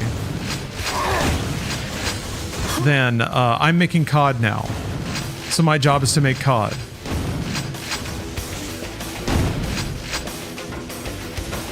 And then, a year later, when you're in danger of getting laid off, you get a job at another studio. Did you ever search Planet Quake for IPs? I don't remember spending much time on Planet Quake. Maybe that's where I got mods? Did Planet Quake have like a mod of the week? Because I remember trying those for a stretch. Like, I think it was every Wednesday. Come home and try the Quake 2 mod of the week.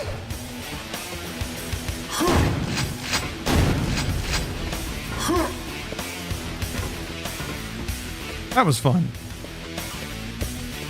That was when it really started to feel like the internet was just delivering me a free treat every day. Just had to wait for dial-up to get it to you. Doom Eternal released today 4 years ago. Damn, possibly Irish. Wow. I remember doing the Drunk Eternal stream and everything. I thought that was going to be the kind of thing that I would do more often. But then quarantine happened. Ow, ow! That's hurty water. Ow, ow, ow, ow. Quarantine actually kicked in that night. Oh, that's why I need this thing. I remember, here, let me reload. I actually remember being in here. Rahul had come over, and we were just kind of hanging out after we had finished up, kind of riding out the alcohol. And then, yeah, our phones just started going off because there were emergency texts going out being like, LA is currently under lockdown. Curfew starts at like 8 o'clock or something like that. And we were like, damn shit, this is happening. I remember being very grateful that we were able to basically do that right before quarantine. But it was also like, damn. Everything shifted. Oh yeah, Ark in a Park. RZ was a really fun game. I wanna play more of that. I had a really good time with that. It was goofy, it was fun, like it poked fun and acknowledged the original without being mean about it, which I thought was a really good line to walk. Yep. Rahul was on the couch for a year and a half. Oh god, you were 18 when quarantine happened? That's a real life altering event. right at the beginning of everything too. Uh-oh, I shouldn't have been in there. 18's when your life's starting. Yike. That wasn't a yike. That was a yeah, I can, but I kind of trailed off. I got really lucky, I have to admit. It may have sidetracked some career opportunities, but I transitioned into something that kind of fit quarantine like a glove.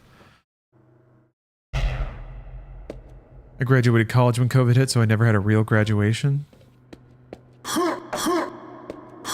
Not even a makeup one?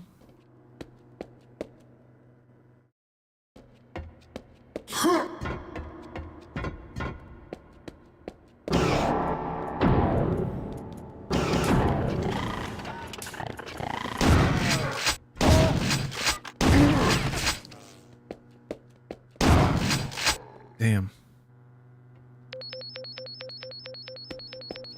Yeah, I just streamed a lot, which was a pretty good way to spend quarantine, I have to admit. Helped Steph launch Cyberpunk, which was also a hell of an experience. Uh-oh. Oh, I gotta do it again. Okay.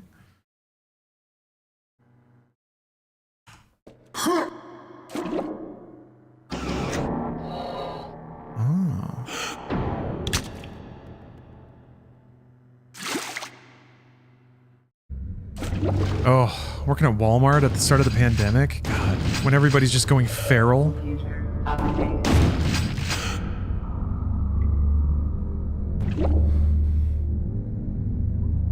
Damn.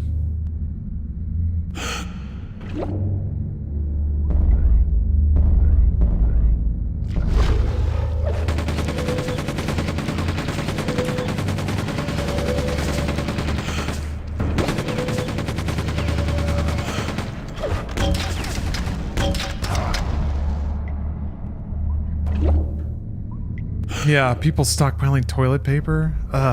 It does kind of feel like a long time ago at this point, which is good. It would be scarier if it still felt like last week.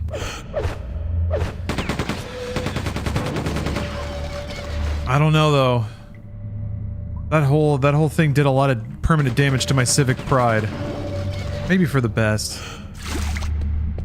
A lot more live and let live these days. Yeah, a lot of scared and confused people. Understandable. But like, completely erased the hope that in times of concern people will look out for each other or work towards a communal goal rather than just handle their own. But good to know that early. Good to know what the score is.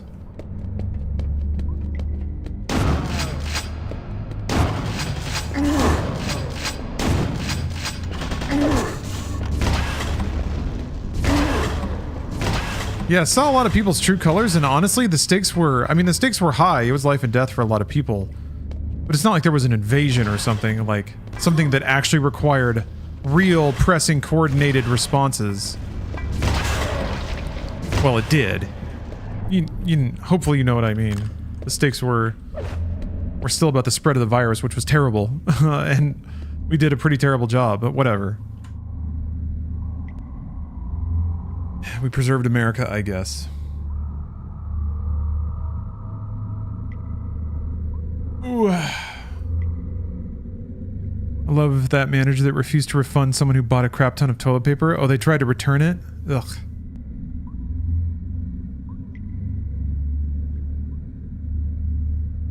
People were unnecessarily cunts, and I feel like a lot of them stuck with that behavior. Yeah, I've heard that from a lot of food service people, that like people got really bad during quarantine and they never stopped. They just got bad and stayed that way. Really good book written about this called A Paradise Built in Hell. It's a very interesting examination about people's responses to horrific stuff. That's good. It's examining things like that can be a bit depressing, but probably better to have a more realistic expectation of people.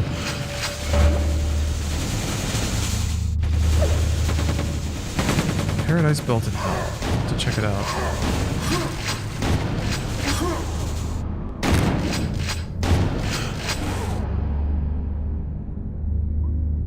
Don't want to be mean. I'm hoping this sort of behavior will die with the boomer generation. I'm not hoping for anyone to die, but I think some of these issues are just part of the human experience, not necessarily tied to any generation or culture.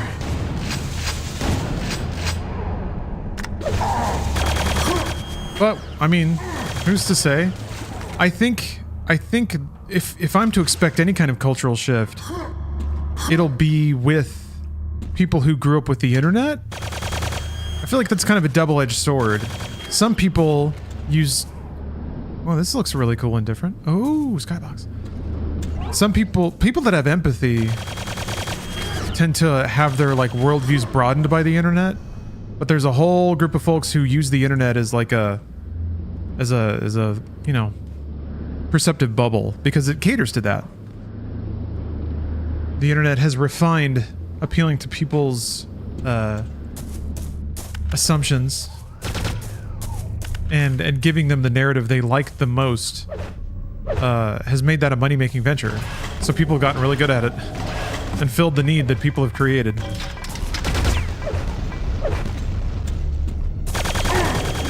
So, unfortunately, the internet opens some people's eyes to the nature of other people's lives and the way that they live, while it allows other people to completely obscure themselves from it. So, it's tough. I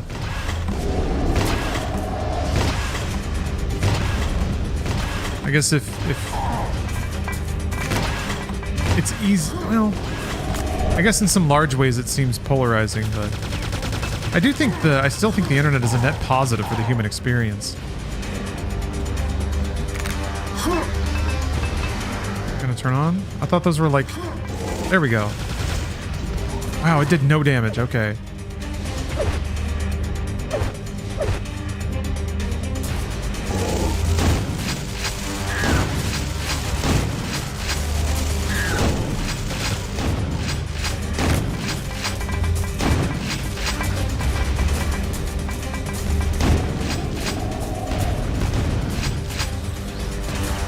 Yeah, we get the funk edits, so that's important. Damn, now I need to watch Metal Gear Funk. Hold on. I will after this.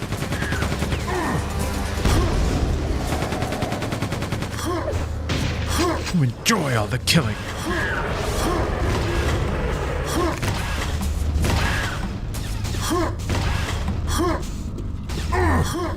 Yeah, I don't know. As long as people have base natures, there will be somebody willing to exploit that.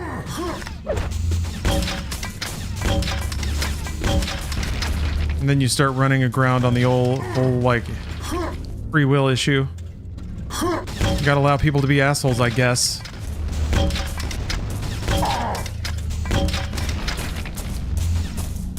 Like Gillian Seed. He has free will. Wait, no. Random Hagile has free will. Elijah Madnar. God,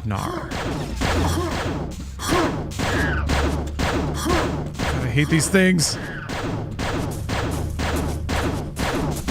There we go. Yeah, it's time for gamer stretch.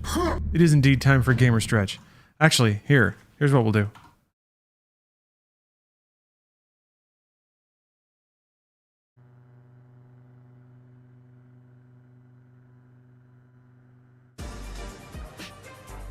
I'll tell you then. You enjoy the killing. Oh, shit.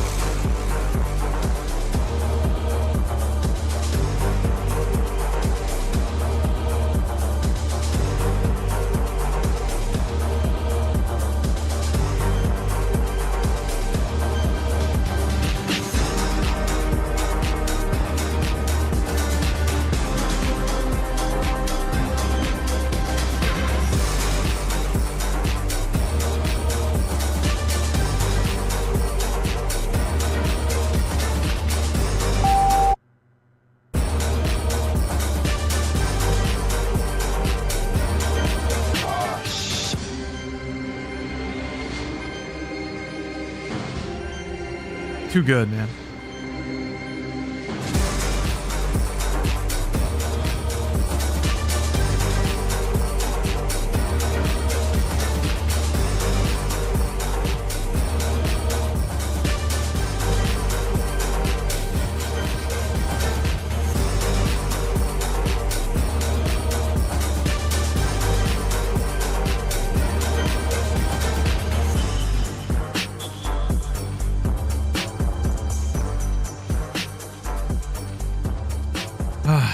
So good. So good. Gotta link that in chat, because it's good shit. Parametric avocado. Powerful memes. Yeah. The police squad bit. The two people shooting at each other. So good. The bit always works. It never doesn't work. And that's what I like about it. Dun, dun, dun, dun, dun. I'm excited to play through Solid again. It's been a long time.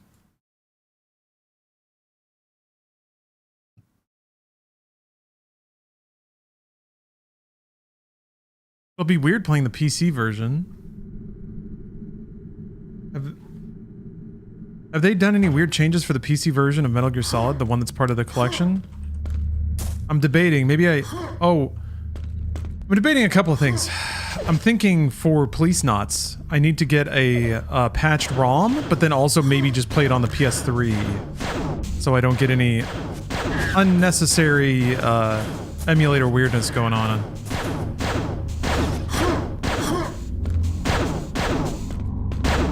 So maybe I need to do the same thing with Metal Gear. Although, yeah, Metal Gear in high frame rate is appealing. Oh, you can do the emulated memory card so Mantis can read the memory? You mean for PS3 or for PC?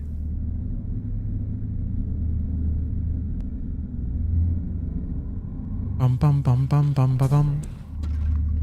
Need to watch those again? You do! Police Squad is great. What's weird is like, Police Squad is a lot more kind of pithy and dialogue based and more sight gags than Naked Gun. Naked Gun is like... It's funny, but it's far more crude than I remembered. I guess when they were making a movie, they wanted to cast a wider net.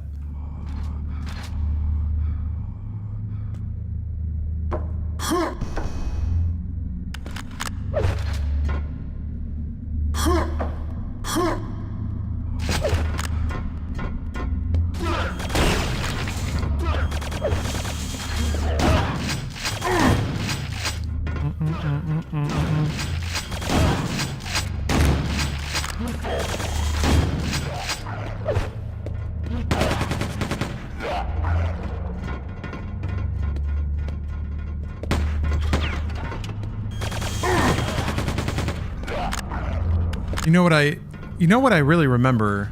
The reason I'm even bringing it up is I remember trying to play Metal Gear Solid on Bleem and it just being a chunky, janky experience. So for some reason I think that's where my sense memories are going back to, trying to think about how to play Metal Gear Solid. I'm just hoping that like the Solid version on PC has all the dialogue and all that shit from the original. For for some reason my sense, like my gamer sense is going off, saying that they might have removed some shit.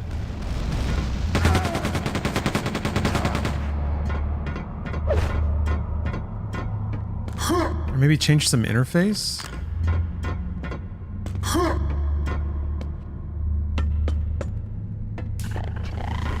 Hello, Baron Kurda. How you doing? Do emulator. Yeah.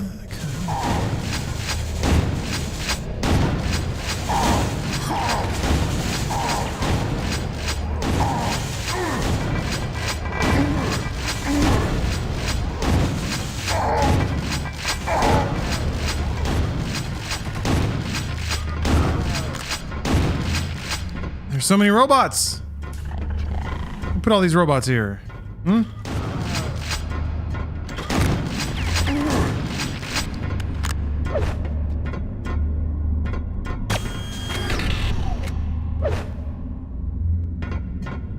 Oh, possibly Irish, thank you.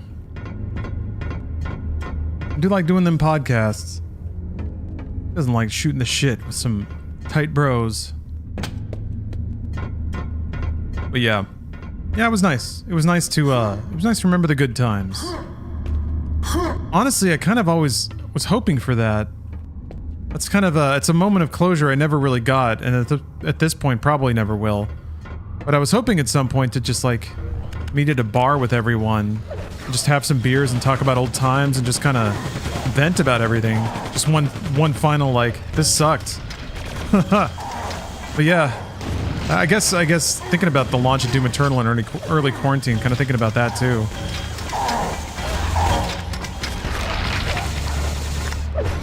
Never really got that kind of thing with quarantine involved.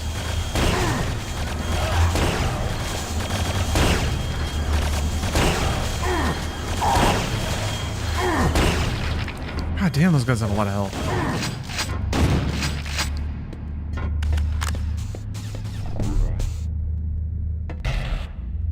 Would Inside Games ever start doing interviews? Angel, I have. I did an interview a long time ago for Serious Sam Siberian Mayhem. I like doing interviews, but interviews are weird. I guess that one interview actually did pretty well, and I do enjoy talking with game devs. I get a little twisted up about the nature of interviews and things like that being promotional content. Yeah, I don't know. I should probably reach out more and just have more conversations with developers about stuff.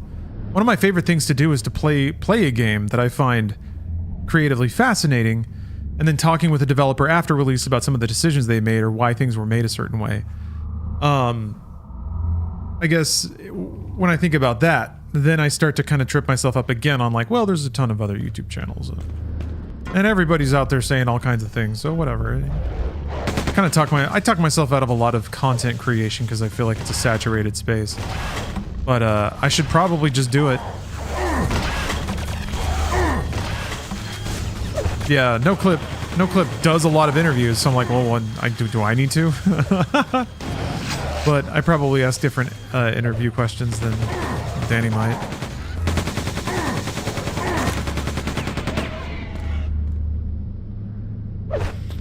Spotlighting smaller devs would be cool. Yeah, yes, yeah. Then you run into this weird thing where like, if nobody knows the dev and nobody knows the game, they're not going to click on the interview. So part of the game, I guess, of YouTube content creation is you have to hit that sweet middle ground where enough people know about it, or you can find some hook to make it interesting. Computer update. Just do an Angry Joe style interview, an angry interview, or just accuse somebody of betraying the gamers over and over again. Use Power Cube to access Umpling Tower. Ooh.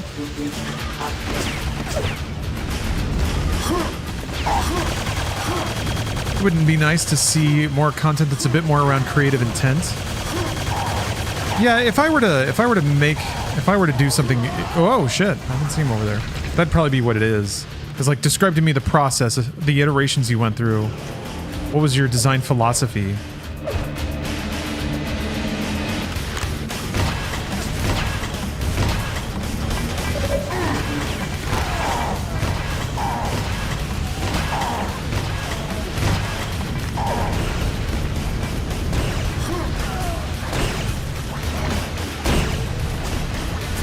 I thought about doing that. I mean, for a while, a phrase that I've actually heard from a couple of different people.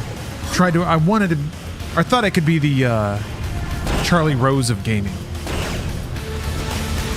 Just tasteful interviews with successful artists.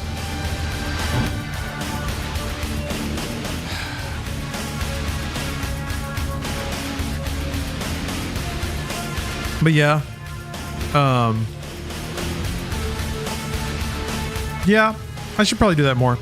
The other barrier, and this sounds silly, but it requires a fair amount of, like, well, you have to reach out. You got to reach out and ask and pester and kind of be a little more hustle when it comes to getting interviews and conducting interviews. And I'm just not really built like that.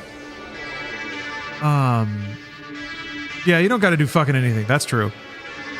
I'm very lucky. But I like talking to devs. It's just, I don't know. I'm not the type to pick up the phone first, and you definitely have to be that kind of person to get a ton of interviews. But it would be good. Honestly, it would be good for business. It'd be good for connections. Yeah, I hate asking for stuff, Angel Frame. I'm glad you put it in those terms. It sounds so silly. It sounds so childish, especially for a content creator. I'm supposed to be very self-motivating, and I am. But yes, I hate ringing people's doorbells and cold asking for things. I think in terms of PR, though, they'd be happy if I did that because I'm kind of doing their job for them. As long as they have a developer willing to volunteer their time. So that specific situation of trying to hustle some games coverage around a game's launch is typically companies want that and they work to enable it. And so do the developers because they want their product to sell and they want people to appreciate the work that they and their teams did on a game. So it's kind of a win-win all around.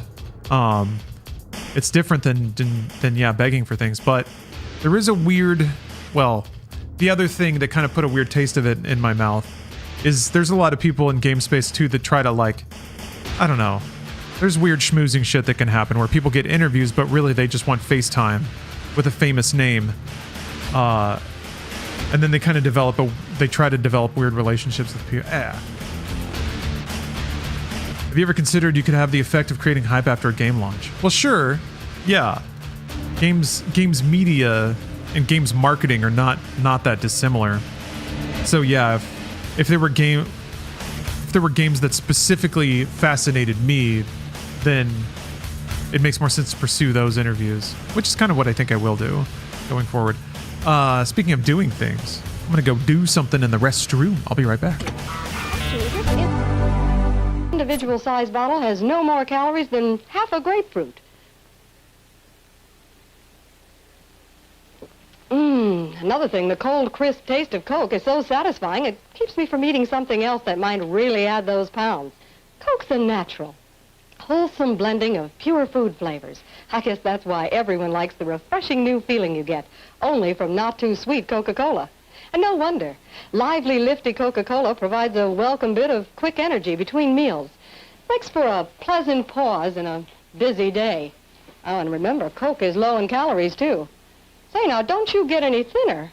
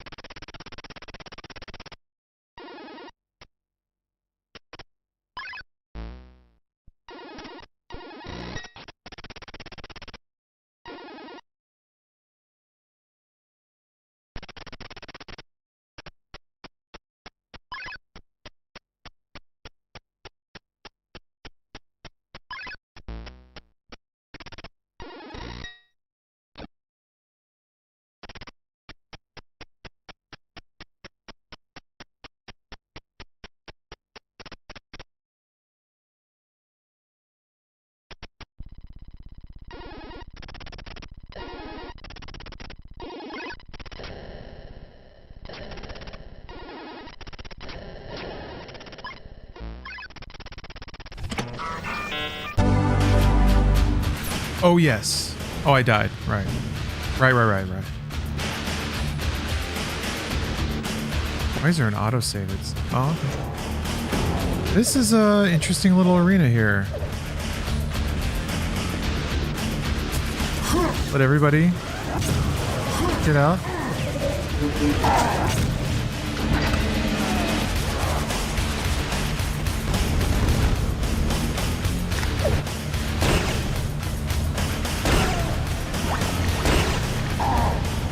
As I, the commander. Brr. He's just a really big dude. Brr.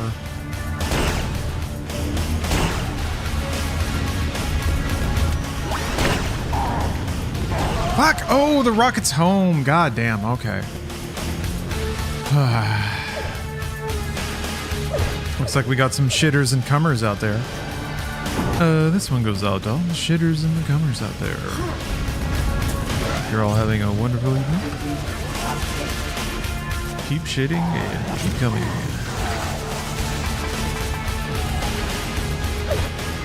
Alright, railgun.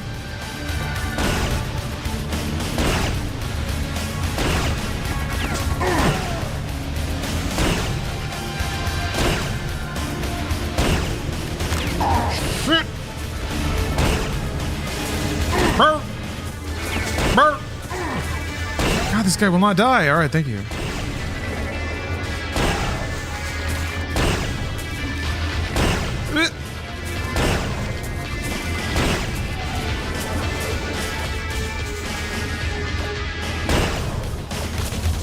Damn, man. And then they let all these, like, regeneratrons out. Ugh.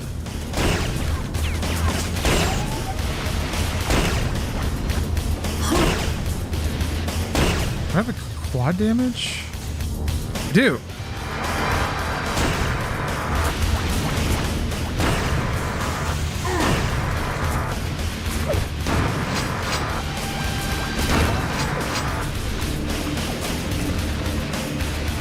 All right, we did it.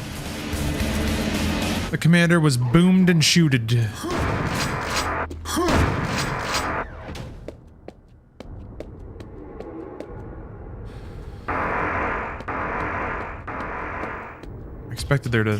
I really expected that door to open.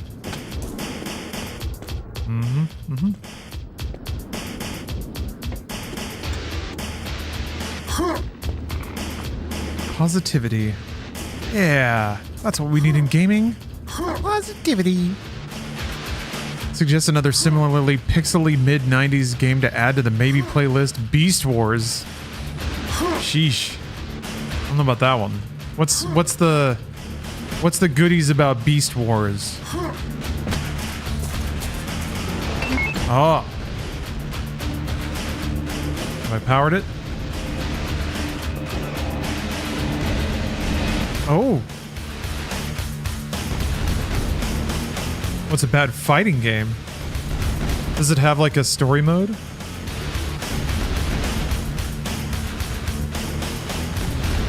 Does it have a story mode with sick, nasty cutscenes? Uplink tower to upload Strog data. Where would that be? Is it? Oh. Oh, it's like a beat 'em up. Oh, okay, okay.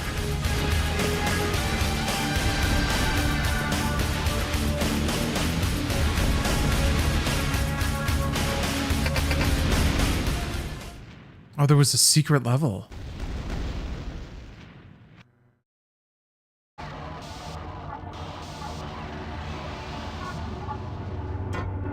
Computer updated.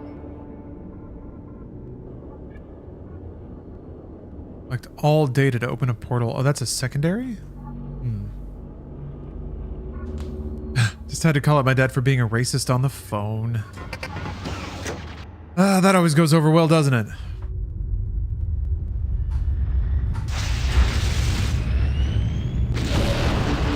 There needs to be a video essay on why all games became open world Ubisoft style games in the mid 2010s and why that trend continues to this day. I could make that video. Excuse me. Grand Theft Auto is basically the answer.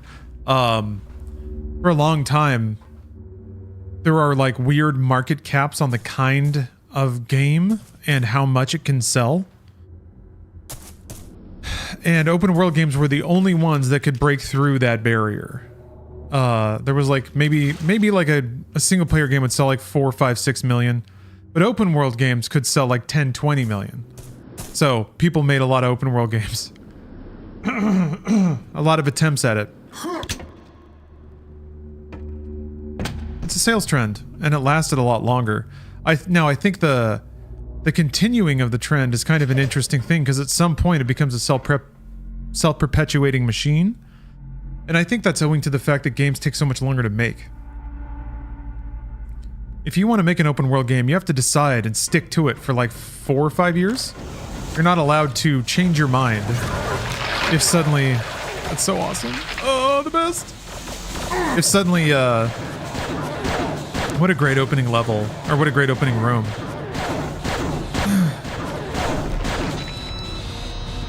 I guess maybe if you were really thinking ahead, you'd be thinking everyone else is making open world games right now. So how do we distinguish ourselves against that 4 years from now? But, you know, if you can figure out how to do that, then you will make a lot of money.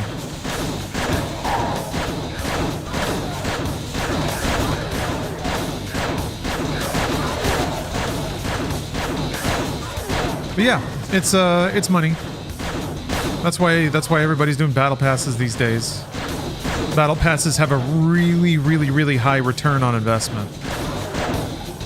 Enough that it's worth making a whole game as long as it can support a battle pass ecosystem. Which honestly is a little bit better than open world, but you know what's better? If it's an open world game that also has battle passes. Then you're cooking.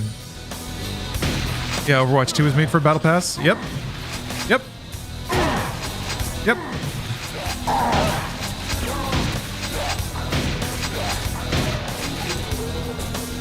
They had to relaunch the game because it was more efficient to monetize skins on a battle pass than it was in a loot box. Also not in danger of getting regulated. I remember that this was the first game I booted up when I got my 3DFX Voodoo 2 and it blowing my mind. Hell yeah! I played this game on a Voodoo 1 and I went from a 1 to a 3. I think Half-Life was the first game I launched after getting a 3. Bowsette, thank you for the sub. I'm surprised Ubisoft hasn't pushed battle passes into their modern games. They already crammed cash shops into all their big projects. You mean like Prince of Persia?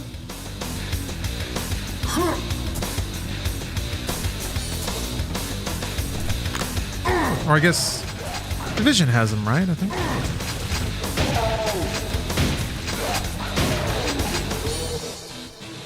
Oh, Far Cry, Assassin's Creed, and Ghost Recon. Ah, yeah.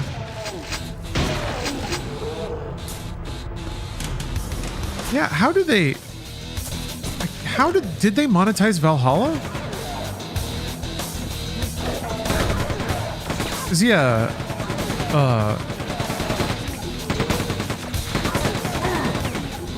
oh, they had coins? Oh, okay. Yeah, I guess no battle pass explicitly, but Thing is, those games did break into the tier where just making and selling it was good money. So maybe you're right. Maybe we did see uncommon restraint from Ubisoft.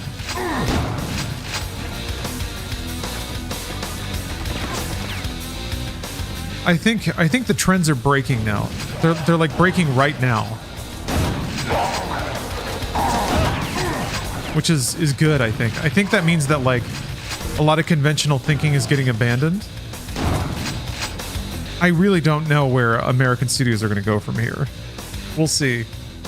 They're laying a lot of people off. Honestly, Microsoft is theoretically poised the best, having the most studios and theoretically not exerting a ton of control. Maybe the vibrancy of the output of those studios, air quotes vibrancy, if people stop getting laid off, will actually play out in the long run compared to like increasingly bigger budget, epic, sweeping games from Sony. I think that in itself used to be a draw, and I think its trend has also run its course. We'll see. We'll see how Sony can pivot. They've shuttered all their smaller studios. They closed down all their like original IP production. So I don't know. I feel like to some degree Sony might be reaping the whirlwind soon. They cashed out. They didn't really invest into any new franchises or studios. They literally did, though, invest because they bought studios. But right now those studios are like porting games. Again, I wonder what Housemarque is up to. If they're making a game, then there's hope. But if they're porting Last of Us to PSVR or something. No, even Sony wouldn't be that silly.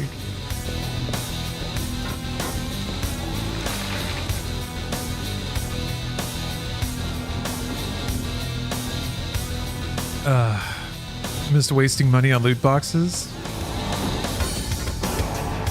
Yeah, the loot box era of Overwatch was fun. Good times. But the miracle wore off pretty fast for me. Which I guess was probably the case with a lot of people. Battle passes wore off pretty fast too.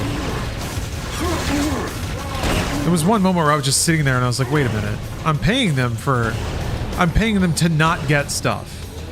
I'm paying them for all the things in the battle pass, but they're not giving it to me. They're also making me play their grind of a game. Wait a minute. Something's not adding up here.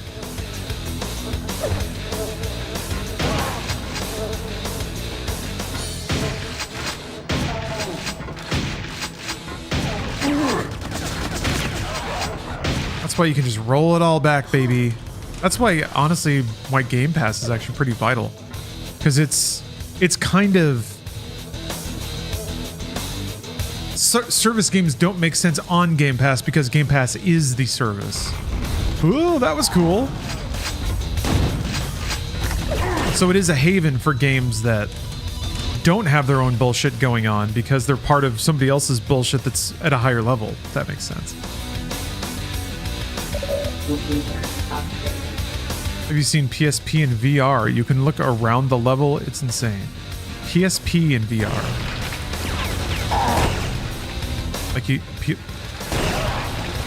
Like you're playing a PSP game, but you can look around the room you're sitting in or something? Yes, Alpha Protocol. I already bought it. I bought it and installed it already. Pinnacle example of camp in games. And another example of how the gaming audience, and especially games critics, can't understand what camp is. Or don't have the media awareness. Didn't back then. I bet they would now. But yeah, Alpha Protocol rocks. I remember back in the day, people gave it shit for being like broken, like unbalanced. And I'm like, oh my god. I remember being frustrated that people were complaining that like the stealth was overpowered. Like, it doesn't fucking matter. That who gives a shit?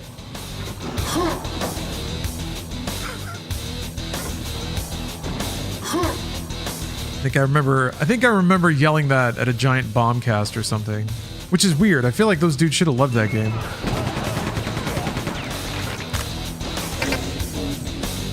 The 2000s was a hard time for everyone. But at least the red force fields are deactivated. Oh, Racevic made a couple of videos on it? Yeah? I saw Racevic's video on Doom 2016. Or Doom Music. Yeah. It's weird, because people like Metal Gear Solid, right? People can sit through fucking Metal Gear Solid 4 and somehow preserve the idea that it is earnest and good and normal, but they can't sit through... I don't know what it was about Alpha Protocol. It should have worked.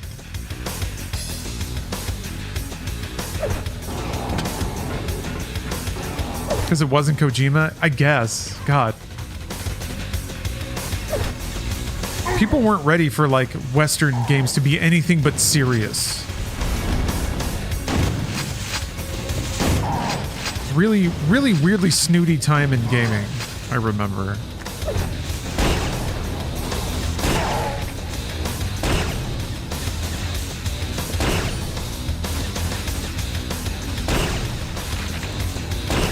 The issues with Alpha Protocol were much more glaring than that of Metal Gear Solid 4. Yeah, well, maybe obvious.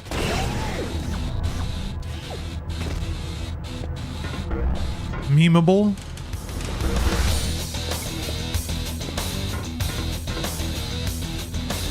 A lot of people burned out in the opening desert section. It gives off weird modern military shooter vibes and could easily drive someone away if they don't push through it.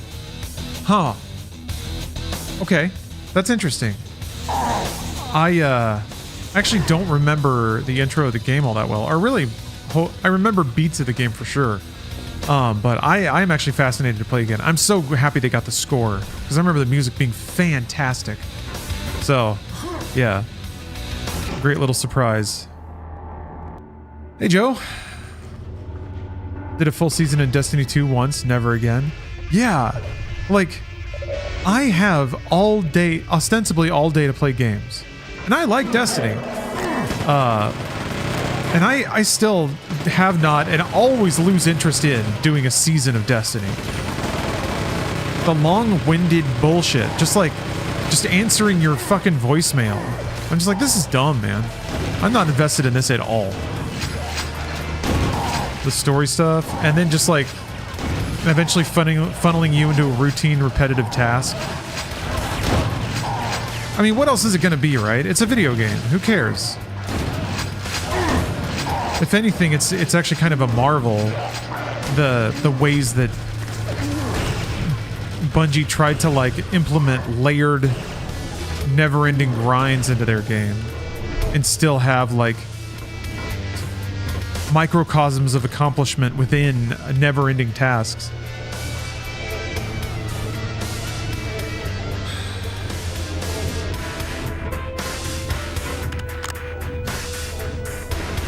So I don't know. Gotta shoot this guy. Oh, so sick. Bungie, like Bethesda, is a former gutted corpse of itself, or a gutted corpse of its former self. Yeah, it kind of seems like it at this point. I don't know. I'm of the opinion, well, maybe it's unjustified. I need to play through fucking Halo again. But I feel like Bungie is... There's a wave. There's a wave of just like above average stuff that hit way harder and got way more popular than maybe it strictly deserved to. Bungie's fine. Bungie's great. We love Master Chief. We love it when our chief runs around with his metal helmet. But I don't know. I think when it comes to certain devs and certain franchises, the perception of quality versus actual timeless quality is a little out of whack. I think there was a time when being above average was good enough.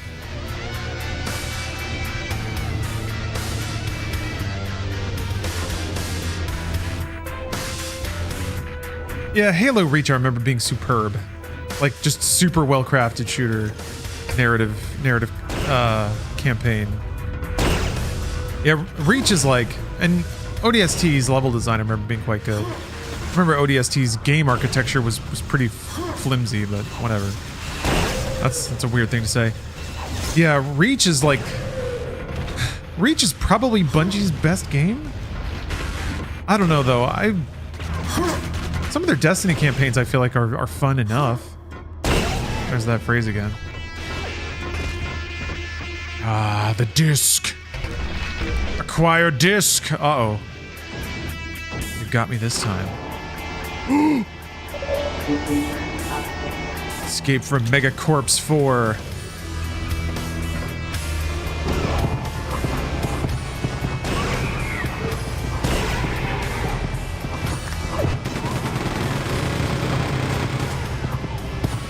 So spooky. Oh. This is an awesome little piece here.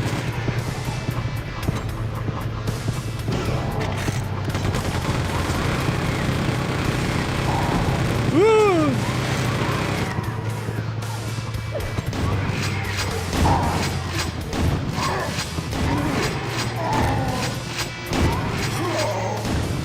Oh, they clawed me.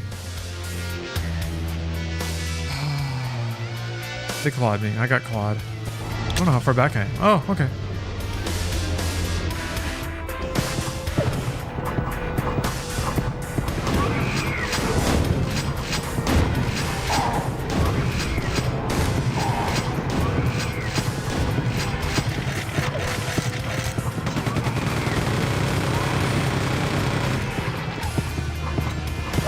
Alright, anything else? I got 2 rails.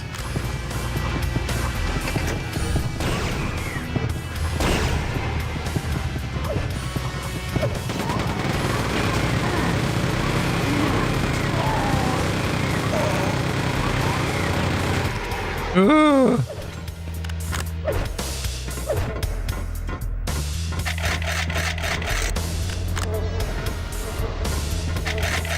This is kind of nice, giving you tons of bullets. Because that's pretty obviously the right gun to use here. I hear him. Hey, Gweepies.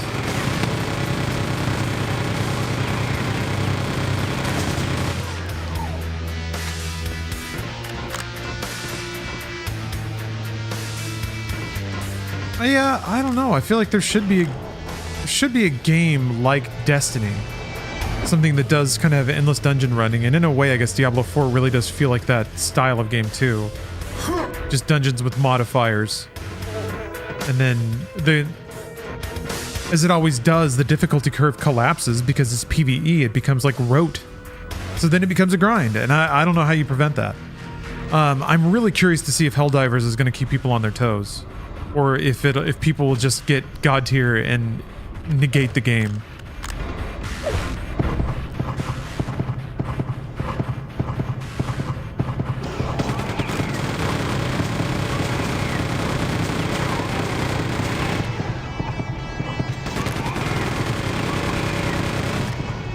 Oh shit. I don't know if I have a... Do I have a blaster? A mega blaster?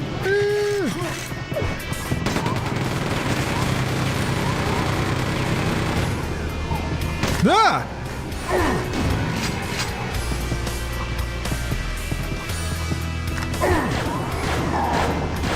Do I really have nothing else? I guess I can go up the ladder, but... Ah, shit. Why not have... No, I don't have a hyper blaster. I don't have anything that uses cells. Maybe that was like a hidden thing.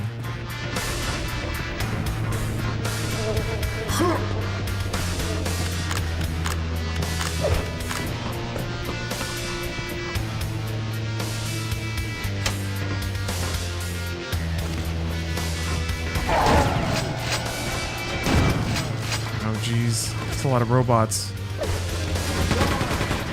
lot of Strogs. Whoa!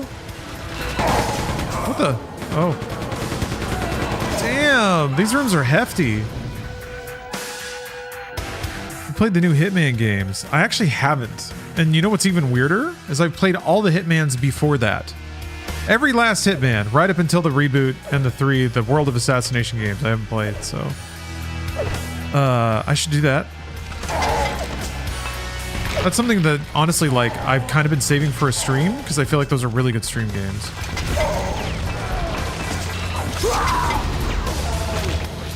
And, yet again, today I woke up, and I could have streamed Hitman, or Snatcher, and I chose Snatcher. And then also Quake 2. God, this room sucks, man. There's so much...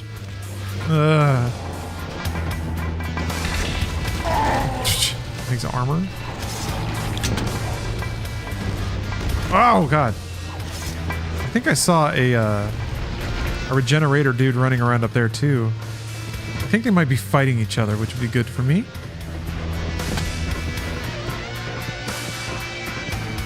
Ugh.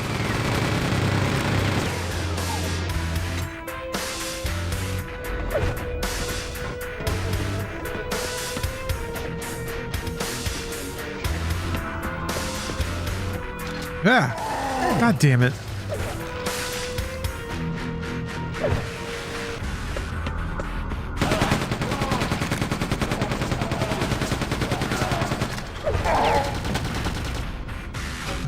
else? Oh shit!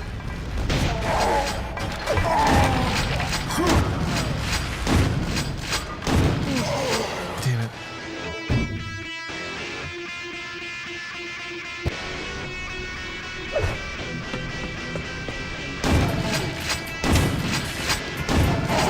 Oh my god! I need ammo.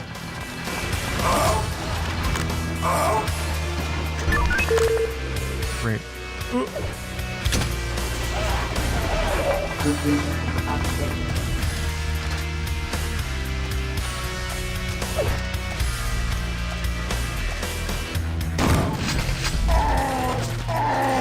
Chase me down here?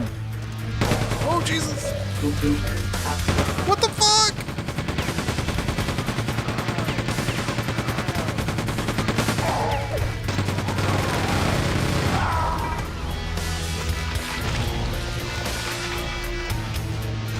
Man, the regenerator dudes are bananas. What am I supposed to do about that? Hey, Bobby Turok. Just got back from a long drive, enjoying some McDonald's and Quake. Ooh, an excellent pairing. I am doing great.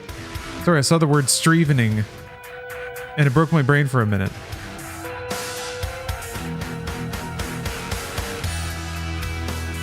Doing fantastic. Snatcher was amazing. Really enjoyed playing that. This map pack is delivering a lot of chills and spills. And no bullets. I need bullets. Oh, that sucks.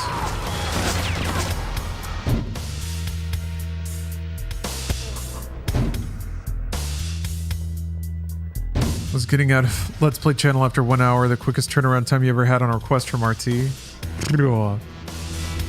Yeah. I didn't think anybody that worked there was still paying attention. But I was wrong. Well, whatever. That's fine. It's off my list now of counts. So I have a cleaner UI. Jesus. The little regenerator man. Keeps regenerating.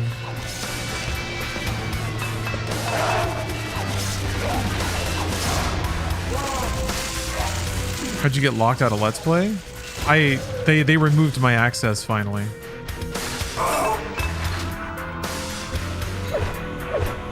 I had admin access all this time. I posted a cheeky tweet about it and they removed it. They looked for it and took it out. Which is good. I shouldn't be in there anymore. But still. I kind of like the implication that after all this time I might do something.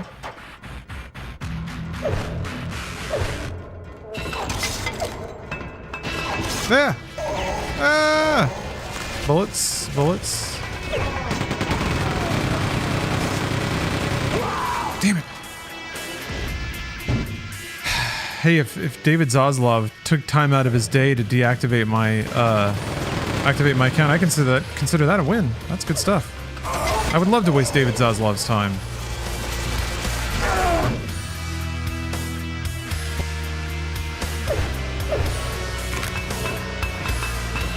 God damn it, they keep bouncing.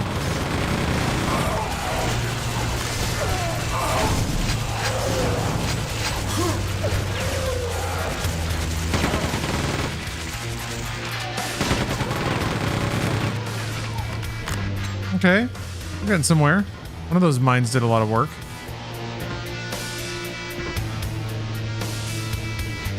You're talking about the Let's Play YouTube channel or Twitch channel or something else? YouTube channel. My Google account was still authorized with the admin access on the Let's Play YouTube channel.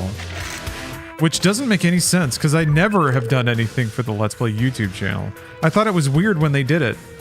When I worked there, I was like, why did they do that for this? And then it stayed there after I quit. So. When was this game? So, Quake 2 originally came out in 96? I think 97? But this specifically was made much more recently. Microsoft recently re-released Quake 1 and 2 with like kind of some Kind of like some remake stuff. It runs better and looks better these days. If you could go back to the good times of Inside Gaming / Funhouse, even for an hour, would you? I mean, yeah, because time travel's awesome. That'd be cool. It'd be fun to run around an hour in the past.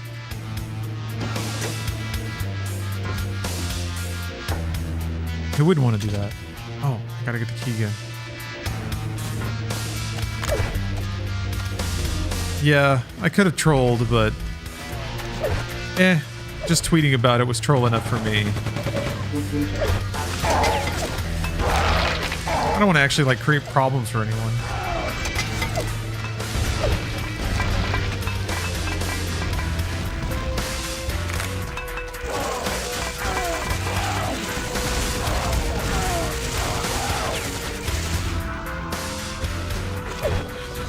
It's not very professional to troll your former workplace. Yeah.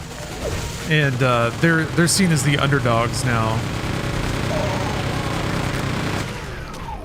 So I think the tweet was enough. Yeah, I agree.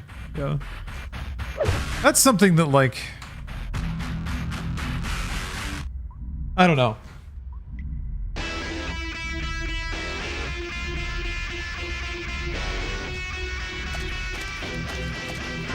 There's a weird dynamic that happens sometimes when, like, a company, and I'm not talking about people, by the way, I'm talking about a brand and the way that people discuss brands.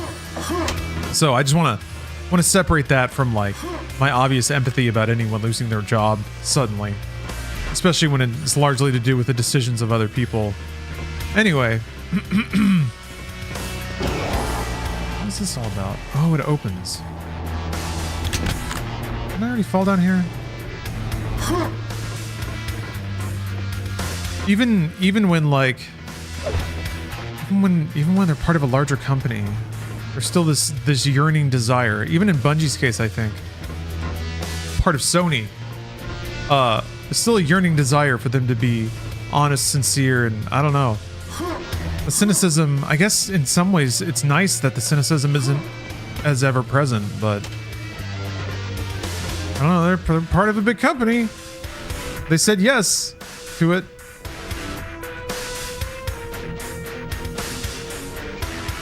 Yeah, rest in peace to all the jobs, 100%. The older I get, and the longer I do my own business shit, the more I start to understand the nature of work, the value of it, and the shitty disruption of Titan Industries slap fighting each other and then hiring and firing thousands of folks as part of that conflict. Look at this guy. Probably gonna shoot him, huh?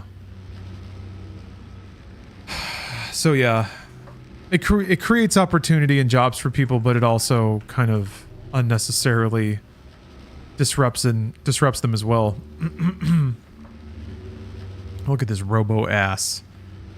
Yeah, these days I much prefer the version of life where the world is populated by tens of thousands of small companies that employ people directly and like fill a specific need in the market versus the megacorps that try to do everything. Yeah, Coinmeister, that's a good way to put it. The domino effect of selling the company so a couple of guys needing to buy their 5th summer house to everyone losing their jobs is crazy. Yep, it's a million small concessions. I wonder at what point, like, surely this is different for individual people, if they even ever have this moment. But what's the moment where you're like, okay, that's it, whatever. I'm sure it's always a trade, right? Like, it's a trade. I say yes to this, they get this, and I get this. So I get a check, I get to make my movie, I get to do whatever. And in a good version of things, I shoot my shot and it works out, and this is my career now. In the bad version, I throw my luggage in the car and drive away, having spent all the money. I guess you get there and you're like, all the people along the way, you either don't think about or tell yourself it's just part of life, which I guess it is. You know, that's the rough and tumble. It's the price of ambition, I guess. Whatever. Shoot this robot.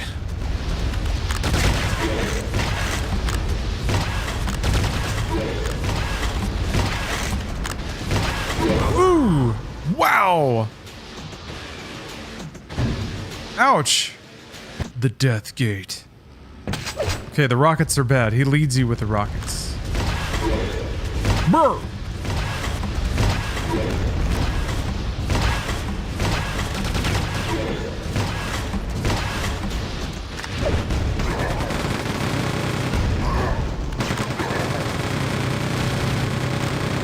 What are you doing? Ooh! Did he drop an adrenaline?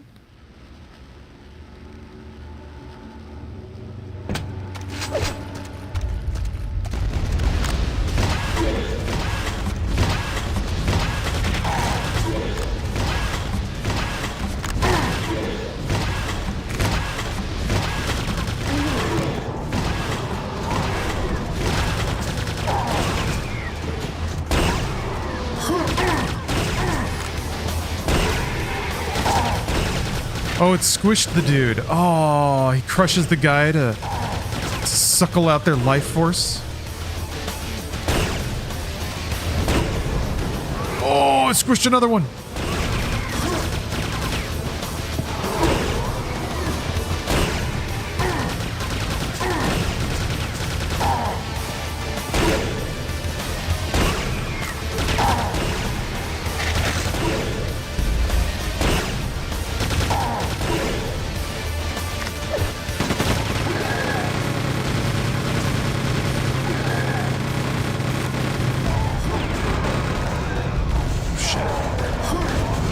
Whoa. Whoa. Whoa. Whoa. Wow. It's a lot of dudes. A lot of mans. I think they want me to jump in. What if I stayed and battled them all? Brarg. Oh, damn it. I should have saved or something.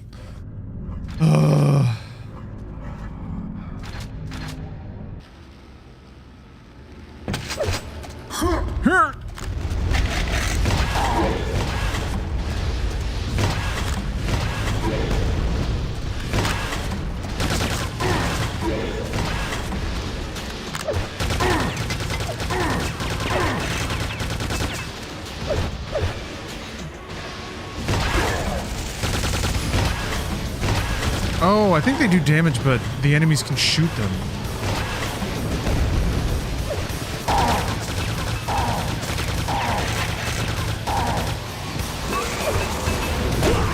Damn it. Alright. Alright, Gate Warden. What the? Shot on both sides. Oh, that did a shitload of damage. Oh, that sucked. Oh, he's gonna kill me! Yep. I saw the little rocket pod pop down. I knew it was fucked.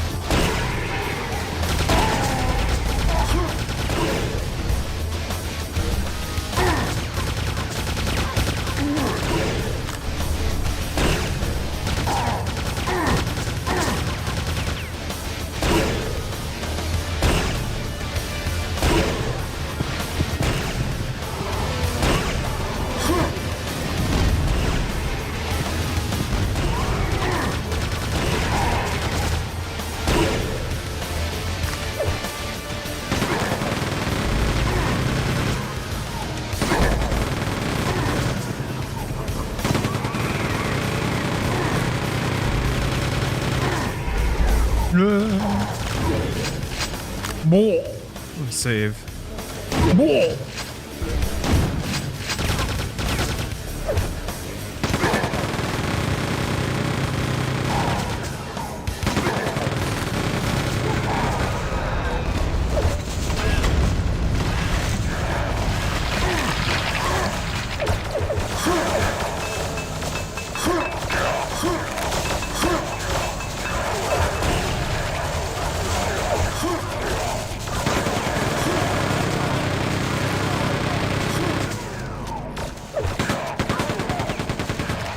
Hell yeah. Hell yeah.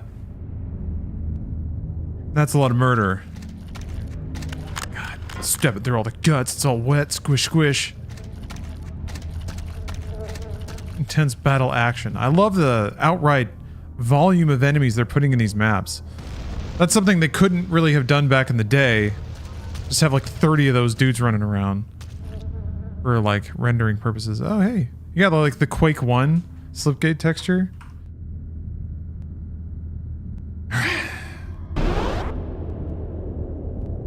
What?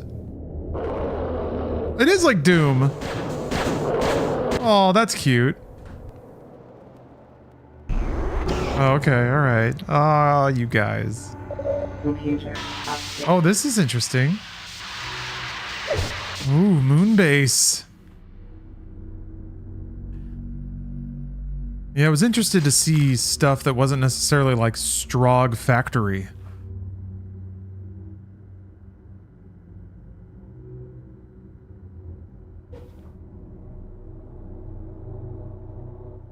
How come a company that buys a company comes in and fucks it up? They bought it for a reason. Why not let people keep doing its thing and make money from it? Because the people running the company sold the company for a reason. Sometime, and this is the fun dance. Like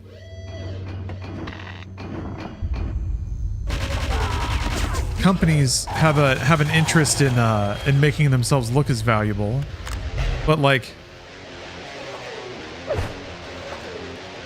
maybe the owners or the people operating the company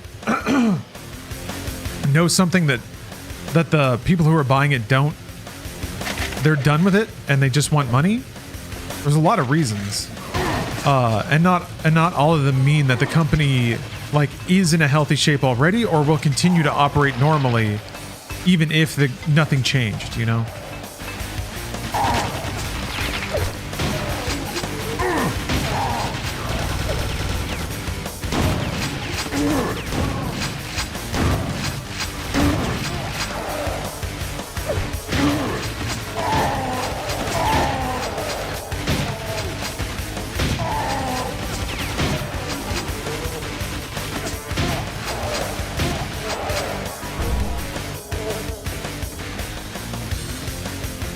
Could Funhouse have survived independently?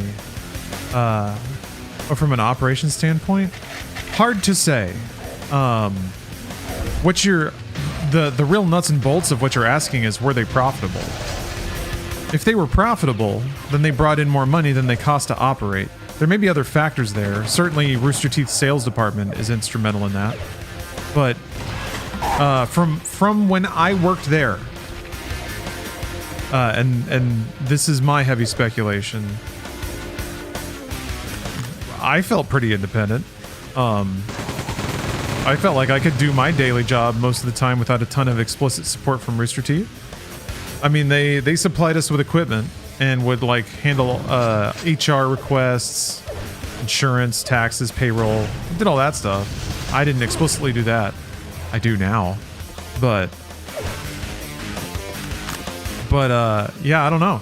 I certainly have I didn't have that level of visibility on our finances when I worked there. Besides, well, I don't want to speak for Bruce, so I won't. He would try to be very transparent with us about the actual like operations of the channel and our profitability. And it's my memory that we were profitable back then. But we were working our asses off, and we overproduced.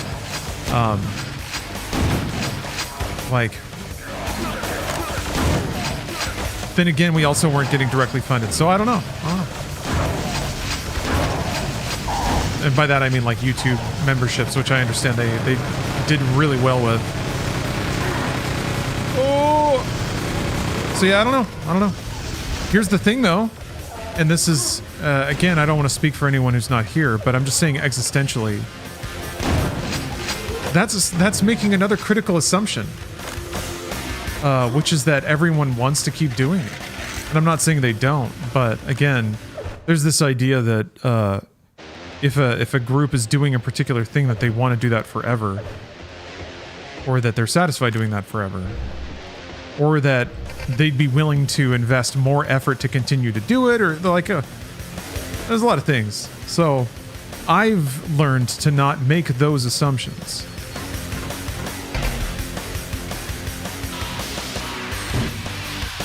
Here's something. Okay, I think a neighbor's sorting recycling or something. Alana said the funhouse was profitable and she left. Okay. That's good.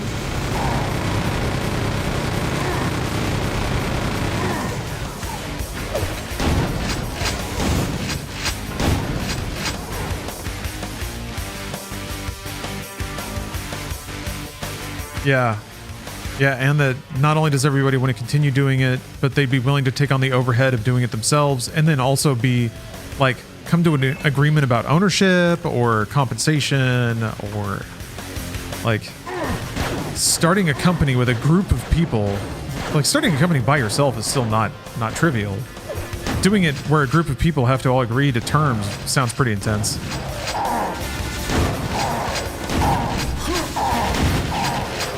Jeez, he's getting like shoved around. Oh my god, shredded up.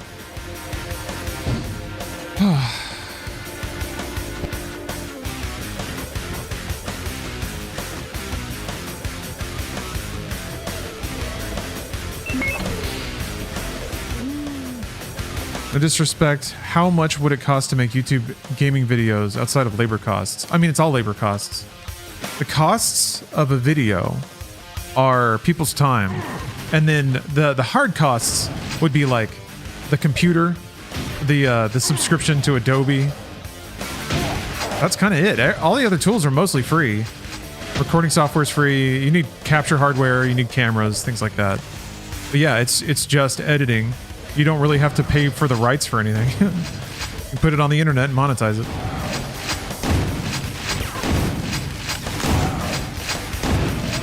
But that's the traditional funhouse production method is actually really costly with that. I mean, that's why like other things have all trimmed down to one person, because that's the minimum that people will tolerate. So you get your minimum cost product. But yeah, you're paying for the recording, you're paying for an hour each of 3 people. For the edit, depending on how long they are, how involved, you're paying for 8 hours of a professional editor's time. And then however long it takes for a graphic designer to make a thumbnail. That's a lot of labor to go into an upload. That has to do pretty well to just monetize strictly through YouTube. Selling sponsorships changes that entirely. Are the revenue streams on YouTube good enough to sustain a channel like Funhouse? So, sure. I mean, anything's possible. But the economics of it get complicated.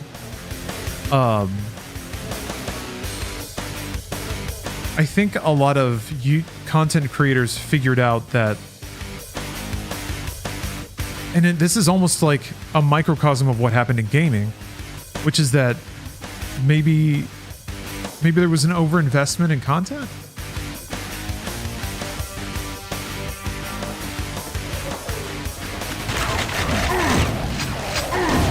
Who derp? Yeah, there's no reason to fixate on that.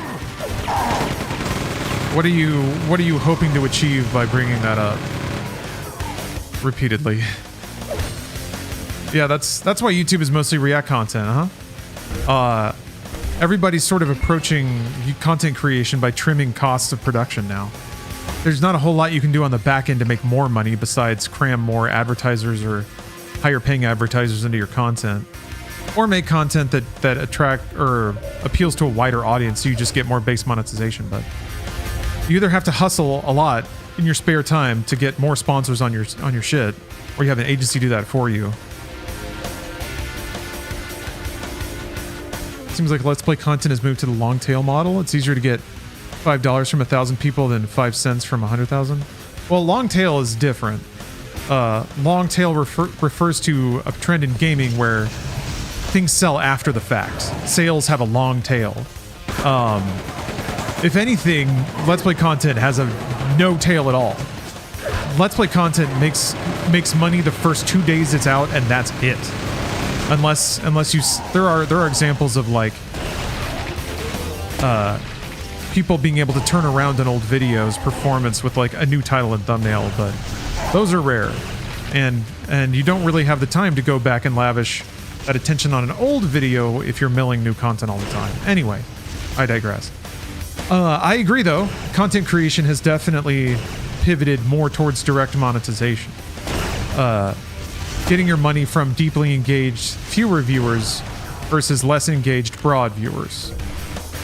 That is certainly the economics of how a lot of what I do works. That's Twitch. Your fans are on a plot of their interest level, and the long tail is the few super fans. I see what you mean. Yeah, I mean that was Rooster Teeth's model, but I don't know. They tried to do both. I don't know. They tried a lot of things. It's not for me to judge the decision making, but certainly I wasn't the only one to point out a weird disconnect in the company's revenue stream and then the projects and audiences they bit off and intended to appeal to.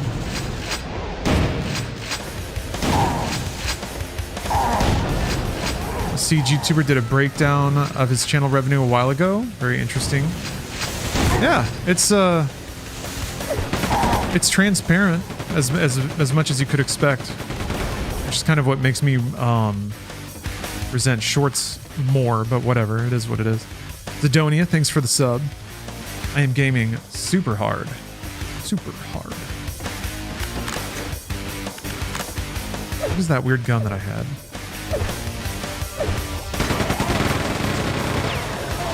I don't know what button it is.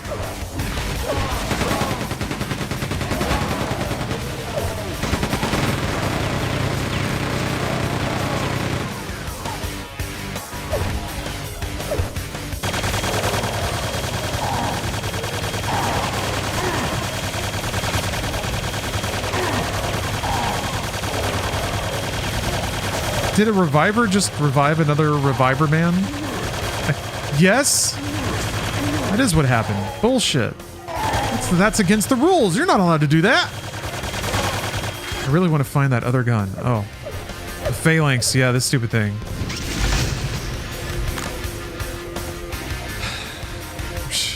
Best model is to partner up with a gambling site, not disclose that, tilt the odds in your favor, trick idiots, trick children into spending money on gambling. Yeah. Watching that play out was also pretty instrumental. The T. Martin shit, Syndicate shit. That's what I associate with like the Call of Duty days, the Machinima days, by the way. Just like the lowest level fucking scammers. Average dudes with no morality rushing for money as fast as they can get it. It was gross to be around. I can't believe how many Rooster Teeth projects there were. I saw a video about it lately and felt anxious. Yeah, there sure was a lot of saying yes to everything, which on some level you wanna feel good about. You want to think that like once you get all your money, then you can say yes to everything, and I think that may have been part of it. Wanting to be the good guy, the fun dad. Who knows, though? Much like my father, I was not allowed in the room.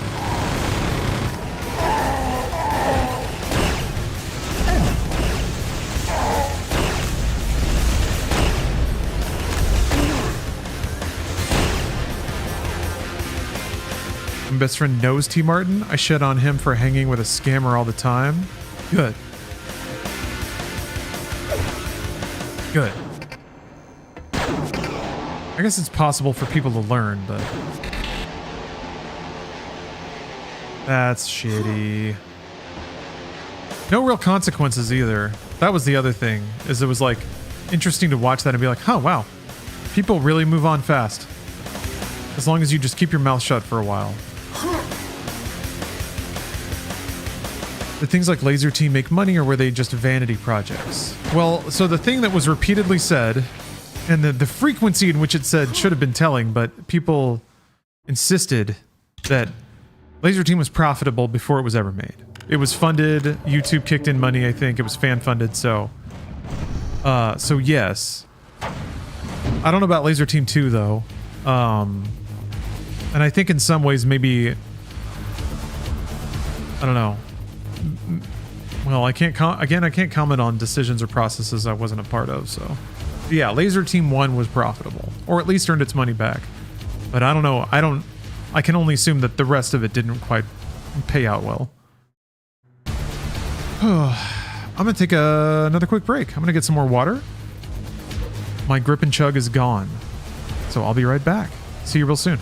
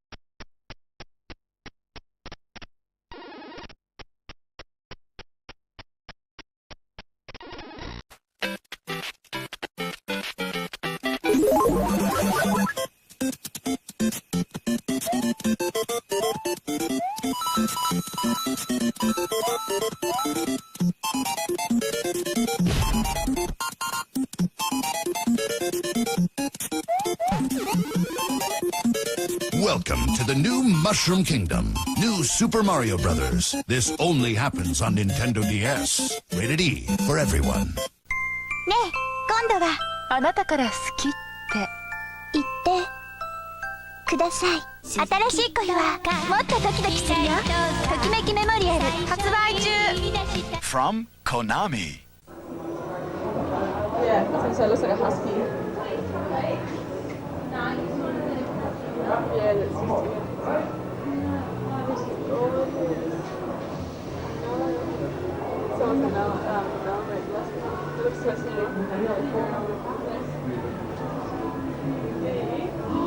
I like the pine, Christopher Rasmus.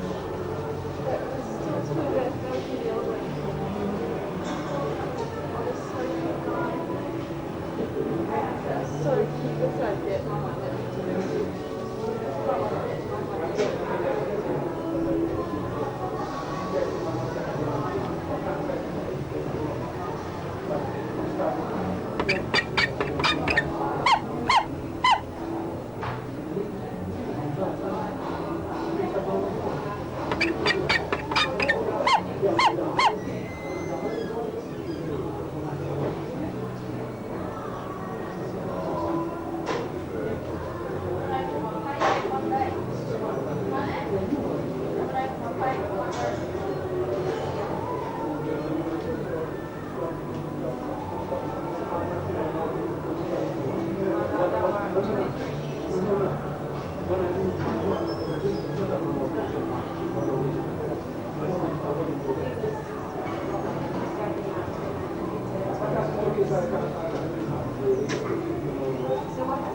It's a shame they grow up. See, like, you could keep that one that size.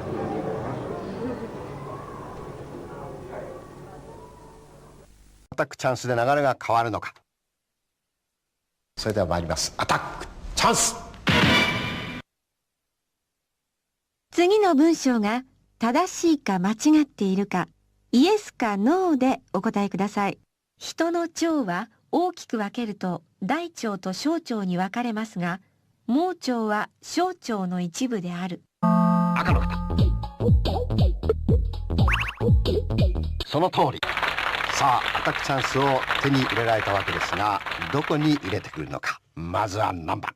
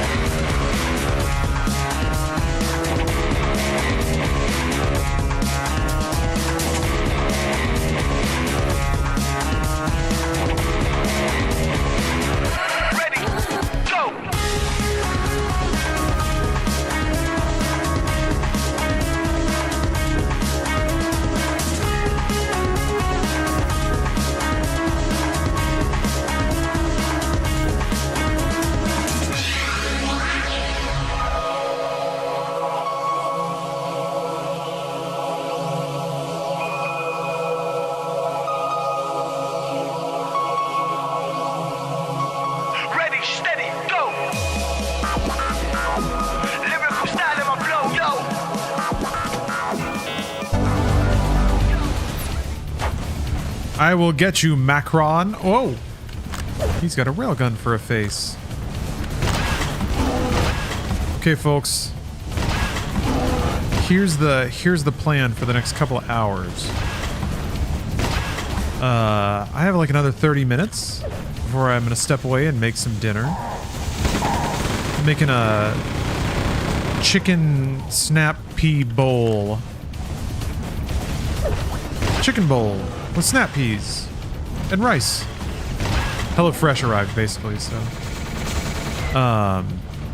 so that's what I'm gonna do. However, Homesteader, I'm gonna beat the shit out of Macron real quick. Whoa! And then I'm gonna fire up the Dragon's Dogma character creator because I gotta make my last witch hunter, and then take a break to cook a chicken bowl, like I said, chicken bowl, and then Helldivers versus Sound of the versus has a call for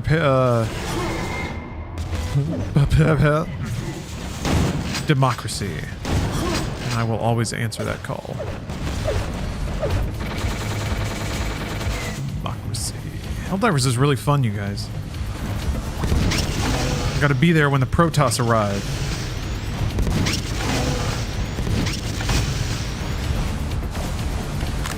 The gooses call for aid. The law dogs will answer. Ooh. Oh.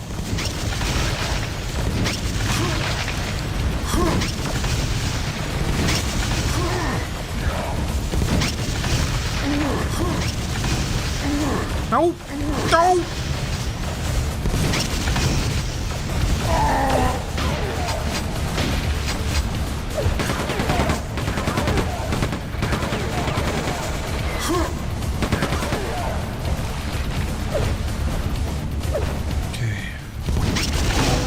Damn it. Another door opened. There's a quake, or, sorry, there's a quad damage over there having... Oh, it's in the middle. Of course it is. Whatever. Macron has been destroyed. His evil machinations will not come to fruition today. As the brain falls out? Rad. That's rad. How many modern games have brains falling out? Don't let them, or don't forget what they took from you. Brains falling out of the enemies you defeat.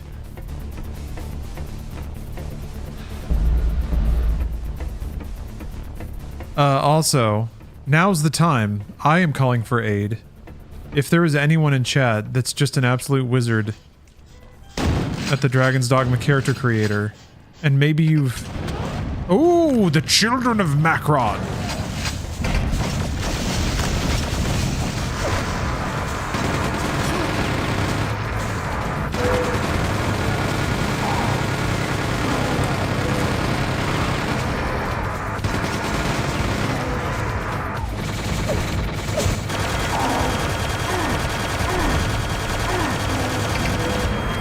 Sick. The brain gonna pop out again?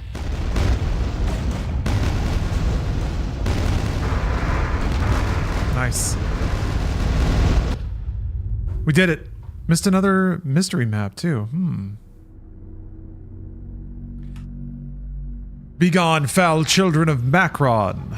Alright. I guess that's half the map pack done then.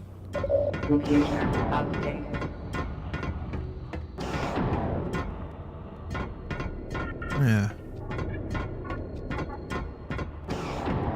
Doom Eternal stream for the 4th anniversary? Oh man.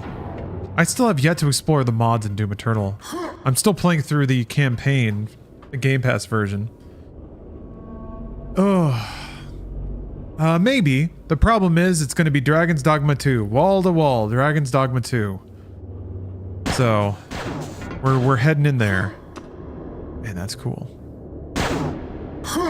Playing through all the Quake games, all the games made in the Quake engine? No? No, just Quake. 2, map pack.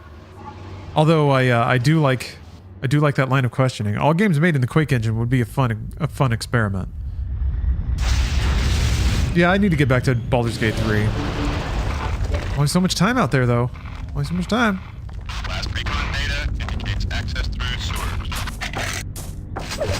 computer updated.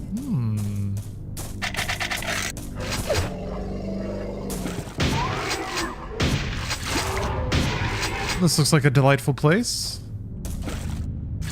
I can't wait to quake my way through it. But in the meantime, let's mix it up a little bit. It's time to make a character.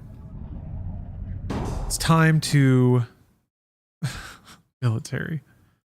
It's time to step into the future. Actually, hold on a minute. Well, no, it doesn't matter. You guys can know that I've already told you. I've already told you that I have access to Baldur's Gate 2. It's just, or sorry, Dragon's Dogma 2. It's just not unlocked yet. Or I'm not allowed to stream it yet. So I'm going to do this. I'm going to do this. Damn it. Automod's still grabbing military for some reason. All right. We are yet again hitting up our cinematic diesels to find a character to play for Dragon's Dogma 2. In some ways, this is the most fitting diesel there is. Because it is, of course, the last Witch Hunter, Vin Diesel. And we all remember that character's name? Bim?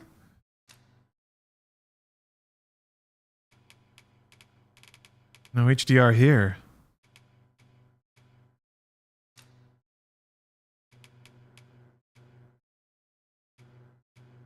I kind of wish Vin Diesel did like the Jackie Chan thing where he made a ton of movies where his name was Vin. Vin Diesel. Like, people have to say that. They always have to call him Vin Diesel.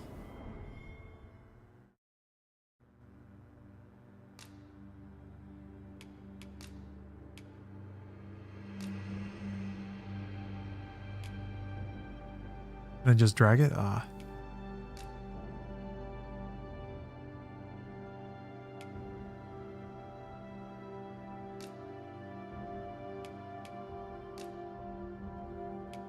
Right. Here's where hopefully the magic will happen. I want the window to be a little bit bigger. Hold on.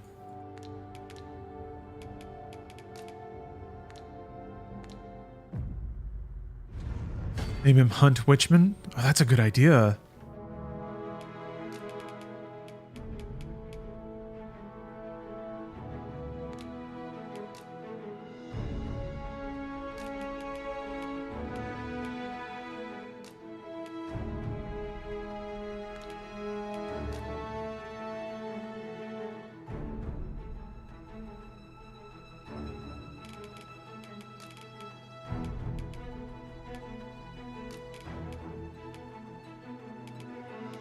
There we go.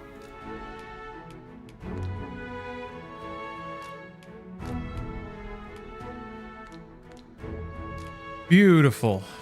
That way we won't get any of that pesky frame tearing. I don't think it can frame tear when it's a windowed thing, but...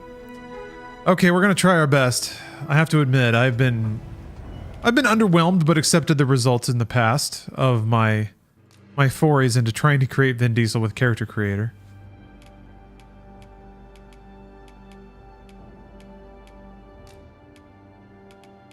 Masculine human. Yeah, of course.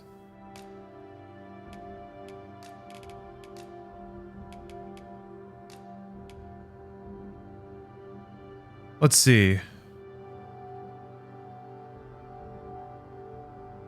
Need some more inspiration. I mean, I should know every curve of Vin Diesel's body. He's a little paunchy, you know, a little stout, thick boy. It's more a body language issue.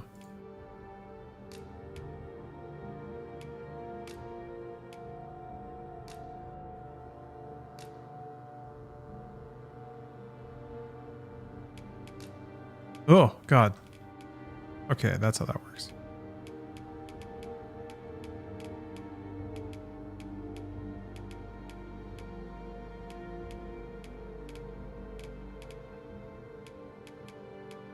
You know what? Character creators can try. They just can't get Vin.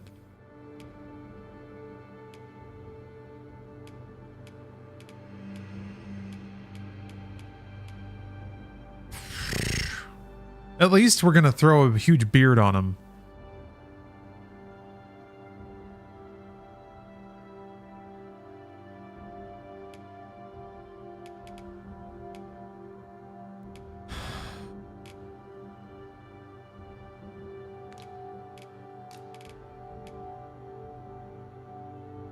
I don't know, man.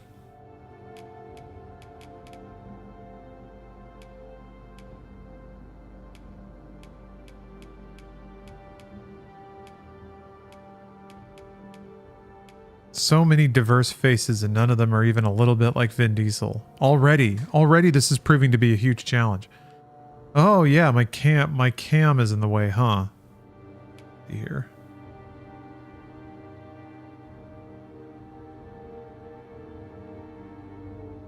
Just droop down here. Get out of the way.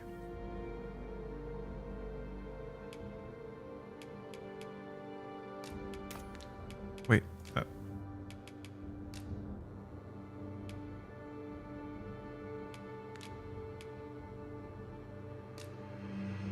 There we go. Got to match the angle. I don't know though. There's not a whole lot of like. There's kind of this.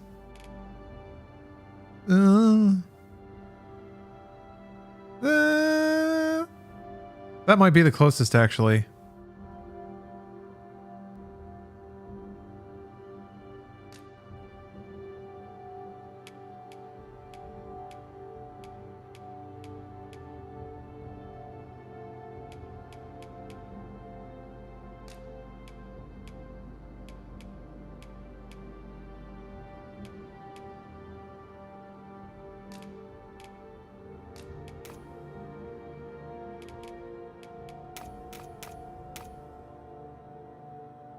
I don't know though. I don't know. I'm gonna have to sculpt him. I'm so bad at that. I'm so bad. I just can't. Vin definitely has a big head. We know this. He's got kind of a long head too, I have to admit. It is rather oval shaped.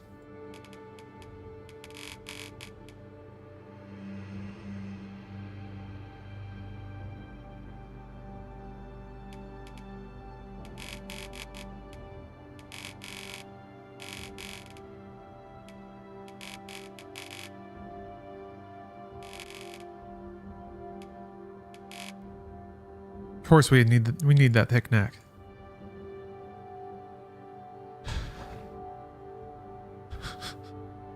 Not interested in that. The problem is I need to get the beard.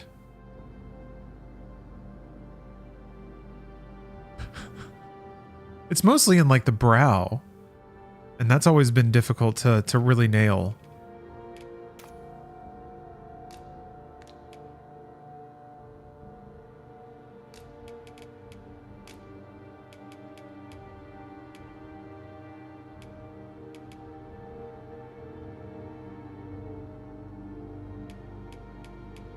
He's kind of orange, huh?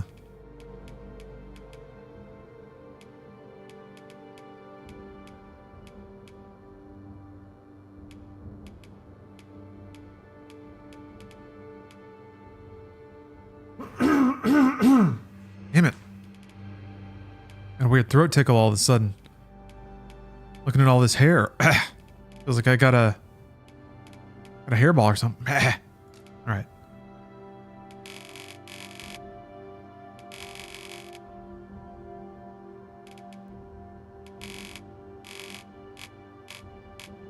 I can kind of see it. Man. We know our Vin is sheeny. We always have a bit of a greased up look to us, don't we? Wait. So I don't know. This is where it all falls apart.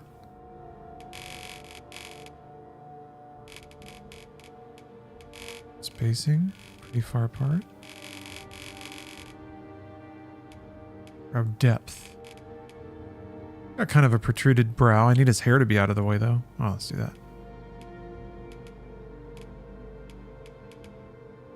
God, there's like one specific dead spot on my mouse pad. It's so weird.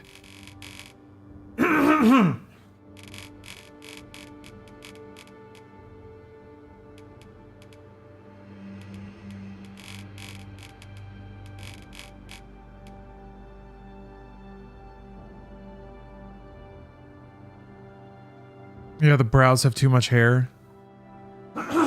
Yeah, I need to go thin those out for sure. That'll help. Let me get the hair off too. Get that out of the way. Oh wait, hold on. Got to do the. Might as well find the right thing. I can adjust finers later. That is kind of it though, annoyingly. Okay.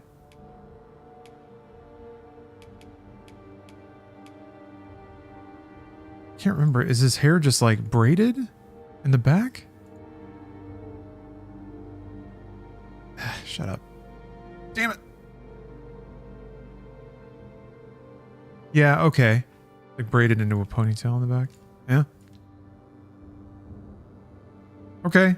That's not quite it, but it'll probably, it's probably as close as I can get. Like dark brown.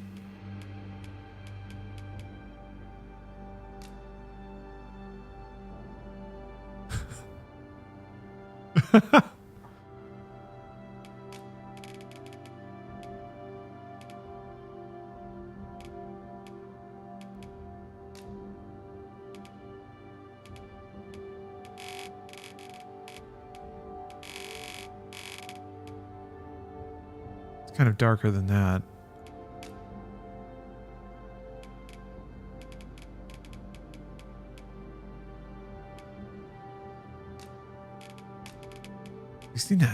Nice.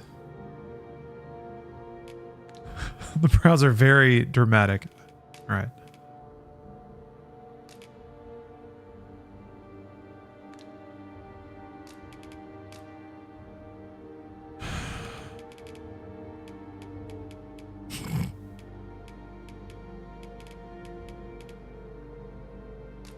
It's just kind of this.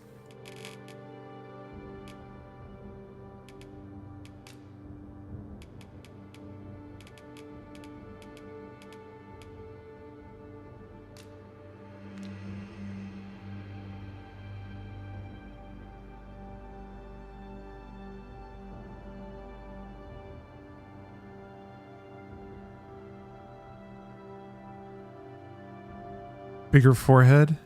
Yeah, bigger forehead. Yeah. I don't know though. I'm not seeing it in the eyes. I don't know what it is.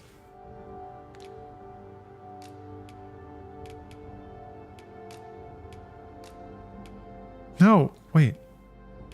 Detailed customization. All right.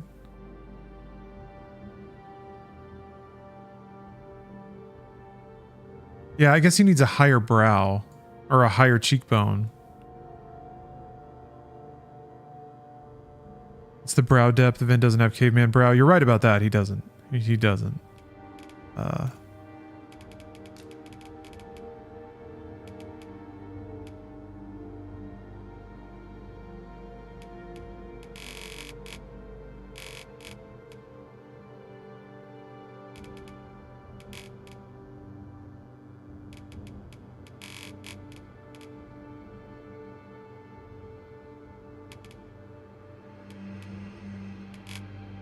But it's like there's a bump there I can't get rid of.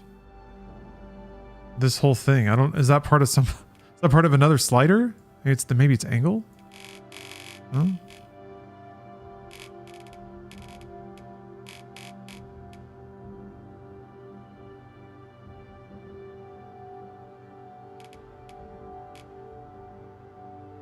Or maybe center forehead. Is that not a thing?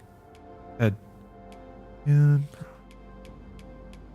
Jaw, chin, mouth, cheeks, ear, nose, eyes.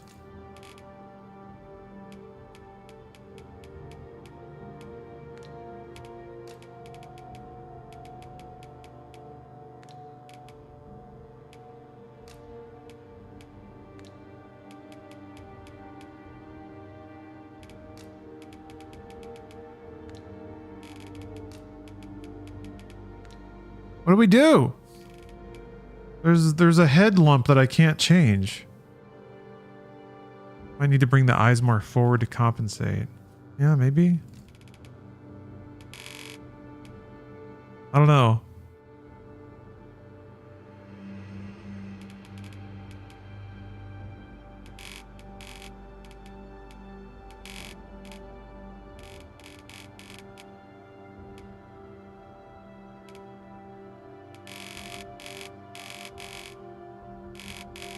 does have kind of forward-looking eyes. They're kind of pooched out a little bit.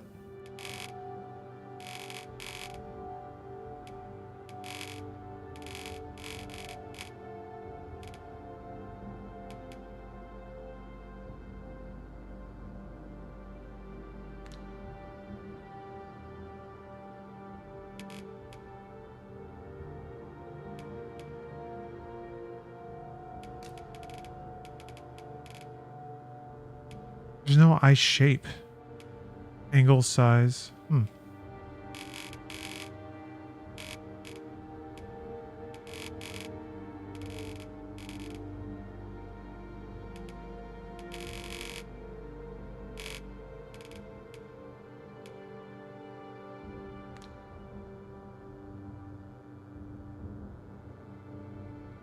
Okay.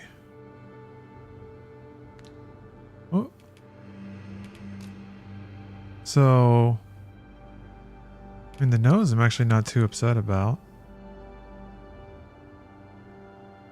Maybe the point turned up a little more. Yeah, tip angle.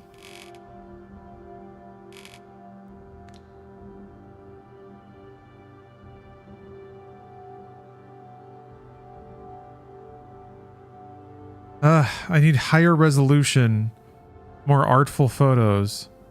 I need better angles.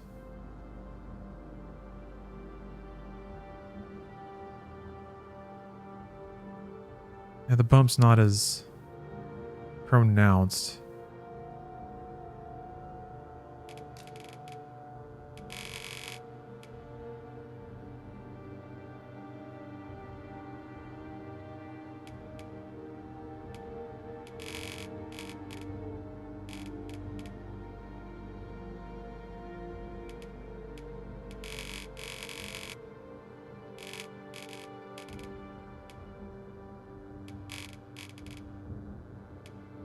Vin has tiny beady eyes.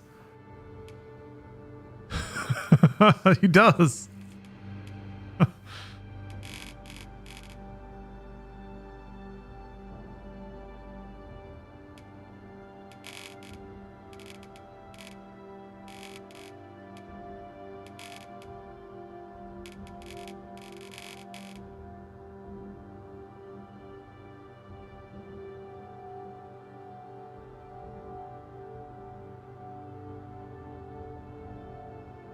I feel like this ridge right here is still not quite it.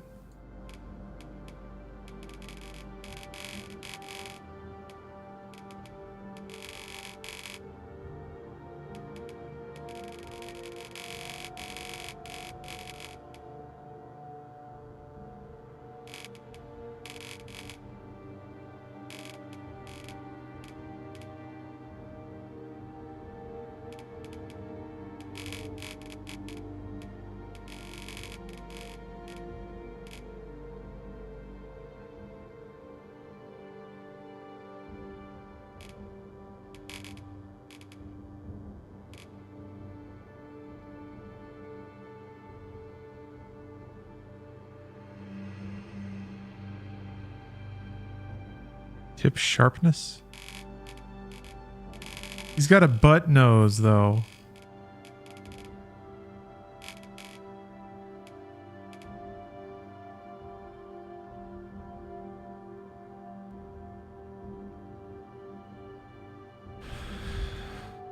Looks pretty good.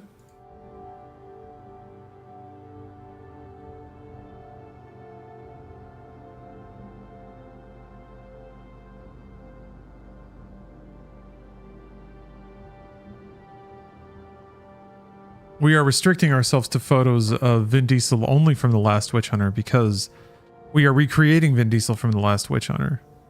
So, I would like you to go out of the way. Get out. That's fine.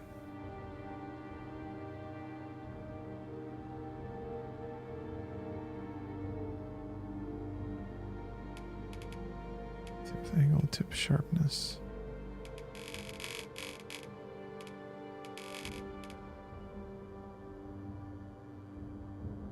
No. I think I threw it off.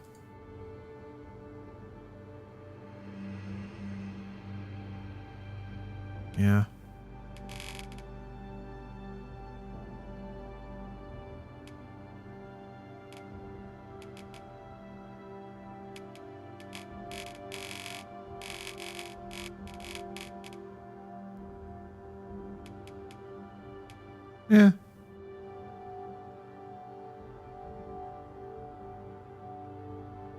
Okay. I feel good with the nose. Yeah, let's see if we can beat out the eyes. It's just, oh, there is a style. Wait, what? Oh, ears. Clicked on the wrong thing. Nose. Yeah, there's no like, I can't change the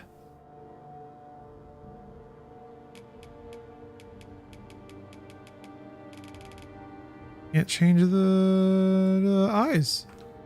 Is it somewhere else?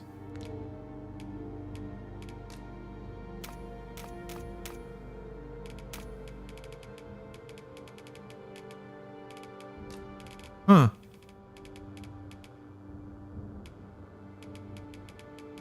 Yep.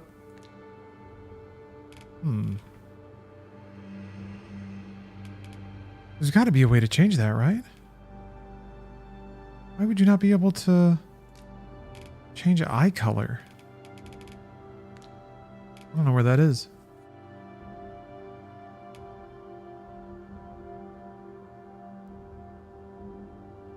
Let's see here. How do we feel about the ears? I mean, they kind of look, I guess, dead on. They're a little far out. Or a little wide.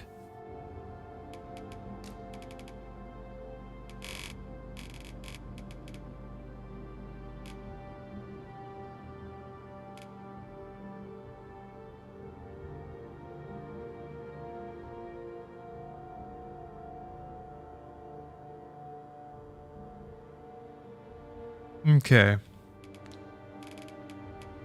See if we can get a good mouth pout.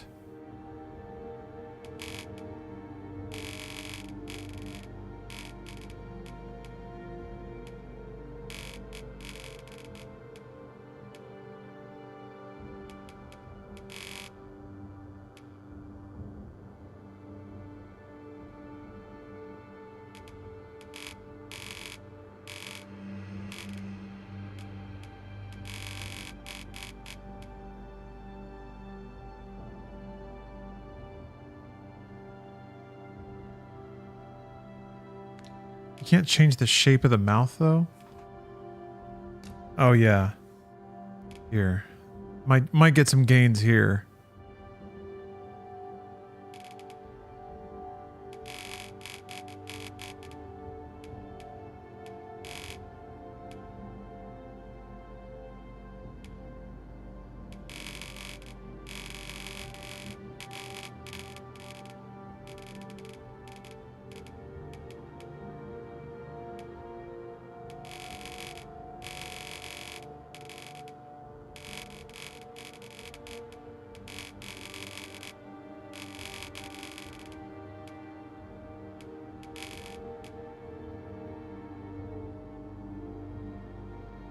It's this. His brow is like too far pronounced, and I can't really do anything about it. I don't know, folks. I think my lack of skill in character making is striking again. But that's okay. It's just an interpretation. You pick a larger beard. I sure can, I think.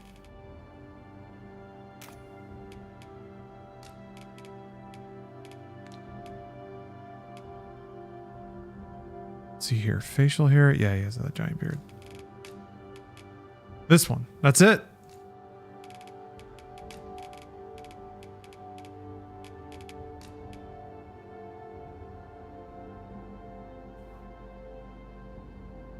Actually seems a little bit brighter at the roots, maybe? A little lighter? Oh, that's why.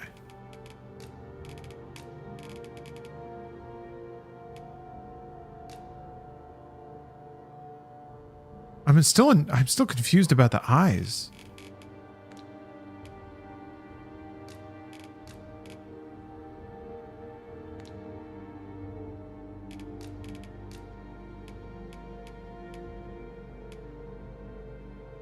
I want to bead the eyes so bad. That's the fun part. Oh, here we go. Gosh, okay. Yeah, we got to bead up the eyes. It was in makeup. I guess I get it.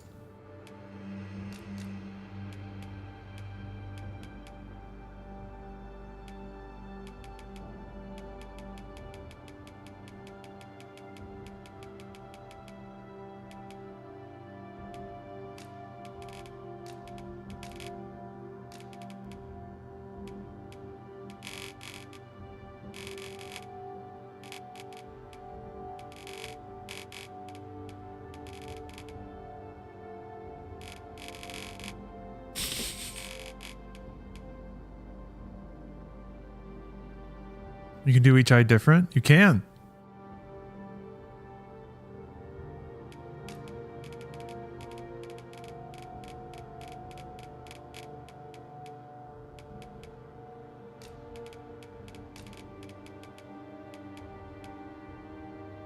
Just a hint of a soul in there. No, too much. Too much. Something like that.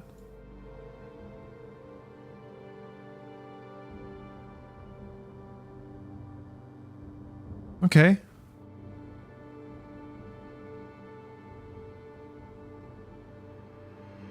I wish I could get the like 11s and the brow really in there.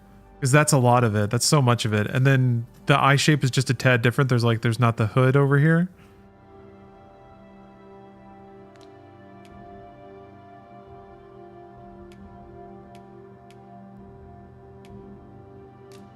Cheeks. Oh, okay. Oops.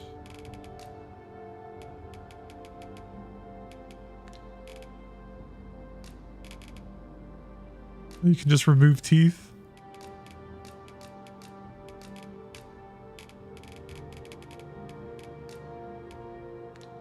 Vin has great teeth. We know this. Can you round the top of his head off more? Yeah, he needs to have like just a taller, rounder, more ovally head. Good observation. Let's see what we can do. Werewolf, thank you for the Dogma Diesel.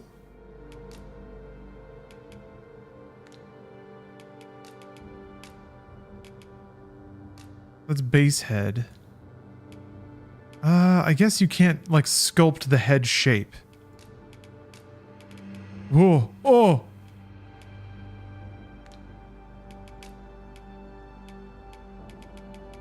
Okay, so yeah, it's all the same skull basically with the different faces sort of stapled on. Oh. So no, unfortunately, I don't think I can extend or round out the head. That might be like, since you have helmets and gear like that, if you could balloon out the head, it would make it... If it wouldn't scale uniformly around the brow, I guess. You want me to add wrinkles? Does Witch Hunter Vin have wrinkles? Though he's pretty smooth. But yeah, I could add some. The thing is, it doesn't do much.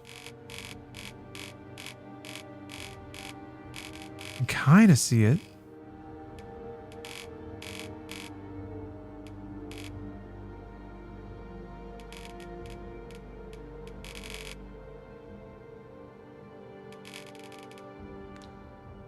Oh, look at rest of body. Good advice.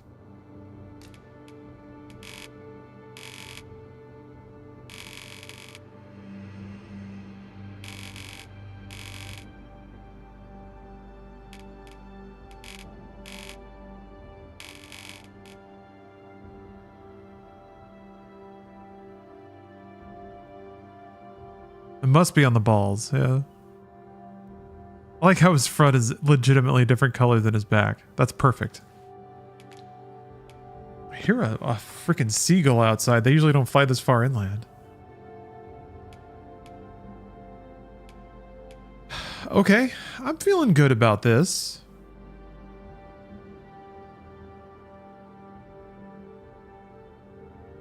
No package slider? Let's find out. Tattoos, body scars, dirt. He's pretty dirty.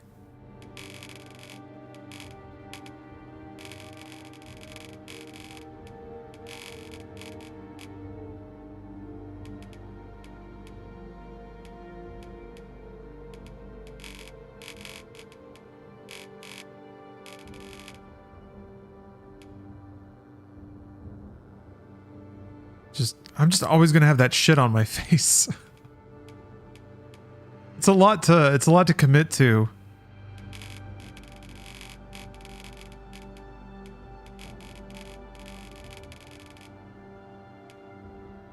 Okay.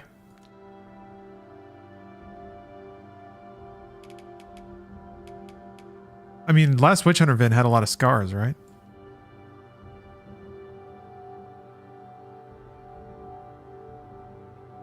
Just keep clicking.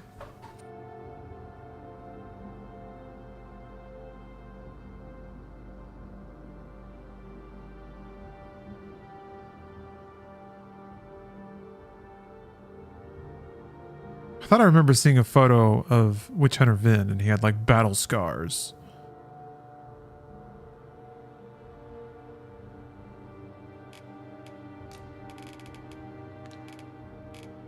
That's fine. Having my heart ripped out by a dragon's pretty good. Okay. Detailed custom. Oh yeah, body. I think is what I wanted to. Wait, where are all the like? I thought there were like size sliders and things like that. Did I miss that? Oh, here we go. Oh my gosh. Did I just never tab over to this? Oh my gosh. Okay. All right. Now we're even more in business. Yeah, I did this. So yeah, this is maximum length of head.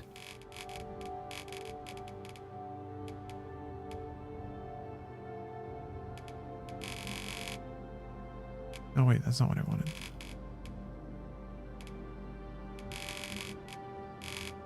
It's like watching a movie in the wrong aspect ratio. But yeah, I think a thinner head is helping. Like narrower, taller head. What's he look like with the tiniest head?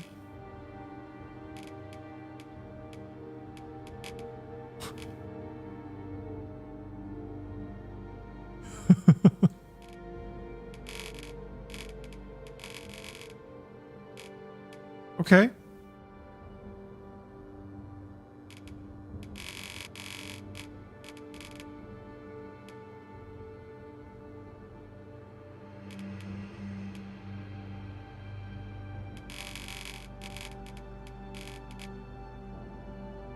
I mean, this is a way you can kind of extend the... Like it... I don't need to move the face down. I just need to move the rest of the scalp up.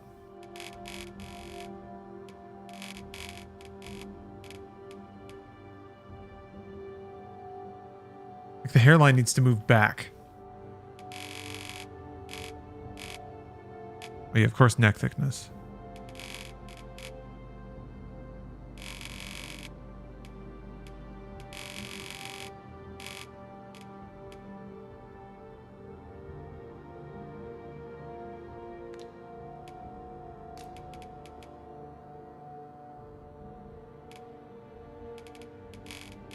He's got to be huge, right? Because Vin's huge. And has a long torso. Absolutely jacked. Huge traps. Muscles. Muscles.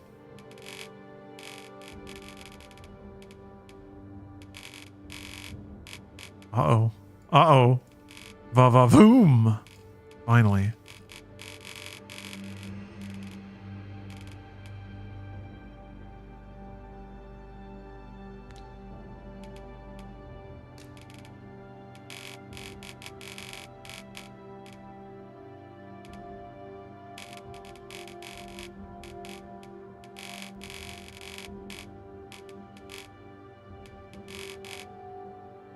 Glad there's a titty slider for dudes finally.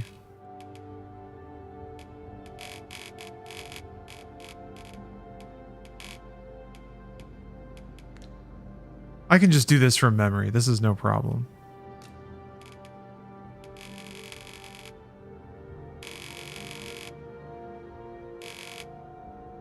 Is it just like more excessive motion or less?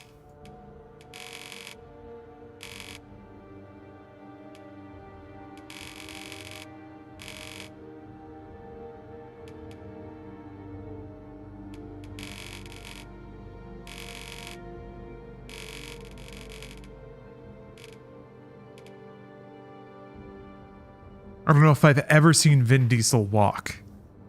I imagine it's something like this. He definitely he had a hunch in one of these. There we go. Yeah. I mean, there, he's obviously thinking about his tortured past.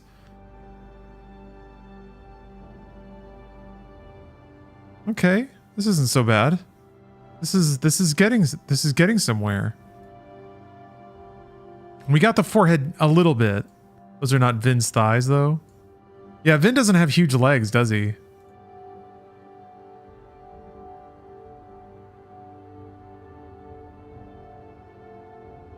Should I dial back the legs? Just to make Vin feel bad? He never walks, that's true.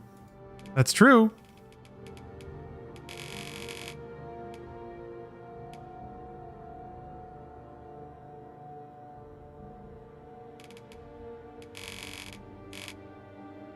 Rear size.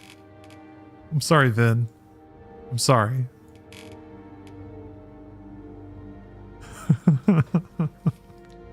Okay.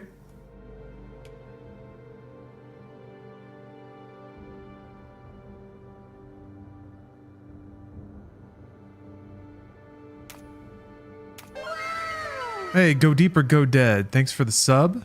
Make your Vin serve cunt. This is not me asking, this is me telling. I don't know if Vin Diesel's capable of that. I think that might be outside of Vin's vast talent range. Okay, I'm pretty happy with this. I would like to put like wrinkles on the brow or something. Getting the 11s would really dial it in, but I don't think those are options, unfortunately. Spacing, depth, brow bend. Yeah. Age him up. There's not really an age. Is there? I feel like I may have missed important settings.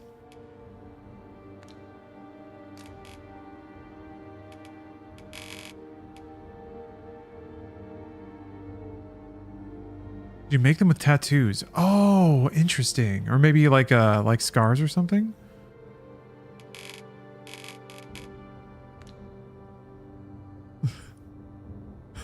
I'm going to be wearing pants like the whole game. But it's fun to know that it's in there.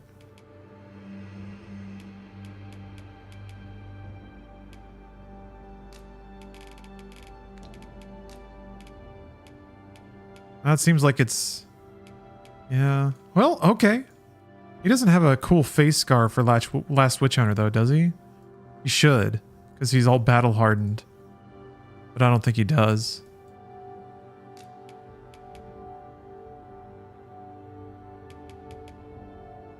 Go with something like that. That's sick.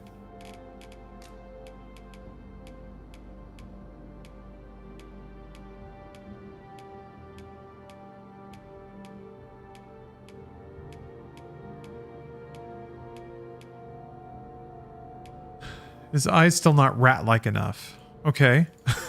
Okay, alright.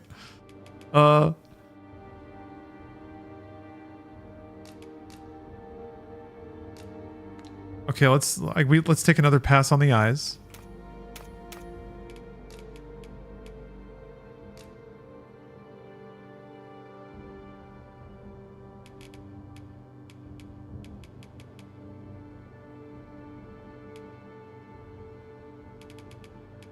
Yeah, I don't know. That's kind of all I got. You want me to just make them more black? I can also make this less of a shade of white.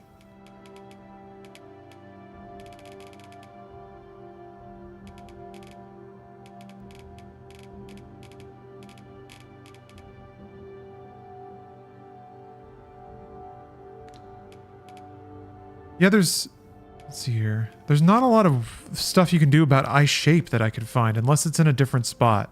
So wait. Head, eyes. So let's see here. Width, depth, size. Make them smaller.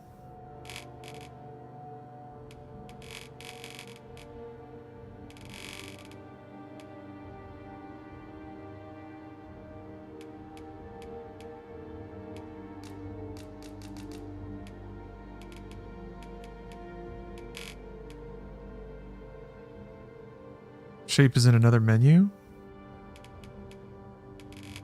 Where is that?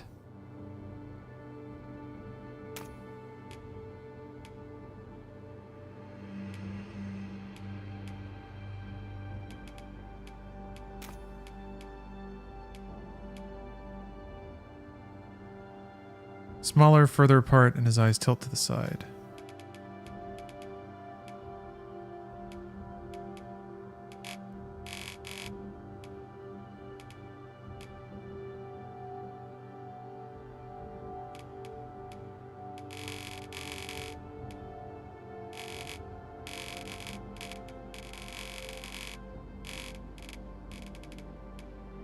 Yeah, it's like this part of the eyelid hood starts to really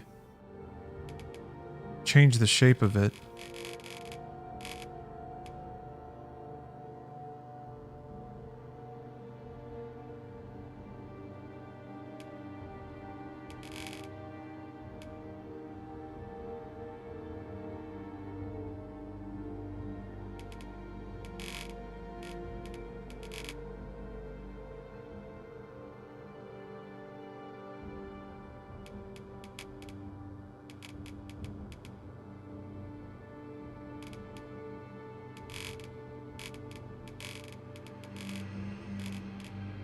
I want him to look up.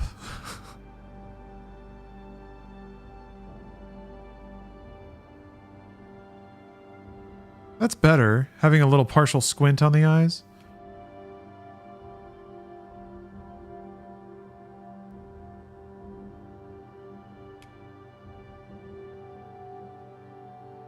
Look at him. It's like a dude I matched with on Hinge once. Ooh, how'd it go? Maybe that's a good omen. Was he dirty? Was he caked in dirt like this guy? And a little shiny?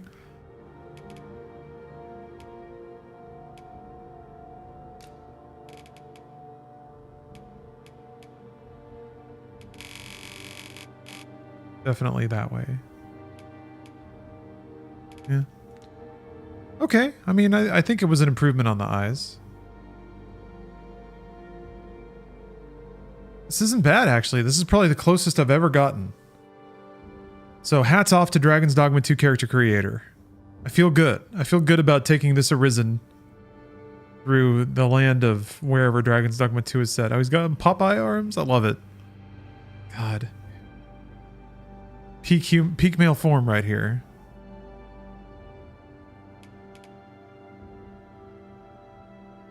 Wait. Oh. Oh, alt is finalize. Okay. In Last Witch Hunter, he's a fighter though, right? He's got to be. But I've been playing as Thief and I really like Thief. But I should let me try. I'll try Fighter. I'll try Fighter.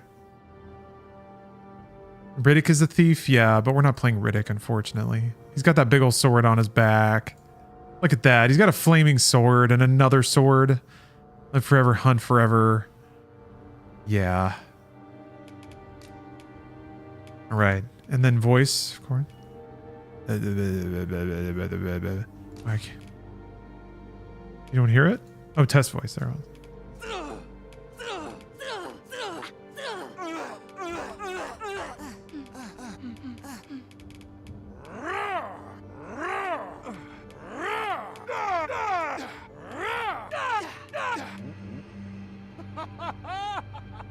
Hey, Steph. I got distracted making Vin Diesel again. I got pretty close this time, though.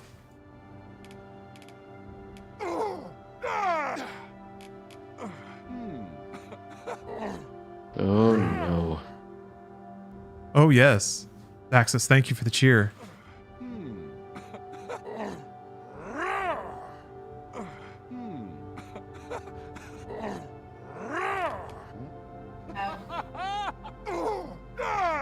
There is.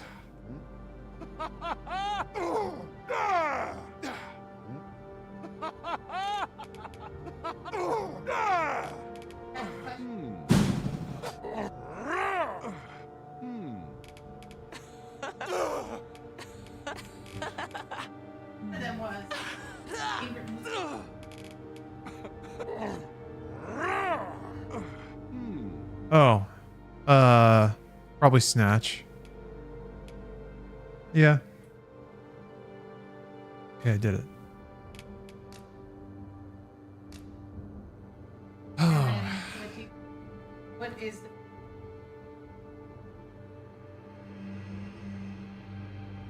terms of just. Oh. Did you? Sorry, Steph. Let me concentrate on finishing this up. Yes. On the character creation. Yes. Screen. I'm busy. A hard time with the character creation. Well, I'm devoting my energies. I'll answer your quiz in just a moment. I have to come up with a name for this character.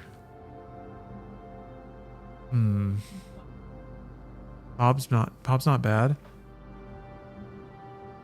Let me see. What was his stupid name? What was his cool character name in this stupid movie? Calder? With a K? Yes, with a K. Calder. Fuck, man. Calder, maybe.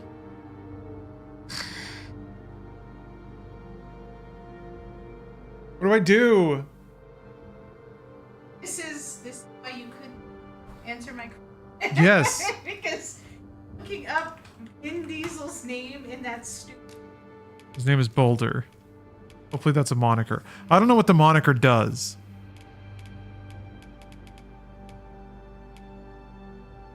Bran Bilden. You should follow me. I won't. I follow Vin and Vin alone. Buster. Bruno. Buddy. Did he have a cool nickname in Last Witch Hunter? Huh? K name? Oh, instead of Calder? Calder. What a dork. Katana's pretty cool.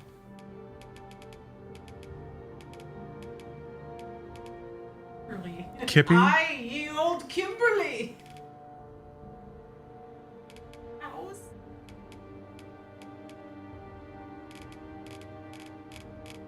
King? Yeah, it's King. There it is. Yeah. I don't know what the moniker's for. Look at him. It's like you're watching the movie. Is it like I'm watching a movie? Yes. I need to make a pawn as well, but it's time to make dinner first. I'll be back probably with Bruce later and more Helldivers. So, be back in a bit. Y'all, thanks for watching. I'll be back soon.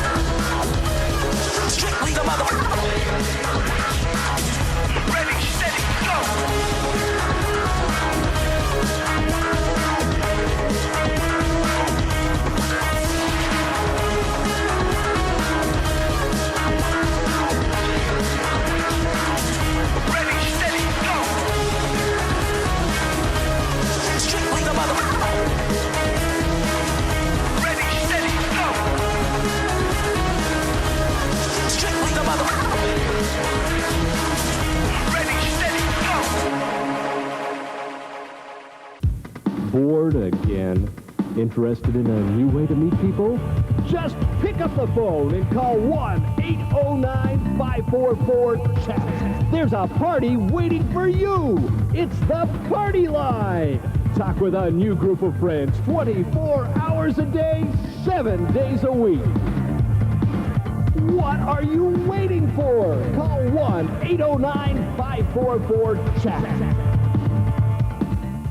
What makes this sponge unique is that it's shaped like an egg, and this is going to let you bounce the makeup onto your skin, much like a painter would stipple on paint onto a canvas. This is going to give you an even distribution of makeup onto your skin, so you get a nice, smooth, flawless finish. This egg-shaped sponge has a nice point here, so you can get in underneath your eyes, around your nose, and perfectly place your concealer. Get ready for grenade launching, machine gun blasting, molten morphing, Terminator 2 video game action, Terminator 2 Judgment Day, and T2 the arcade game on Genesis, Super NES, and leading game systems. Save the world or it's hasta la vista, baby.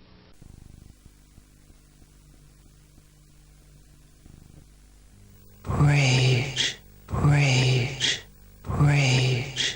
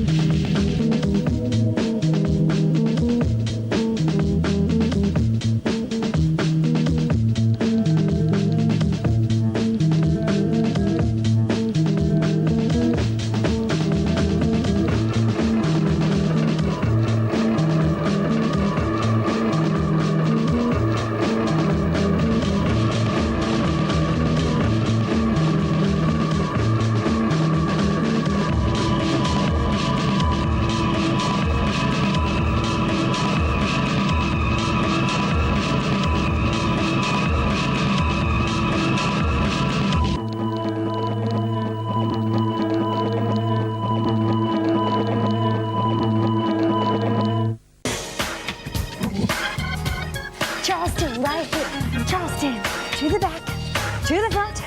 And a ball change right here. Ball change. Get ready, swim side. Come on, you Woo! Again. That's it. Charleston. Here we go. With a ball change. Oh yeah. Take it side.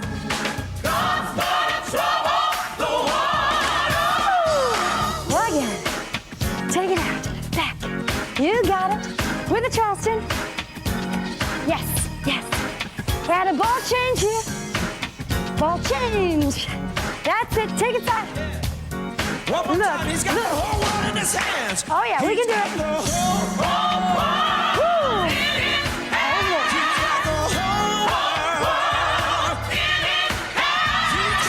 change.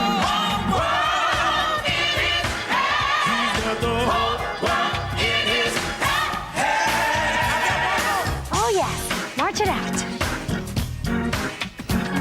4 more. Easy. Now we're going to do a little step in place with a kick. So you go step, kick, step, kick, kick, with a beat of music. 40 years ago, we started building the Ark. Back then, it was an experiment, a dream, a self-sustaining city of the future. But then the seas rose. We were forced to relocate, but still our floating Ark became a refuge for tens of thousands. To maintain order, the Ark was divided. And now we're out of time.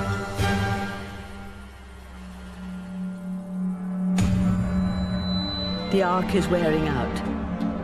No new ship or plane has been seen in 20 years. The new guests live in slums, disease, thirst. Some have formed a resistance that vows to seize power and search for life outside the Ark. Ark's security force says we must have order to survive. So will you save the Ark or escape it?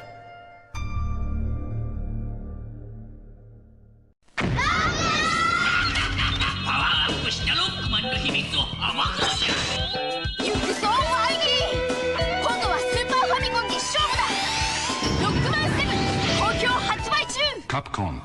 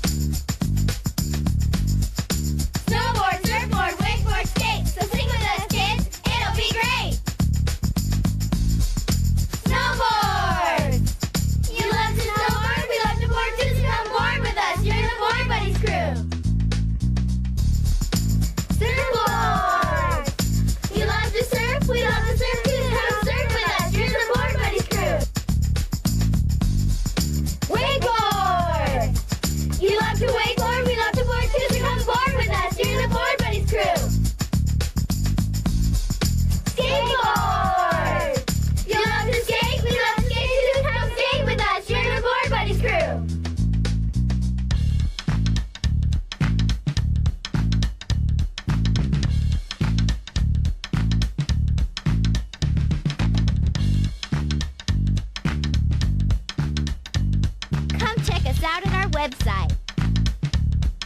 VR 61661, report to precinct headquarters, code 3, repeat code 3. I was just finishing up my 12 out on patrol when I got the call. Welcome relief considering that the most action I'd seen all night was a schizoid grandmother doing the shimmy in her underwear in the second sector.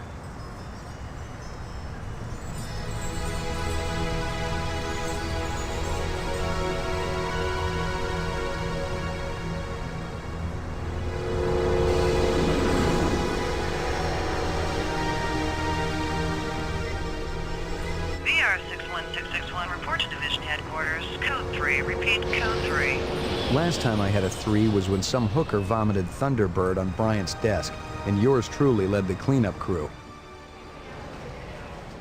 Year and a half on the job, it was still the dirtiest work I'd seen. Where's Captain Bryant? Took a sick day. Got himself a heinous case of ptomaine poisoning. He asked me, personally, to run the unit in his absence. Gouza was one of the old-time guys who took their knocks in the streets. He had a friendly way about him, but you didn't want to turn your back on him if you were less than a friend. Hope you've been enjoying your leisure time, kid, because it's time to take that thumb out of your ass. Hallelujah. Don't get too excited. The other Blade Runners are all jammed up. Holden's sucking dinner through a straw. Gaff's working the Tyrell break-in, and Steele's working special undercover. Looks like you got this one by default. You really know how to make a girl feel wanted. Animal murder done at Runciter Zoological. Probably just be a schizoid glitz, but we got the call.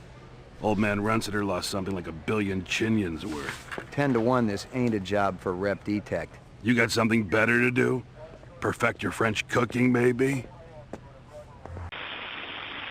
This the default avatar as well? You look like the default avatar on my laptop. Oh wait, we got it now. You look like the Tiki Man. Yeah, sometimes I wear this. So why do you wear this avatar? Well, I'll usually have my name changed. I'll be Smitty. I'll change it to a guy named Smitty, and it's just for fun. You know what I mean? I'll run around because you never see anybody named Smitty, and it's just a fun one. Some friends of mine, they don't like the way this avatar looks. They think it's ugly, and so I'll color it up as ugly as I can and fiddle fart around and tell jokes, and it's just a fun thing to play with, you know. Everybody picks on Smitty, you know, and so we'll just kid around with it mainly. It's just something fun to do. I don't know, Smitty's usually maybe he's another personality I have. I don't know. I don't do a whole lot. I'll just put this avatar on. I'll usually morph the voice a little bit, and I'll go up to some of my friends and I'll tell them that their avatar looks horrible, or they don't even know how to paint their avatar, or, you know, I'll tell them it sucks, and I'll say, you know, I'll just give them a hard time, and they'll say, oh, that's Smitty, you know, or they'll, you know, or they won't know. I did it one time to somebody. I dressed up as Smitty, and they didn't know it was me, and I really had them quite riled up. It was pretty fun. Do your other avatars change your personality as well? No. Yeah. It's not really a different personality. It's just me having fun. You know, it's not like I put on an avatar and I change my personality. You know, I morph into that person. You know, 99% of the time I'm just Dominic. You know, I'll change the avatar and kid around with somebody and have some fun, but it's just Dominic behind the avatar.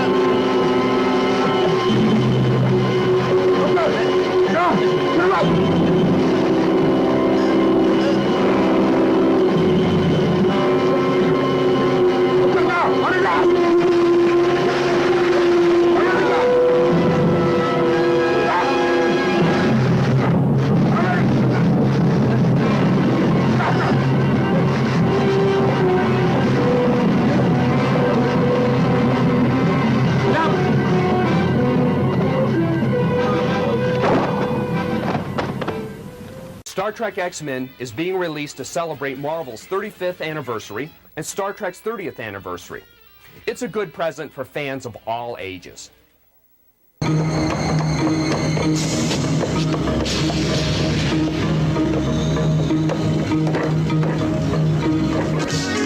deal. The juices are wild. Today's gonna be my lucky day.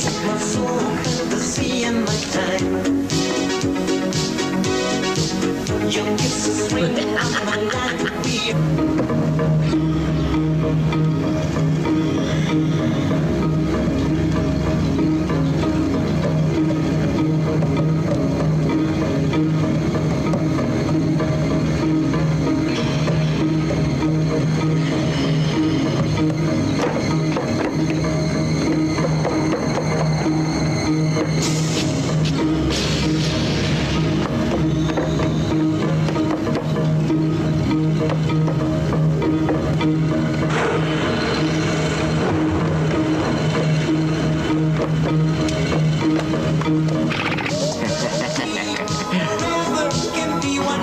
I win.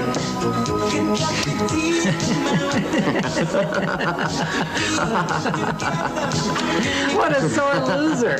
Hi, Billy Mays here for the Hercules hook. One of the fastest and easiest ways to hang just about anything without any tools. No more pounding, drilling, or damage to your walls. With the Hercules hook, you just push, set, and hang. It has the muscle to hang and hold up to 150 pounds. Now that's super strong. Use them to hang an entire family picture gallery in no time. Proudly display all your achievements and awards in your office or kids' room. Or hang a big bulky cabinet without breaking your back. Heavy or light, big or small, it hooks, hangs, and secures them all. The secret is its reinforced steel design that penetrates any drywall and braces itself to the back to hold up to 150 pounds. Now that's the strength of Hercules. They're so strong you could safely hang a heavy wall-sized mirror or this giant garage storage rack with confidence. Want to move something? They come out just as easy. Perfect for apartments or dorms because it only leaves a pin-size hole. Whether you're hanging a picture or doing a complete room makeover, the Hercules hook will save you time and money. Order right now and we'll double the offer and send you 20 Hercules hooks. We'll also include our laser marker precision leveler, yours free. But it gets even better. We'll send you a set of 10 Hercules hooks whenever you need them, free for life. Just pay shipping and handling. Order right now and we'll send you 20 Hercules hooks, the laser marker precision leveler, plus 12 Hercules hooks free for life. Beware of imitations and make sure it's a Hercules hook.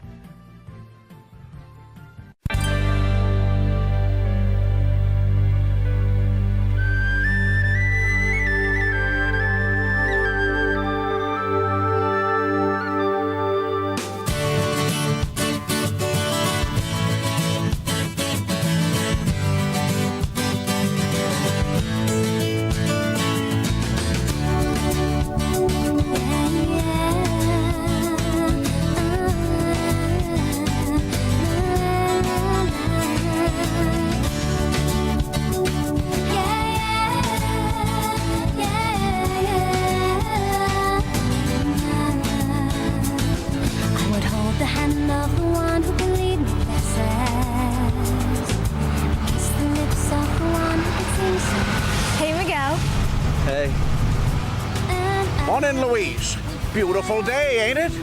Always a beautiful day in Harmony. Sure is.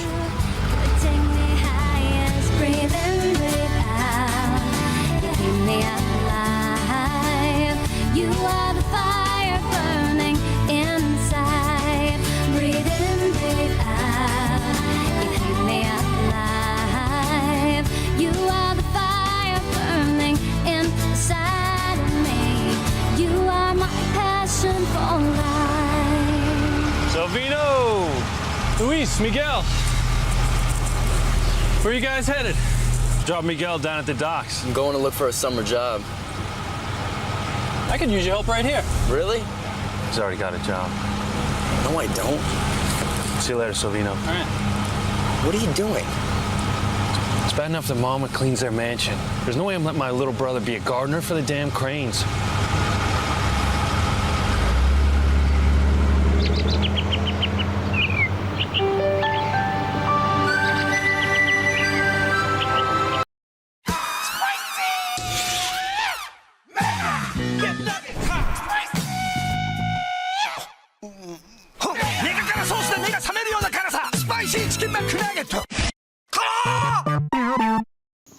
And now, back to the Jetsons.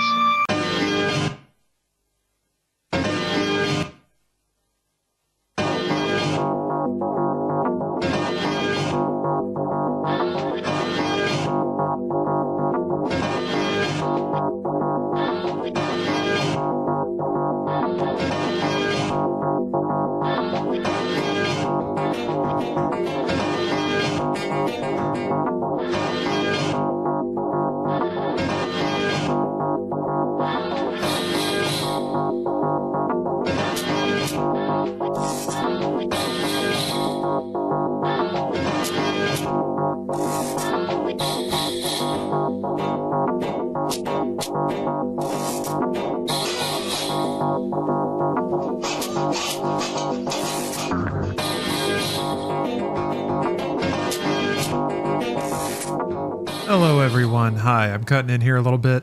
I know I said that the game plan was to come back and play some Helldivers with Bruce and finish my other pawn, but I started to feel a little headachy, and it's kind of like, it's not bad, but I don't think I should probably stream. I think I'm just gonna wrap it up and take it easy the rest of the evening, because tomorrow, bright and early, Dragon's Dogma 2. That's the plan. So I'll take it easy for now, but I'll see everyone tomorrow, and like I said, it's going to be a series of heavy streams coming up over the next couple of days, because found many fine sponsors to jump on the channel. So I'm excited for that. I'm excited to dive into Dragon's Dogma 2. Hope to see y'all there. We're going to get some heavy gaming. Tomorrow's not even sponsored. It's just going to be for the pure thrill of gaming. So hope to see y'all there. I'm looking forward to Dragon's Dogma. And I'll see y'all tomorrow. And if not, this clip is awesome. All right. Have a great rest of your evening, everybody. We'll raid over somewhere. And yeah, see y'all later. Thanks for watching. All to yourself, because Heath's real milk chocolate and rich almond toffee are so good, everyone wants a bite. So tell us. To have your Heath. To have your Heath. To have your Heath. The great taste of Heath. Where do you hide to have it? K-Tel presents the biggest selling group of all time. This is the magic of ABBA. 16 of their greatest original hits. Dancing Queen, the name of the game. This is a gift of music. SOS, Chiquitita, ABBA is pure magic. In tune with the 80s, the magic of ABBA from K-Tel. It's in stores now. When you suddenly become rich, your whole life changes. People are friendlier, and all your problems are over. Just ask Melvin. Howard Hughes left him $156 million.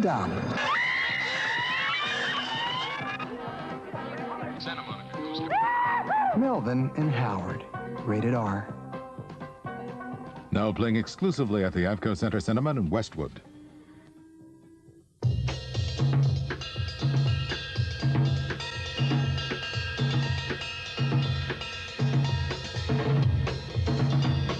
At Benihana, we prepare great American favorites right at your table, according to a 1,000-year-old Japanese recipe.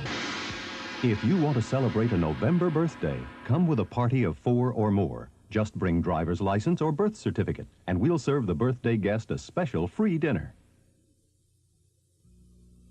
You can wreck a good sandwich stuffing it in a small bag. Oh, this thin bargain bag is too narrow.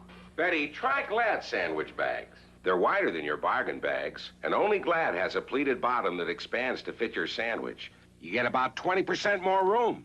Wider and pleated. They are easier to use. Right, Betty. For a better-looking sandwich, use a better-fitting sandwich bag. Yes, we're #1, and we're Glad. I used to spend a fortune dry cleaning my clothes until I realized I can trust Woolite for all my fine washables. For pennies a capful, Woolite cleans my quilted jacket or pleated skirt